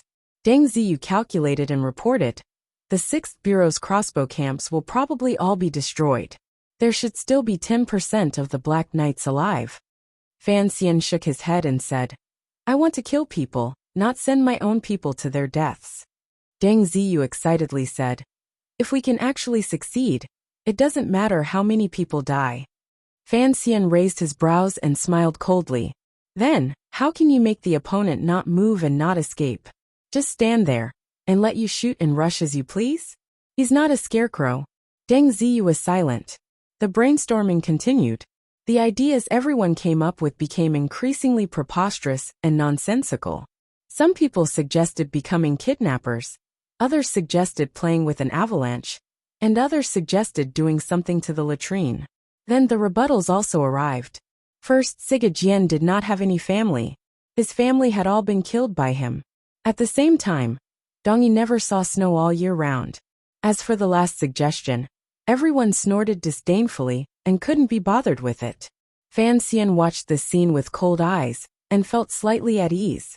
This seemingly preposterous discussion was actually to lessen the shock in his subordinates' hearts at the Baoyue brothel incident. Yi Liuyun's sudden appearance had, without question, created a powerful shadow in their hearts. Even Gao Da's face had difficulty showing its original determination. Taking such a group of subordinates to do things, he couldn't allow them to be immersed in such inappropriate emotions. That was why Fan Xian would openly ask everyone to discuss how to kill a great grandmaster. After a few rounds of discussion, it was clear that the fear suppressed in the depths of everyone's hearts had lessened greatly. Other than excitement, it could be said that they had swept away the shock they had received during the day. The effect was good. Of course, the people in the discussion room did indeed bring up some effective methods. No one knew if Fan Xian would use them in the future. As for his subordinates taking Siga Jian as their imaginary enemy, it was somewhat unexpected to Fan Xian. The people of the Qing kingdom would never think of dealing with Yi Luyan, because they were in the honeymoon period with Northern Qi, because of Fan Xian's relationship with Haitang, and because the young lady of the Fan family had now become Master Ku He's last disciple. The subordinates would not blindly discuss how to kill Ku He in front of the commissioner. It was that pitiful Siga Jian again. The discussion lasted until the candles were extinguished. After everyone dispersed, they continued to whisper among themselves in the garden. They were excited by the commissioner's daring action and couldn't help themselves. Fan Xian shook his head and called Sangwen over. Baoyue brothel is half destroyed. It will take at least half a month to repair. What arrangements have been made for the girls in the brothel? When they first went to evacuate the neighborhood, the guests in Baoyue brothel had all left. The girls had also been evacuated to a safe area. It was not until now that Fan Xian had the leisure to worry about his brothel business. Sangwen replied respectfully and cautiously. The girls have been temporarily placed in other brothels. The bosses are very easy to talk to and have all taken them. However, staying in other brothels for a long time is not a good thing. Fan Xian nodded. In all of Suzhou, there was no one who didn't look at his face. Those brothel bosses were probably more than happy to help take in their own girls. Then, let Shi Chanli take the lead on the matter of recultivation. You can rest for a while. Fan Xian suddenly thought of something and raised his brows. A glimmer of ruthlessness appeared on his handsome face. Put away all of the detailed bills. When I return to the capital next year, I will find someone to collect on them. Sangwen made a sound of acknowledgement. Fan Xian asked, You don't have to live outside. Hua Garden is big. Spend a few days with Cici, and help look after my brother-in-law. Sangwen smiled innocently and covered her mouth, not saying anything. What is it? Miss Haitang also said the same thing. Sangwen said with a light laugh. Those two girls have also been brought to the garden. Fan Xian was startled. Only now did he understand that she was talking about the two leading ladies of Baoyue brothel, Liang Diandian and Ma Suo. He couldn't help but be surprised at Haitang's meticulousness. Liang Diandian had not officially opened her cards, so it was indeed not appropriate for her to live in another brothel. As for Ma Suo, that was the great prince's mistress. He had to take good care of her. To be continued. If you want to know what happened next, please log on to www.cmfu.com. More chapters. Support the author. Support original reading.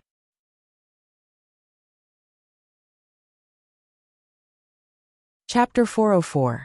Taking Sangwon with him into the back garden, Fan Xian raised his head to take a look. He saw the birds and swallows in the garden, green and red everywhere in harmony. It was the height of spring, and approaching the height of summer. There was a cool breeze, and a crescent moon hung in the sky. There were lanterns hanging under the fake mountains and green trees. The moonlight and lantern light blended together, and added a sense of haziness. In this hazy light, a dozen girls were chattering away. The girls with clear and gentle features were not wearing much clothing. They were either standing under the trees, or lying on the couches. Their postures were all different. Occasionally, a bright light seeped through the muslin. The faint fragrance from their bodies wafted directly into his nose. Fan Xian was startled. He couldn't help but have a certain illusion. Had he come to the silken cave?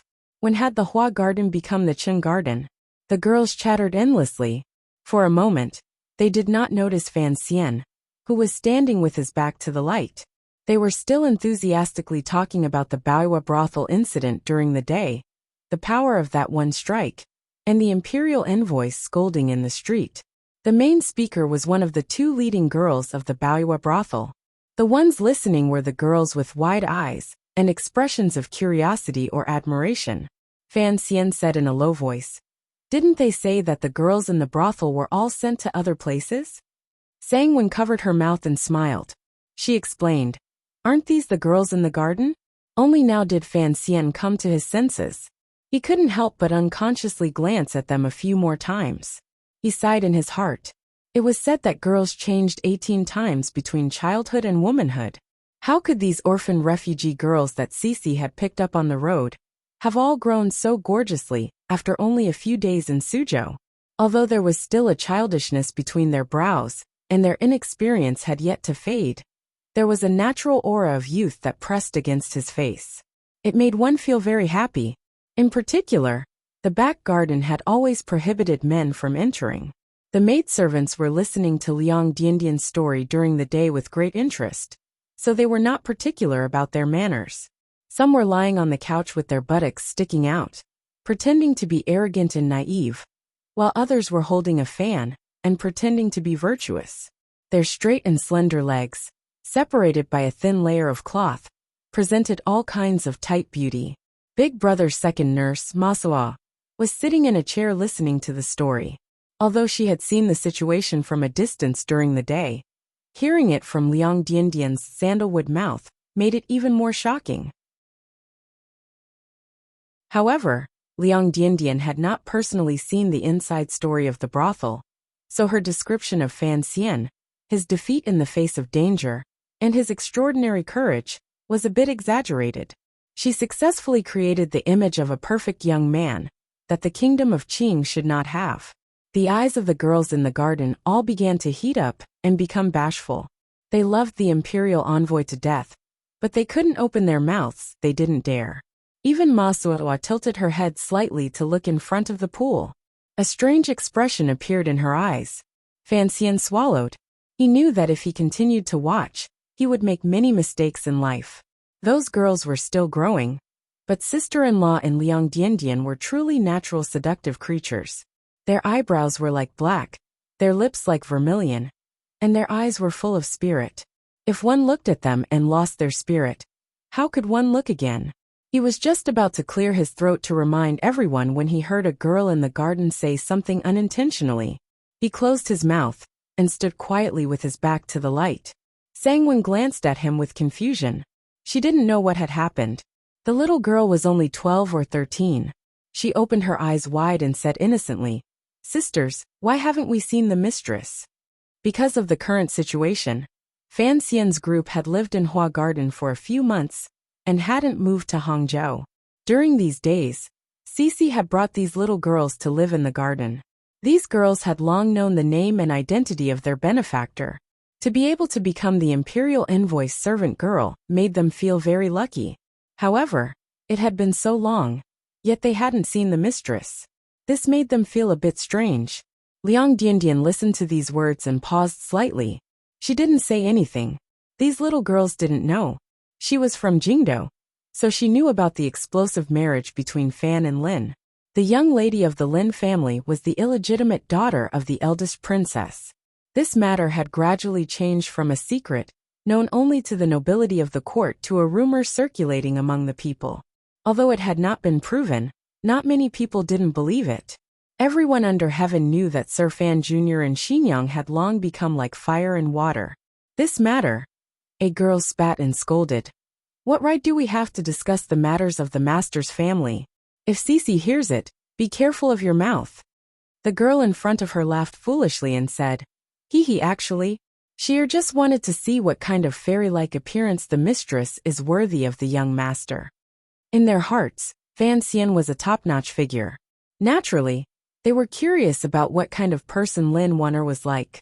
I hear this mistress is also a virtuous young lady from a noble family. Liang Diandian suddenly rolled her eyes and smiled sweetly. However, I hear her appearance isn't all that outstanding. I'm afraid she can't even compare to Cece. That's true. How many people can be worthy of the young master? I really don't know in the future. Right, isn't there a girl living in our garden? It's just that we haven't seen her often. What a big attitude. Liang Diandian gave a not quite there smile and said, I hear. She is also Sir's confidant. However, she's not Cece, she's an old man. She has no name or status. Shut up. The servant girl who vaguely knew Haitong's identity couldn't scold Liang Diandian. She could only grab the girl and quickly scold. You really want to die? How could such a noble person put on airs for you to see? Fan Xian couldn't listen to it anymore. He coughed and walked into the light. The servant girls jumped in fright and rose one after another. Restraining their spirits and breathing, they bowed in unison toward Fan Xian and said gently, Greetings, young master. The way they were addressed in Hua Garden was still according to the rules of the courtyards in Jingdo.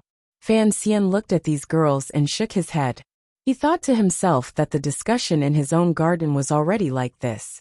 He didn't know how unbearable the rumors outside would be. However, he was also an open-minded person and couldn't be bothered to care about what other people silently criticized. Slowly he said, It's late. Go to sleep. The servant girls stuck out their tongues and bowed again. They quickly tidied up their clothes and quietly returned to their own rooms. Only Liang Diandian and Ma Suasa were called down by Fan Xian. Fan Xian stared at Liang Diandian's beautiful and naturally charming face and didn't speak for a moment. Liang Diandian was slightly happy, but she didn't show it on her face.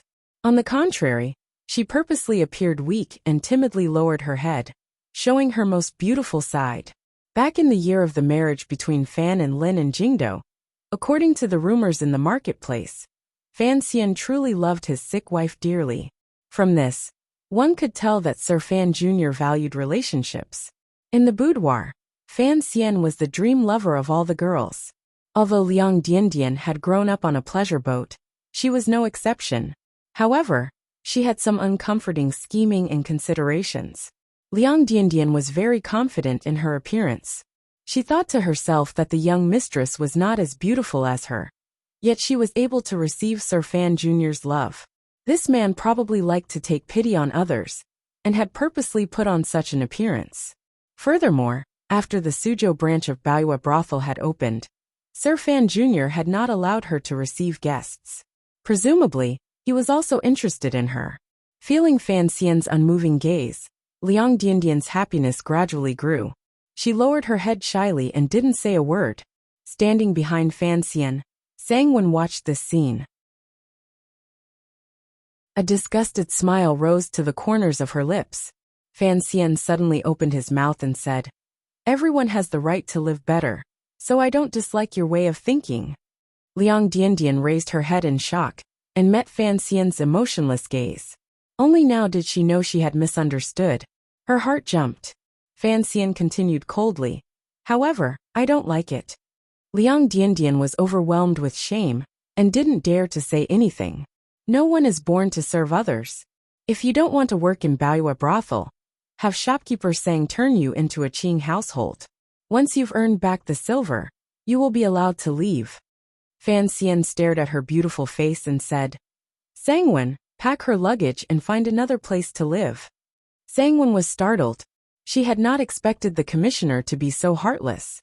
However, she didn't say anything. She brought Liang Diandian, whose eyes were glistening with tears, into the manor to pack. At this moment, there was only Fan Xian and Ma Suasua left in the garden.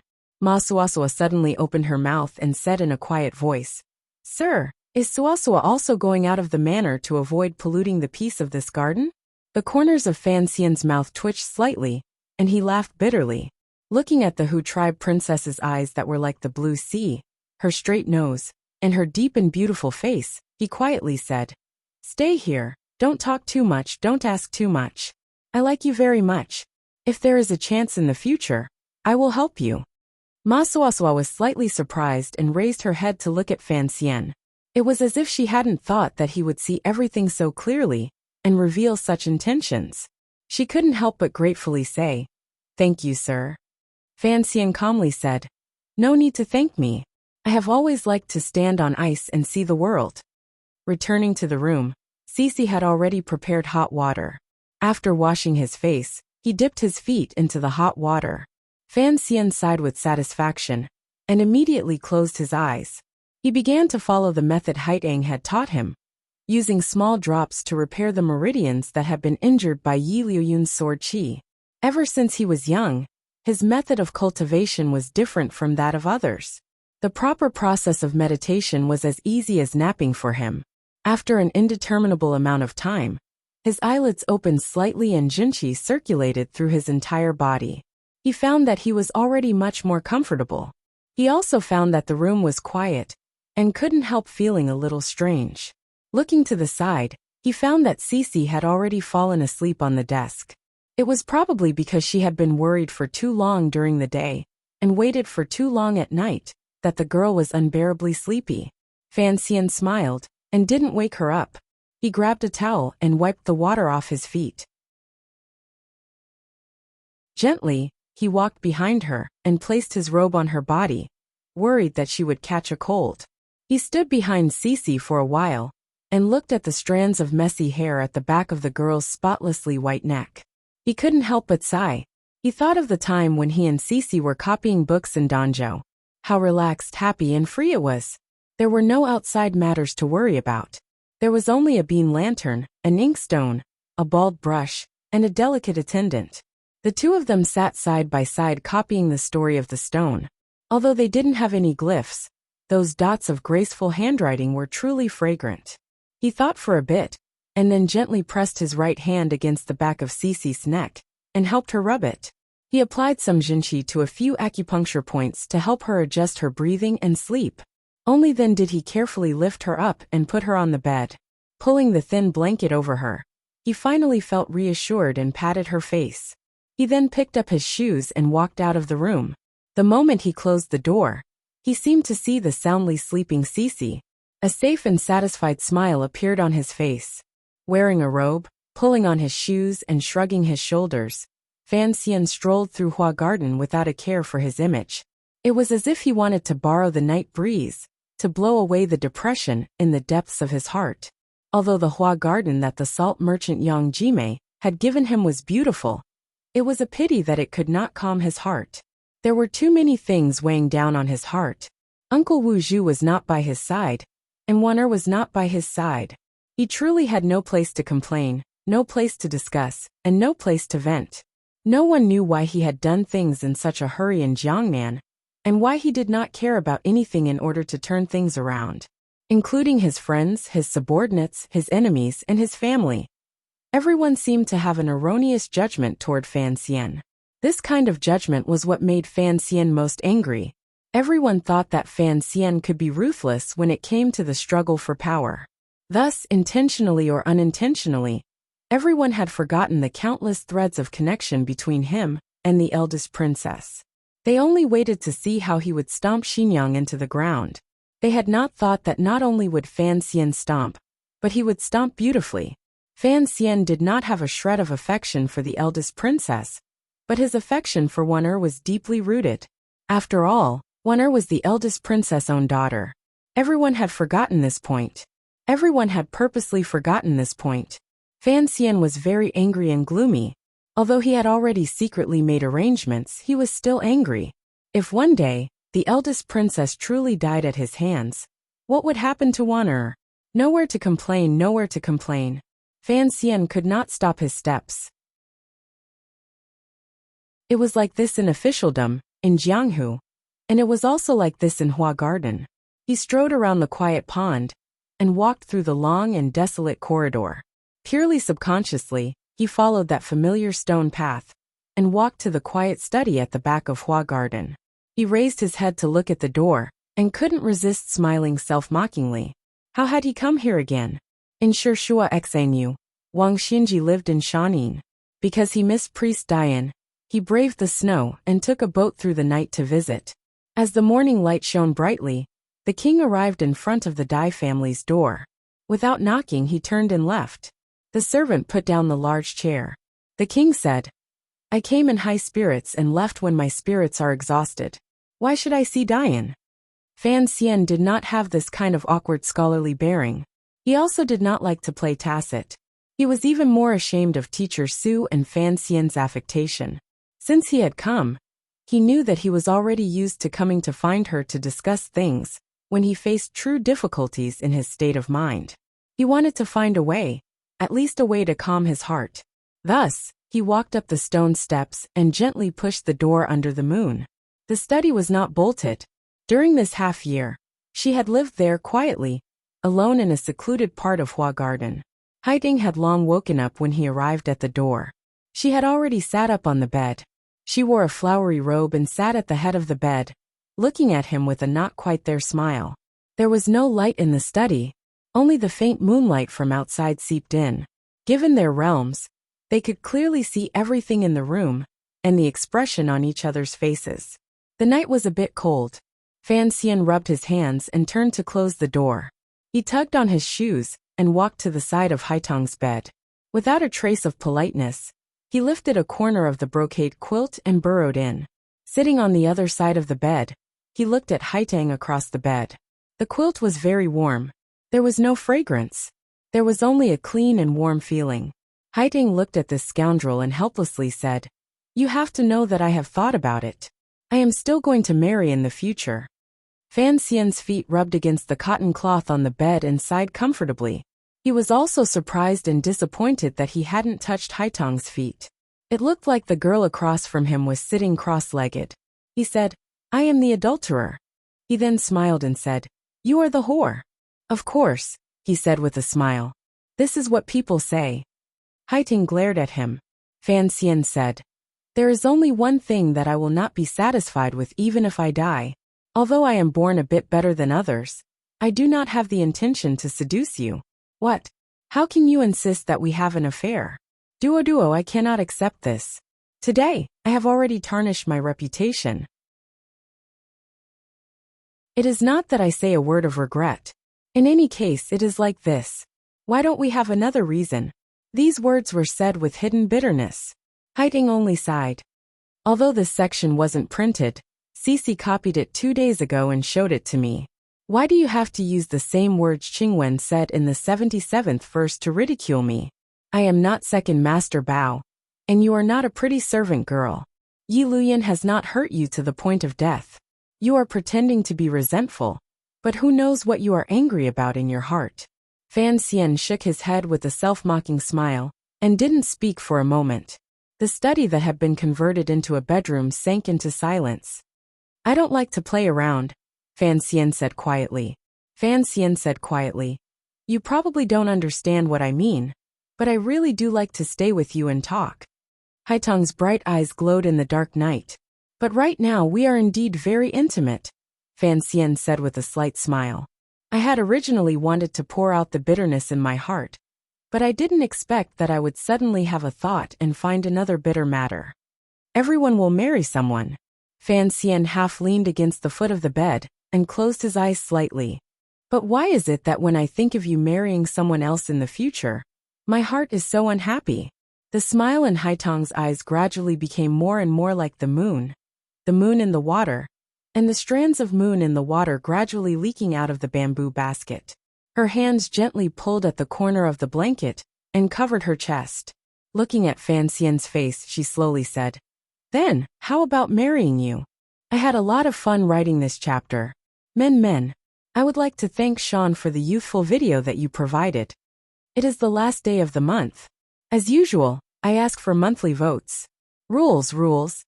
To be continued. If you want to know what happens next, please log on to www.cmfu.com. More chapters. Support the author. Support original reading.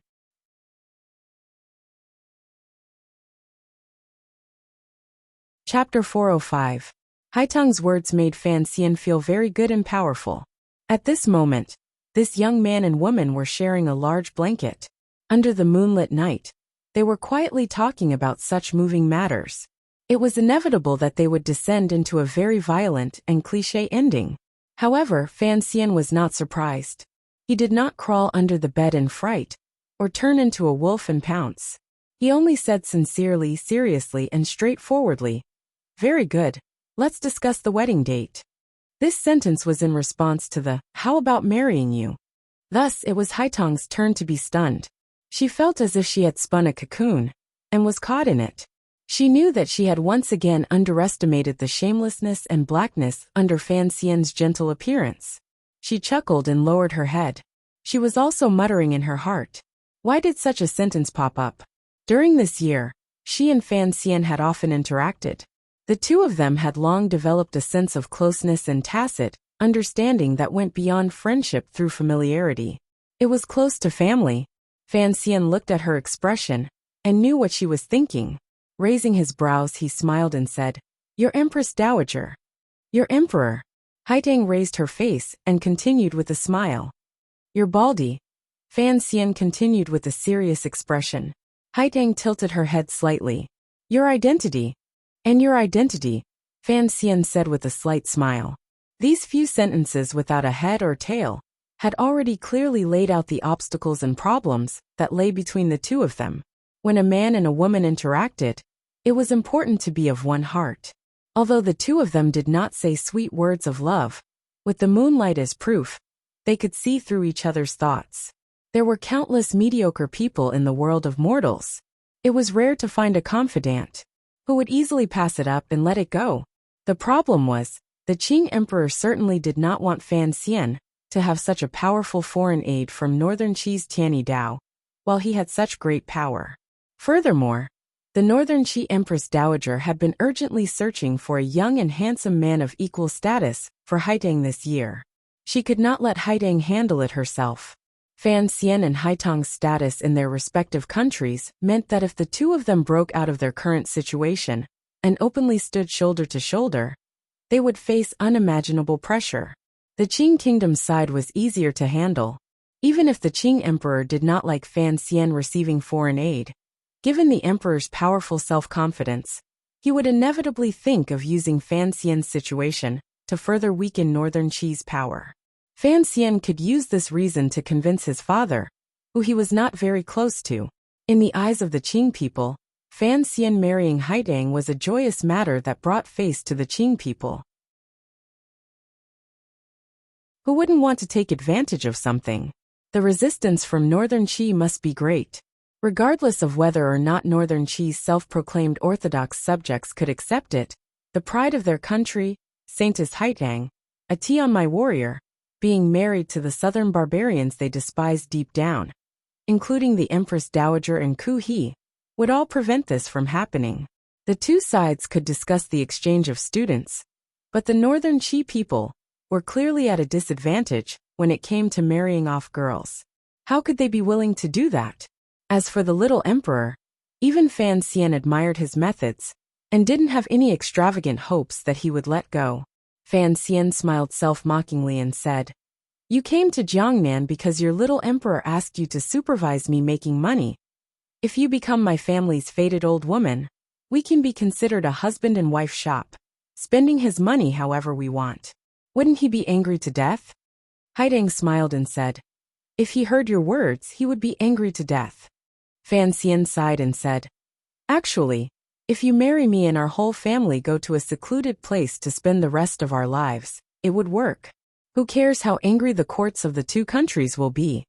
Haitang gazed at him with a not quite there smile. "Are you willing?" Fan Xian was silent for a moment and gazed back at her, unwilling to show weakness. Are you willing? The two of them met each other's eyes and knew that they both had ties in their hearts. They both had a sliver of kindness toward the world.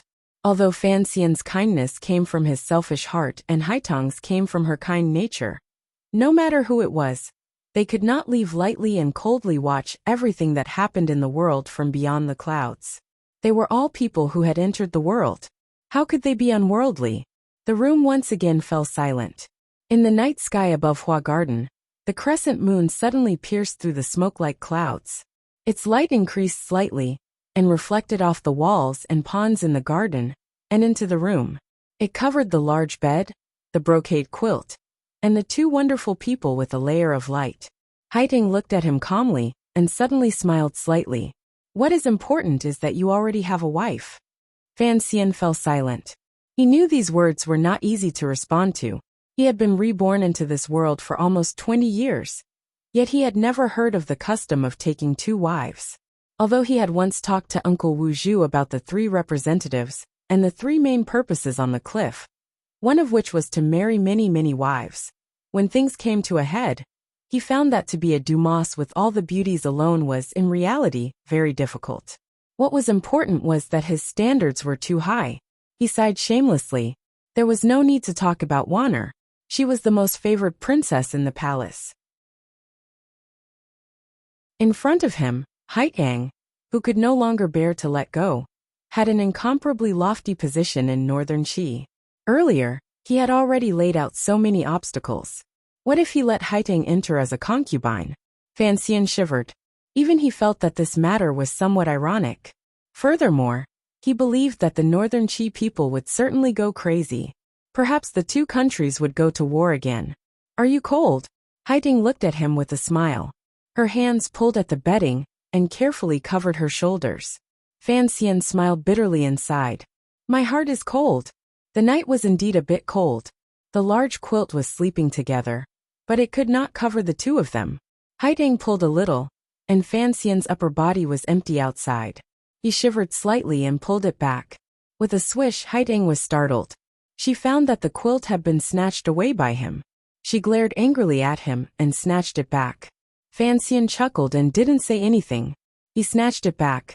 The two of them played the childish game of snatching the quilt on the bed. Fortunately, neither of them used jinqi. Otherwise, how could the quilt be condemned to death? It would have long become thousands of cotton wads dancing in the night wind, torn apart and perished. But how could the quilt be so lucky? It could actually be fought over by the two most famous and powerful people of the younger generation, not giving an inch of land. The quilt was not a jade seal. If these two people followed the original course of history, perhaps many years later, they would be standing in each other's countries and fighting for the world. But now that they had begun to fight for the quilt, the world should not fight anymore. Heaven bless the people of the world. It was rare for them to have such a wild quarrel. The two of them closed their mouths tightly and glared at each other. Haitang's legs, which had been crossed, also came down. She kicked with embarrassment and anger. Thus, the lecher Fan Xian seized the opportunity. Fan Xian let go, and the large quilt was immediately snatched away by Haitang. With a whoosh, the curtains were rolled up, burying Haitang's upper body in the soft bedding. The girl let out a surprised cry. A pair of legs wearing thin panties were exposed outside the quilt, particularly the pair of bare feet. They were pure white and tempting. Fan Xian stretched out his hand and covered this pair of feet. Haitang's feet trembled slightly, but she did not struggle. Don't catch a cold, Fan Xian said righteously. He was actually very proud in his heart.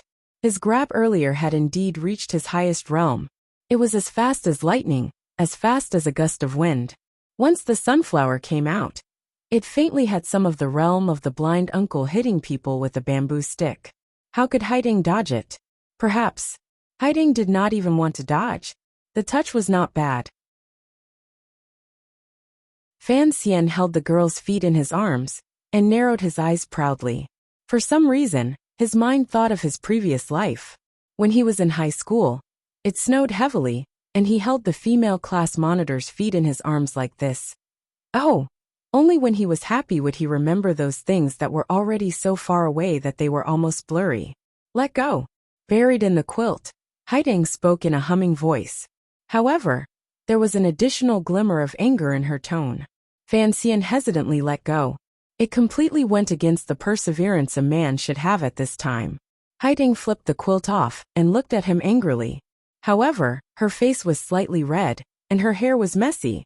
It looked very threatening. Fan Xian watched as she pulled her feet back into the quilt. He chuckled and didn't say anything. A slight blush appeared on Haitang's face. She glared at him, and then turned toward the inside of the bed.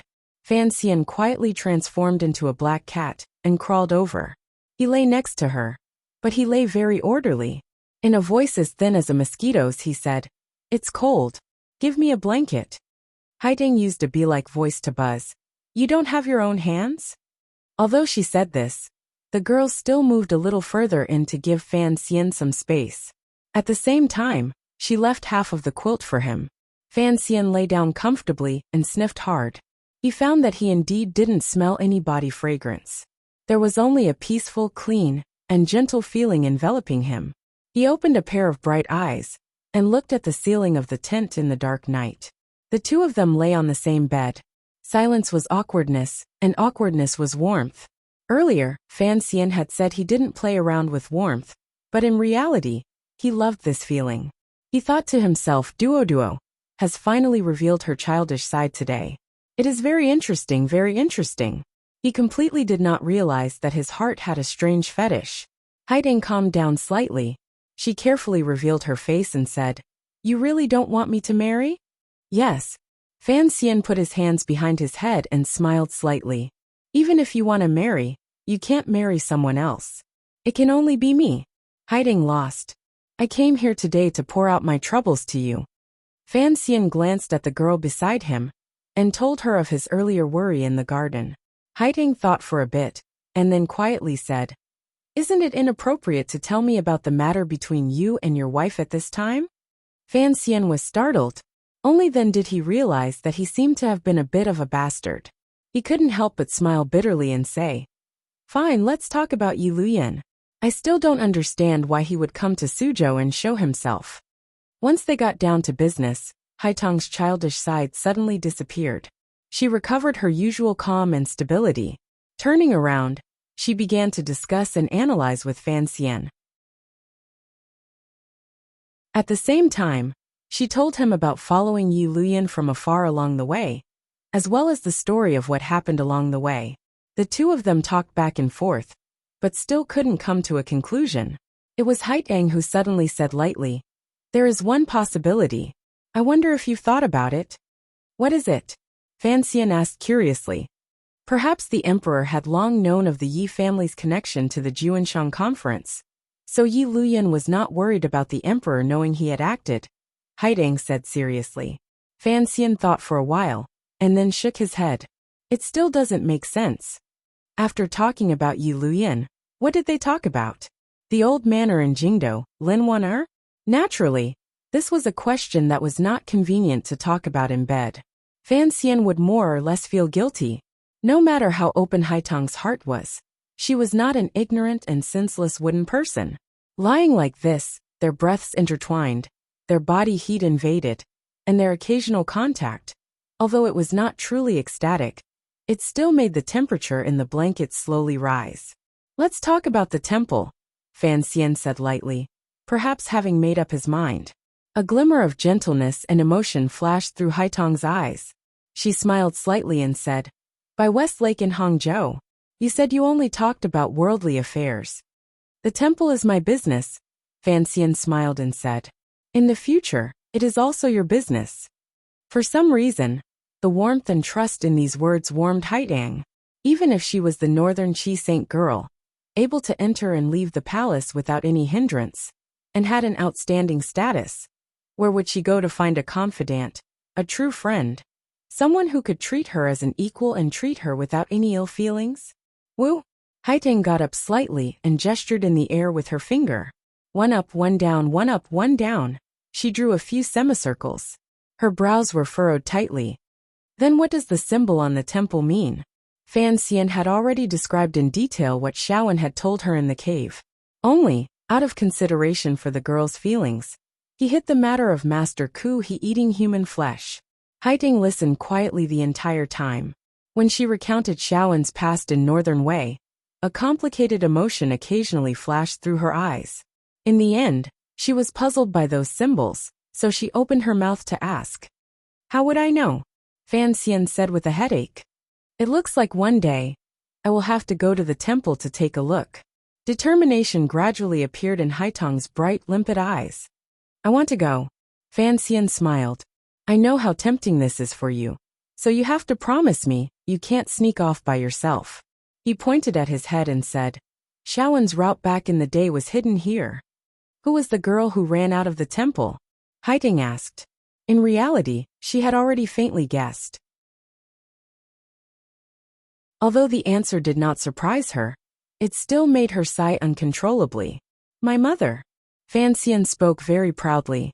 Thus, the conversation began to turn back to the Yi family. Occasionally, they would talk about the blind uncle's elegance.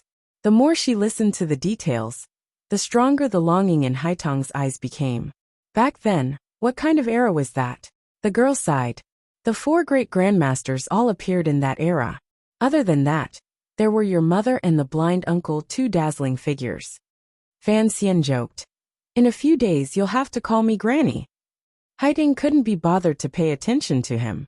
She sighed to herself. Coming out of the temple, could it be? Her eyes lit up. Miss Yi should be a tea on my being? What is a tea on my being? Fan Xian laughed coldly. Naturally, he wouldn't tell her the wondrous story of transmigration. Everyone under heaven says you are a tea on my being. What do you think? Haiding smiled. Teacher said that those who can receive the will of heaven and be chosen by the temple are tea on my beings. I don't know why teacher calls me that. According to this saying, isn't Ku He a tea on my being? The martial methods of your Tianyi Dao were truly stolen by my mother from the temple. They were stolen. They weren't taught by the immortals of the temple. This is a matter of scholars. Stealing books. How can it be stealing? Could Miss Yi have a special bloodline? Haiding suddenly became interested. Her bright eyes stared at Fan Xian's face. Your meridians are completely different from those of ordinary people. Otherwise, you would not be able to practice such strange and tyrannical martial methods. This must have something to do with your mother's past. Fan Xian looked at the girl's expression and knew what she was thinking. He smiled coldly and said, Are you thinking that my future child might also be a strange one? Haiding smiled faintly and didn't reply. Don't think about things like borrowing seeds. Fan Xian didn't know if it was because he thought of his romantic birth, but his anger flared. He lowered his voice and roared. And don't think about putting aphrodisiacs in the wine. Haiding looked at his angry expression and only smiled and didn't say anything. See, Lily isn't pregnant. Fan Xian thought of that matter, and a bellyful of fire gradually grew. The bodies of the 2 people under the blanket were already hot like fire. Now that the evil fire had been provoked, how could it not ignite the fire of desire? Fan Xian gritted his teeth and pressed his face together. He didn't care if Duo would easily kill him with a flip of her hand. He pulled her into his arms and held her. Holding her from behind, he felt the girl's slightly hot and trembling body in front of him. Fan Xian said by her ear, If you are truly interested, you don't need to use aphrodisiacs. I am also willing to give myself to you. Haiding laughed coldly and didn't turn her head. She lightly said, Other than using your hands and feet, do you not have any other ability to make me admire you? Fan Xian said angrily, I only used my feet earlier. When did I use my hands? Haiding seemed to have thought of something. Her voice suddenly softened. A moment later, she quietly said, On the official road out of the palace treasury. Fan Xian immediately remembered that day beside the spring woods. He had calmly held the girl's hand in his arms and refused to let go no matter what. The style of a man and a woman cared about one attacking and one defending, and turning defense into offense. However, Fan Xian and Haiding had been since last spring. He had written a poem in his mind, and then used the special aphrodisiac move. In addition to the many subsequent encounters and clever changes, he had long moved from a battle of wits and strength to a battle of hearts, and finally, a battle of emotions. The relationship between the two of them had changed. Their emotions had changed. Their methods had also changed. Now what was the point of fighting? Was fighting with others truly endlessly joyful? Fan Xian actually didn't like it. So his hand passed under Duoduo's armpit and reached forward. Holding her hands, he contentedly rubbed his face against the back of her neck. Haiteng only felt her face grow increasingly hot. This damned little rascal behind her was clearly someone with a wife. Yet he kept on teasing her. It was truly despicable. But why was it that in this half a year, her heart had gradually become chaotic?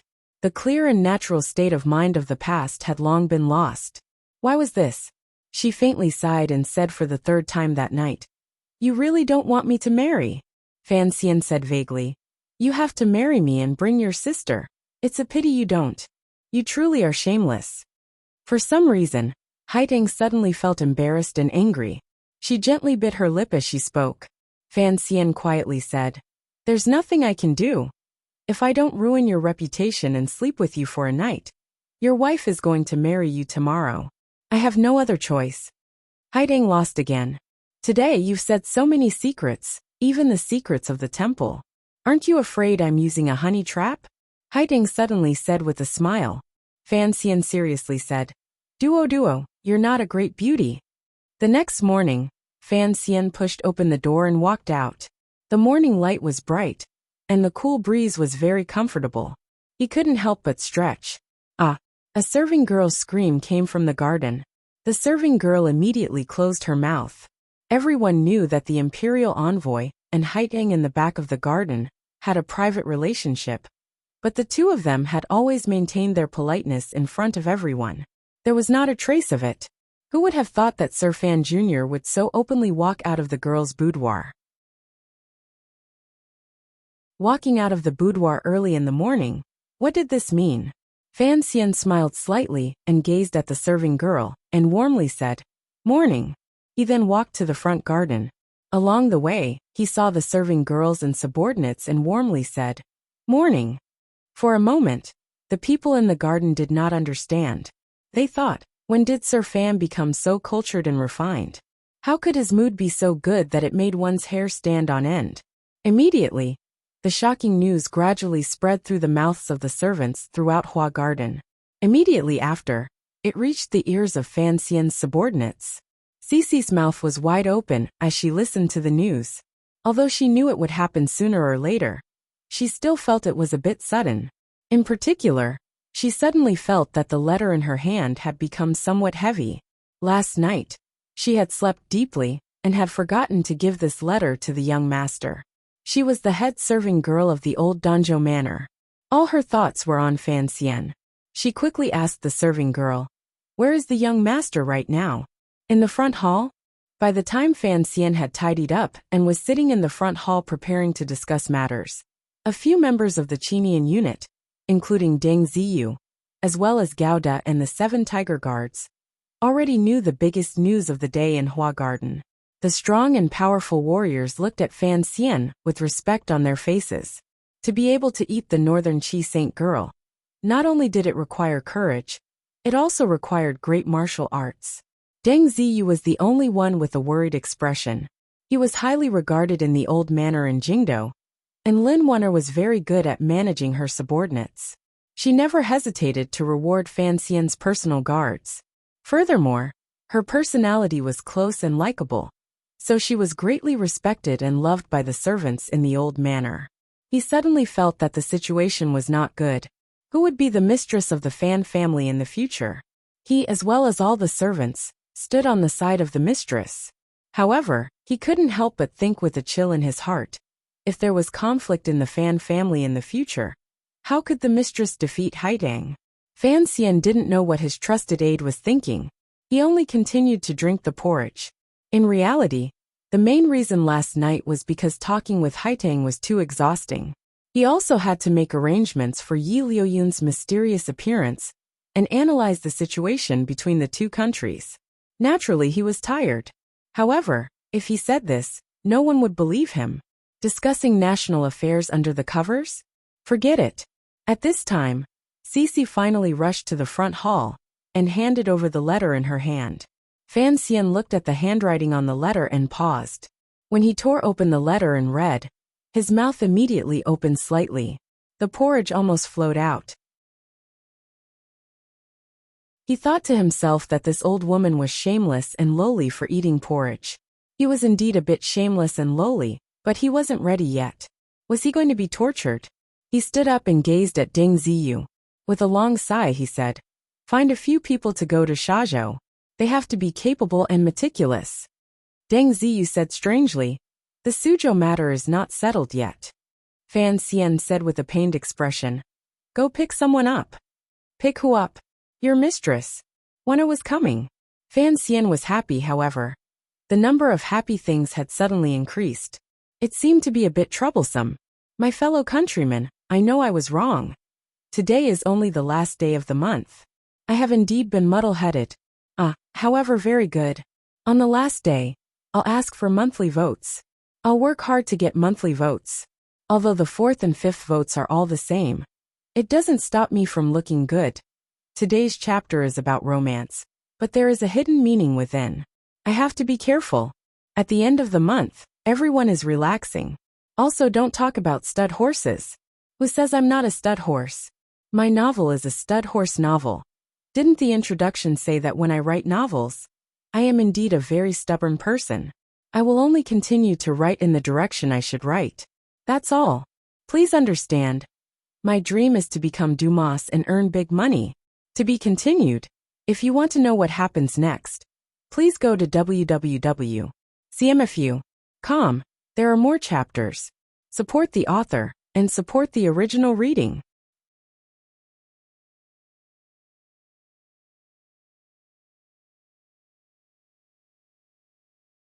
Chapter 406. Wanner had not yet arrived, but the people Fan Xian had sent out in Suzhou began to come back one by one. They had scattered Fan Xian's sinister seeds throughout Jiangnan and brought back the good news Fan Xian needed. The first to return was Xia Qifei. Fan Xian did not meet him in Hua Garden because Baowa brothel was half ruined, so it was impossible to meet him there. In the end, he chose to go to Xiaming's manor in the south of the city in the middle of the night. Fan Xian had paid for this garden. However, after he had come once with the third prince, he had never come again. The travel-worn Xia Qifei looked at Fan Xian, who was walking up the steps under the protection of the tiger guards, and jumped in fright. He had planned to go to Hua Garden in the afternoon, but had been told to wait in the manor. He had not expected the commissioner to personally come, respectfully welcoming Fan Xian into the study.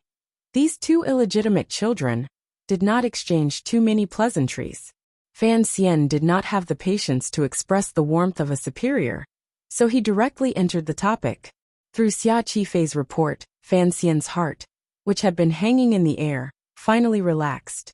Ever since Xia Qifei had accepted the palace treasury's major bids, he had, with the help of the Overwatch Council, mobilized the Jianghu brothers of the Jiangnan water bandits, and began to move toward the right path. However, they were after all Jianghu people. Fan Xian was always worried that the seventh Ming disciple would not be able to handle matters properly. Only tonight did he truly relax. It looked like Xia Qifei had indeed inherited some of the old Ming master's talent. He did not neglect the necessary skills of buying goods, bills of lading, opening roads, and bribing officials.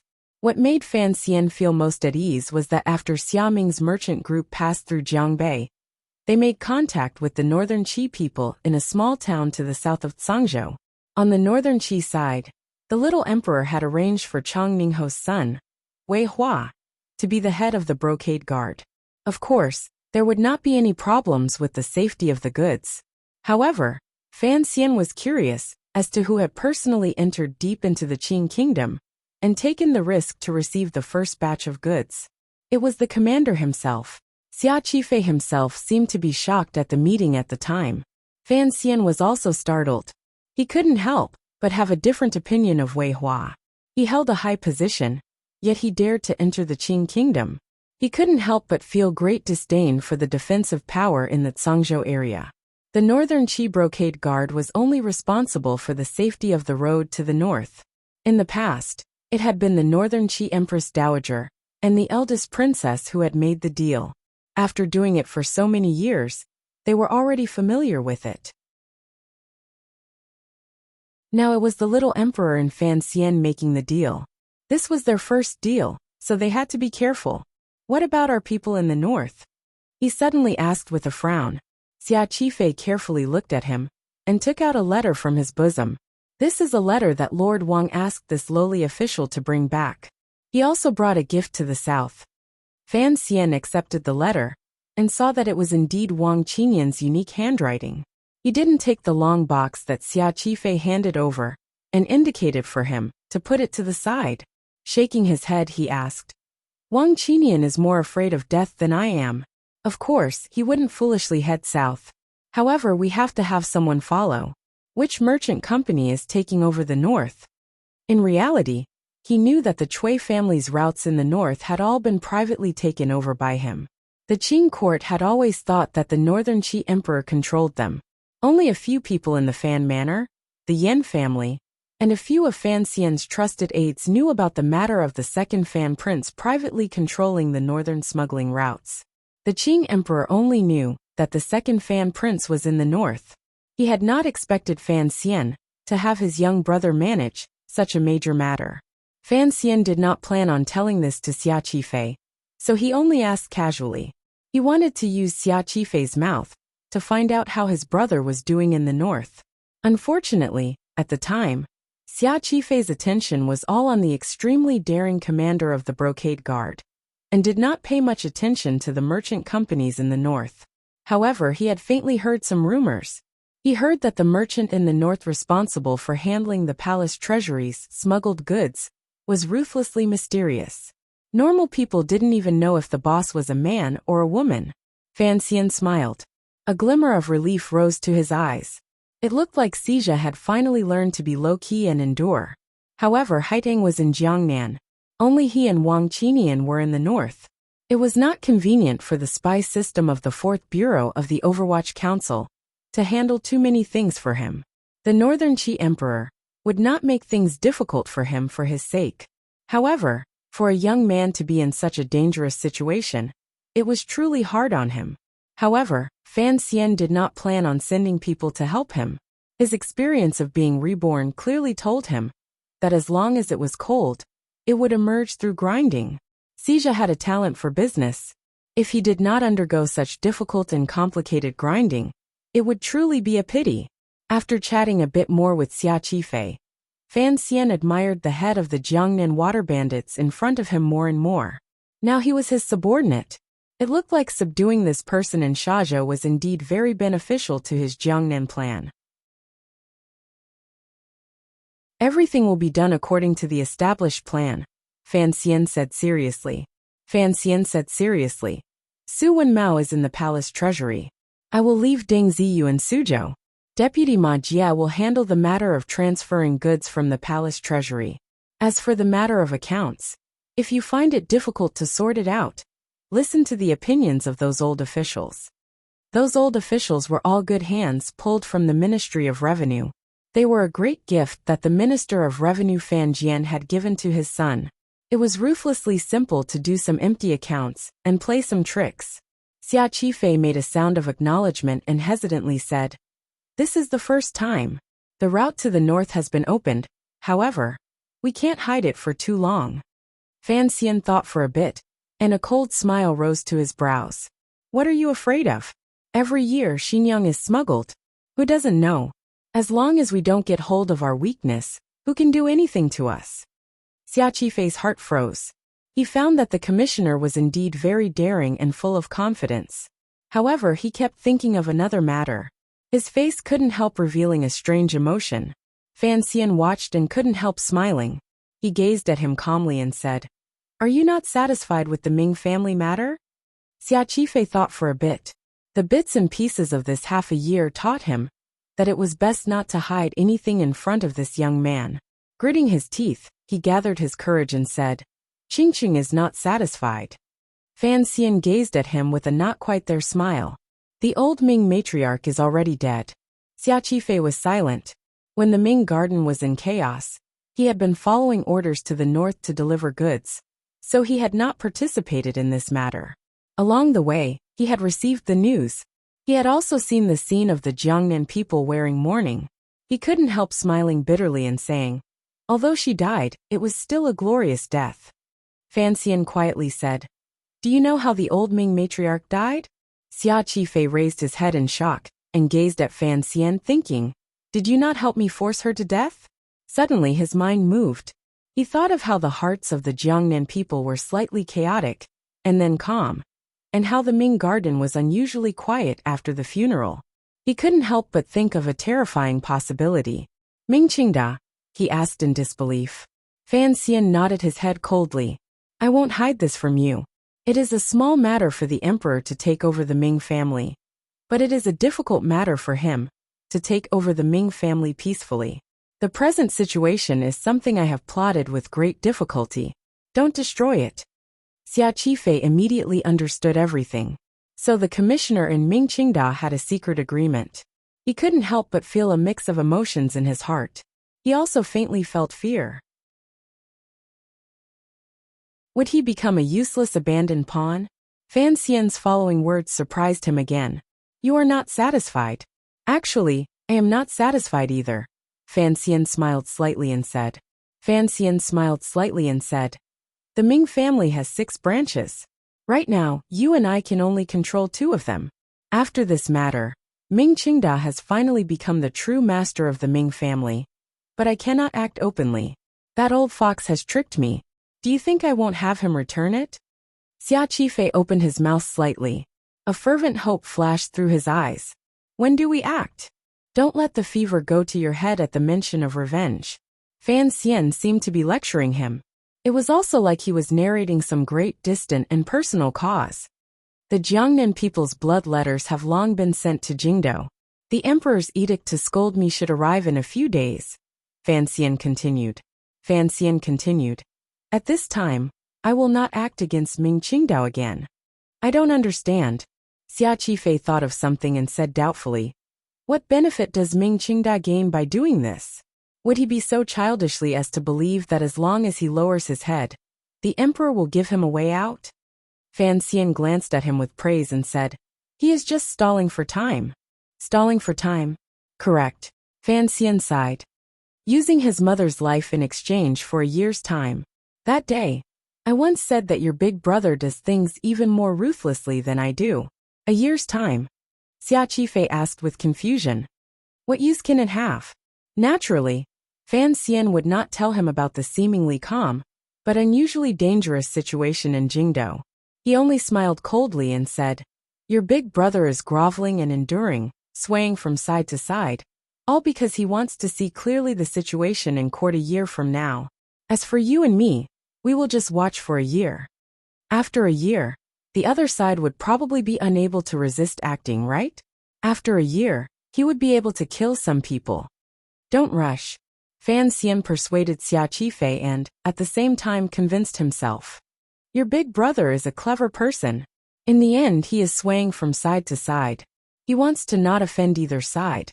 So in the end, he will also die because of his cleverness. Because in the end, he has no power. As Fan Xian said this, he suddenly thought of the 3 sentences Yi Luyan had said to him, before his sword cut through half the building.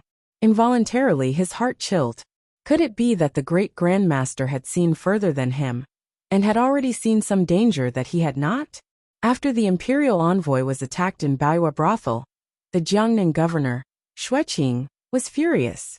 He immediately made a powerful response. All of the Ming Garden's private soldiers were disarmed. Because of the old Ming matriarch's death, the enmity the Jiangnan people had toward Fan Xian had also lessened somewhat because of Fan Xian's injury. The human heart had always been such a strange thing. In short, the power of Ming Garden had once again been weakened. It had become a piece of dough in Fan Xian's hands, allowing him to knead it however he wanted. However, the present situation in Jingdou and the imperial edict that was about to arrive forced him to push back the cooking of the steamed buns. Even if Ming Qingda completely defected to me, I would not accept it. The corners of Fan Xian's lips twitched. and he said something that made Xia Qifei unusually happy. Fan Xian calmly said, I am a very vengeful person. Perhaps you don't care about the water bandits' brothers who were killed in front of the Jiangnan restaurant. But I remember that a number of the 6th Bureau swordsmen I sent to protect you died. Xia Qifei's sorrow appeared slightly. Fan Xian continued, Ming Qingda is a clever person. As he said earlier, he thought that in the face of enormous benefits, I could accept the deaths of these seemingly normal people with a smile. However, he was wrong. He quietly said, the Ming family asked people to kill my people, so I will kill their people. Although it was his mother who did it, the son pays the mother's debts. Isn't that very fair? Xia Qifei couldn't resist smiling and bowed respectfully. Sir is right, it is very fair. Fan Xian patted Xia Qifei's shoulder. Let's not talk about those uninteresting things for now. In this half a year, you should learn to manage the route to the north well. At the same time, maintain a good relationship with the Xiong family of Lingnan and the Sun family of Quanzhou. As for Yang Jimei, you can also associate with her. In the future, you will have to manage such an enormous family property of the Ming family.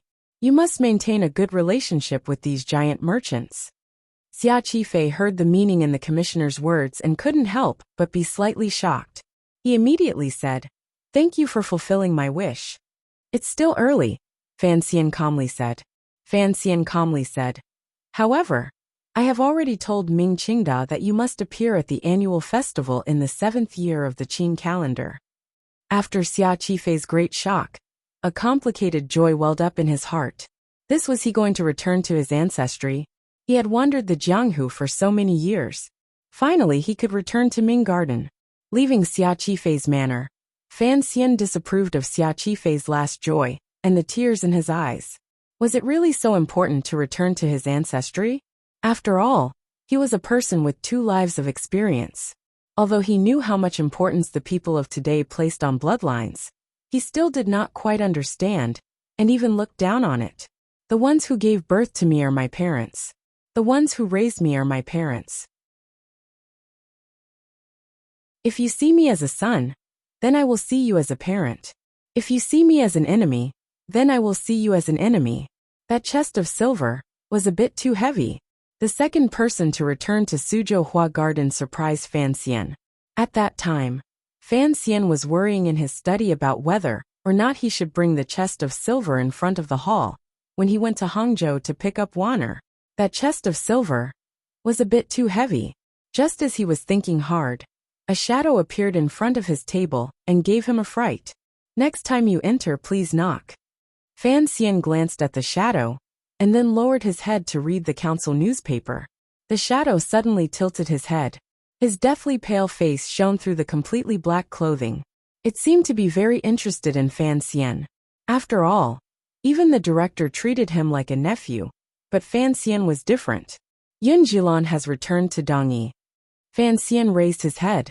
He knew this meant that the guerrilla warfare between the 6th Bureau of the Overwatch Council and the Aces of Dongyi had finally come to an end after continuing for 4 months. While Fan Xian was battling wits and strength against the enemy in the 3 large workshops of the palace treasury, at the bidding conference in Suzhou, and in the Ming Garden, the silent killing on the other secret front was actually an important link that could completely turn the situation around. Furthermore, the battle on that front would certainly be even bloodier and more terrifying. He was silent for a moment and then solemnly said, How many brothers in the council sacrificed? 17. The shadow's words still did not have any obvious emotional fluctuations. How many people died on Dongyi's side? This was a topic that Fan Xian was very interested in. 17. A 1 for 1. It seems we didn't lose out. Although he said he didn't lose out, an evil fire still flashed through Fan Xian's eyes. Gently tapping his finger on the surface of the table, he slowly said, Remember this debt firmly. After some time, we'll go and get it back. The shadow said, Are you going to get it back or am I? Fan Xian glanced at him and said with amusement, Can you beat your idiot brother? The shadow was not angry. I can't beat him, but you also can't beat him. Fan Xian thought of the power of Yi Liuyun's strike and admitted this reality. Although I can't beat him, it doesn't mean I can't kill him. The shadow looked at him. He didn't know where this young man's confidence came from to say he could kill a great grandmaster. The study fell silent. Fan Xian continued his official duties and didn't even glance at the shadow in front of him. In the end, it was the shadow himself who broke the silence. I heard. Yi Luyan came? Fan Xian glanced at him and asked curiously, how do you know it was Yi Luyan? Because Siga Jian is still in Dongyi. Fan Xian sighed and shook his head. He thought to himself that even the shadow, someone who only knew how to kill, could make such a simple deduction. What exactly was Yi Luyan thinking? Will Siga Jian not sneak out of Dongyi? Although this was what Fan Xian thought, he still couldn't help but habitually want to frame Dongyi, and not want such a large crack to appear within the Qing kingdom. The shadow was silent for a moment and then said, he hasn't left the sword hut in 6 years. Fan Xian was shocked. He knew the shadow's identity, so he trusted his judgment and source of information. If it was truly like this, then this matter was too strange. No wonder the Qing people had framed Siga Jian countless times and Dongyi had never had any direct reaction. Fan Xian suddenly thought of a wonderful possibility. Say, he propped up his chin and asked energetically, is it possible that your idiot brother has already died? No. The shadow's words could only be met with a sigh from Fan Xian. As long as he doesn't go out, it's fine. Fan Xian immediately thought of another wonderful thing and smiled. As long as Siga Jian doesn't go out, I'm not afraid someone will kill me. The shadow thought for a bit and silently accepted this reality. He then asked, I heard Yi Luyan came. This was the second time the shadow had said this. It was clear Fan Xian didn't want to discuss this problem. He hadn't expected the other party to be so persistent. He couldn't resist saying angrily, I also heard love has returned. Is it Yi Luyan? Did he come or not? Is that important? It is very important, the shadow said with a rare seriousness. The shadow used a rarely seen seriousness and said, my idol is Sir Wu. The person I want to defeat the most is Siga Jian. If I could fight with Sir Yi Luyan, it would be enough to comfort me for the rest of my life. Sir, I am jealous of you. Fan Xian was defeated. Sincerely, he said, don't be jealous of me. Next time something as good as this happens, I will certainly leave it for you. As for Yi Luyan, I can promise you that if you fight with him, the one to die will certainly be you, and it will be a very thorough death. The shadow was silent. He then turned and left, disappearing into the darkness. Fan Xian suddenly thought of something. Facing the completely empty night, he quietly said, I'm going to Hangzhou the day after tomorrow. Come with me. He didn't know if Haitang would follow him to Hangzhou to pick up Wanner. For the sake of safety, he had the shadow at his side. It was much more reassuring. After that night, Fan Xian and Haitang resumed their usual interactions. However, occasionally, when their gazes met, there would be something more unclear and unclear. Strangely, Haitang was as lazy as ever and quiet as ever. It was Fan Xian who became awkward. Occasionally, a smiling expression would appear in Haitang's eyes, which made Fan Xian very angry. However, this reality also made Fan Xian understand that even if he used underhanded methods to get the news out, he might not be able to tie such a unique woman to his side for a lifetime. Fan Xian had once encouraged Roro to travel around, much less someone like Duo. However, Fan Xian was just as selfish as he had always admitted. There were very few young men in this world who dared to marry Haitang Duo. After he made such a big scandal, who would dare to marry her? Never marrying was fine as long as she didn't marry someone else. An evil smile flashed through his eyes. He tore open the letter Wang Qinian had sent back and hurriedly scanned it. He couldn't resist smiling again. It looked like Lao Wang was not having a good time in northern Qi. The burden on his back was too heavy. It was not as comfortable as being by his side. This letter was asking about the date of his return. Fan Xian understood his emotions. Being in a foreign country, one would indeed feel lonely. Furthermore, once things went wrong, regardless of whether it was the Overwatch Council or the court, they could all abandon him. This feeling of being an abandoned child was not good. As he thought about it, he suddenly sighed. Tonight, he had first met Xia Qifei, then the shadow, and even Wang Qinian, who was far away in the north. They were all capable subordinates of his.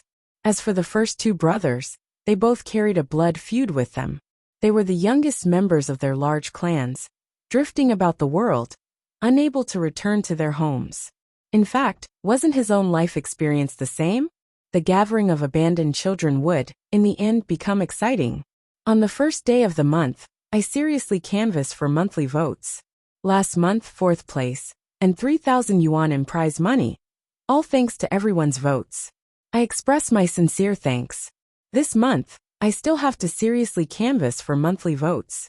However, at the end of December, I told everyone that during this year's spring festival, my whole family will be returning to our hometown for the new year. I haven't been back in 10 years. Not to mention the many matters and the lack of time. The important thing is that our hometown is a small mountain village. There really is no place to write. I also don't have the habit of storing up manuscripts. Everyone knows this, so I'm also thinking about how to deal with it. In any case, I have to ask for leave in advance. This month's updates will certainly not be sufficient. As for monthly votes, if everyone is willing to vote for me, please do so. As for the book review, I have a few words to say. First, don't be rude in the discussion. Don't use foul language. I'll have to trouble everyone to maintain that. Second, regardless of whether you're male or female, if you want to scold Fan Xian, please do so, because I'm writing about a selfish boy. But please don't scold me, I'm very weak. Haha, the important thing is everyone is an adult. You should understand the relationship between the characters in the book and the author. Third, thank you everyone. Please have some tea. To be continued. If you want to know what happens next, please log on to www.cmfu.com. There are more chapters. Support the author. Support the original reading. You're tuning in to the Li Mei Sword of Destiny YouTube channel. We're so grateful for your support, and don't forget to subscribe to join us on this incredible journey through captivating stories. Your generosity through donations truly makes a world of difference, as it's the primary source of revenue that allows me to expand and enhance this channel for you. Thank you from the bottom of my heart for being a part of this adventure.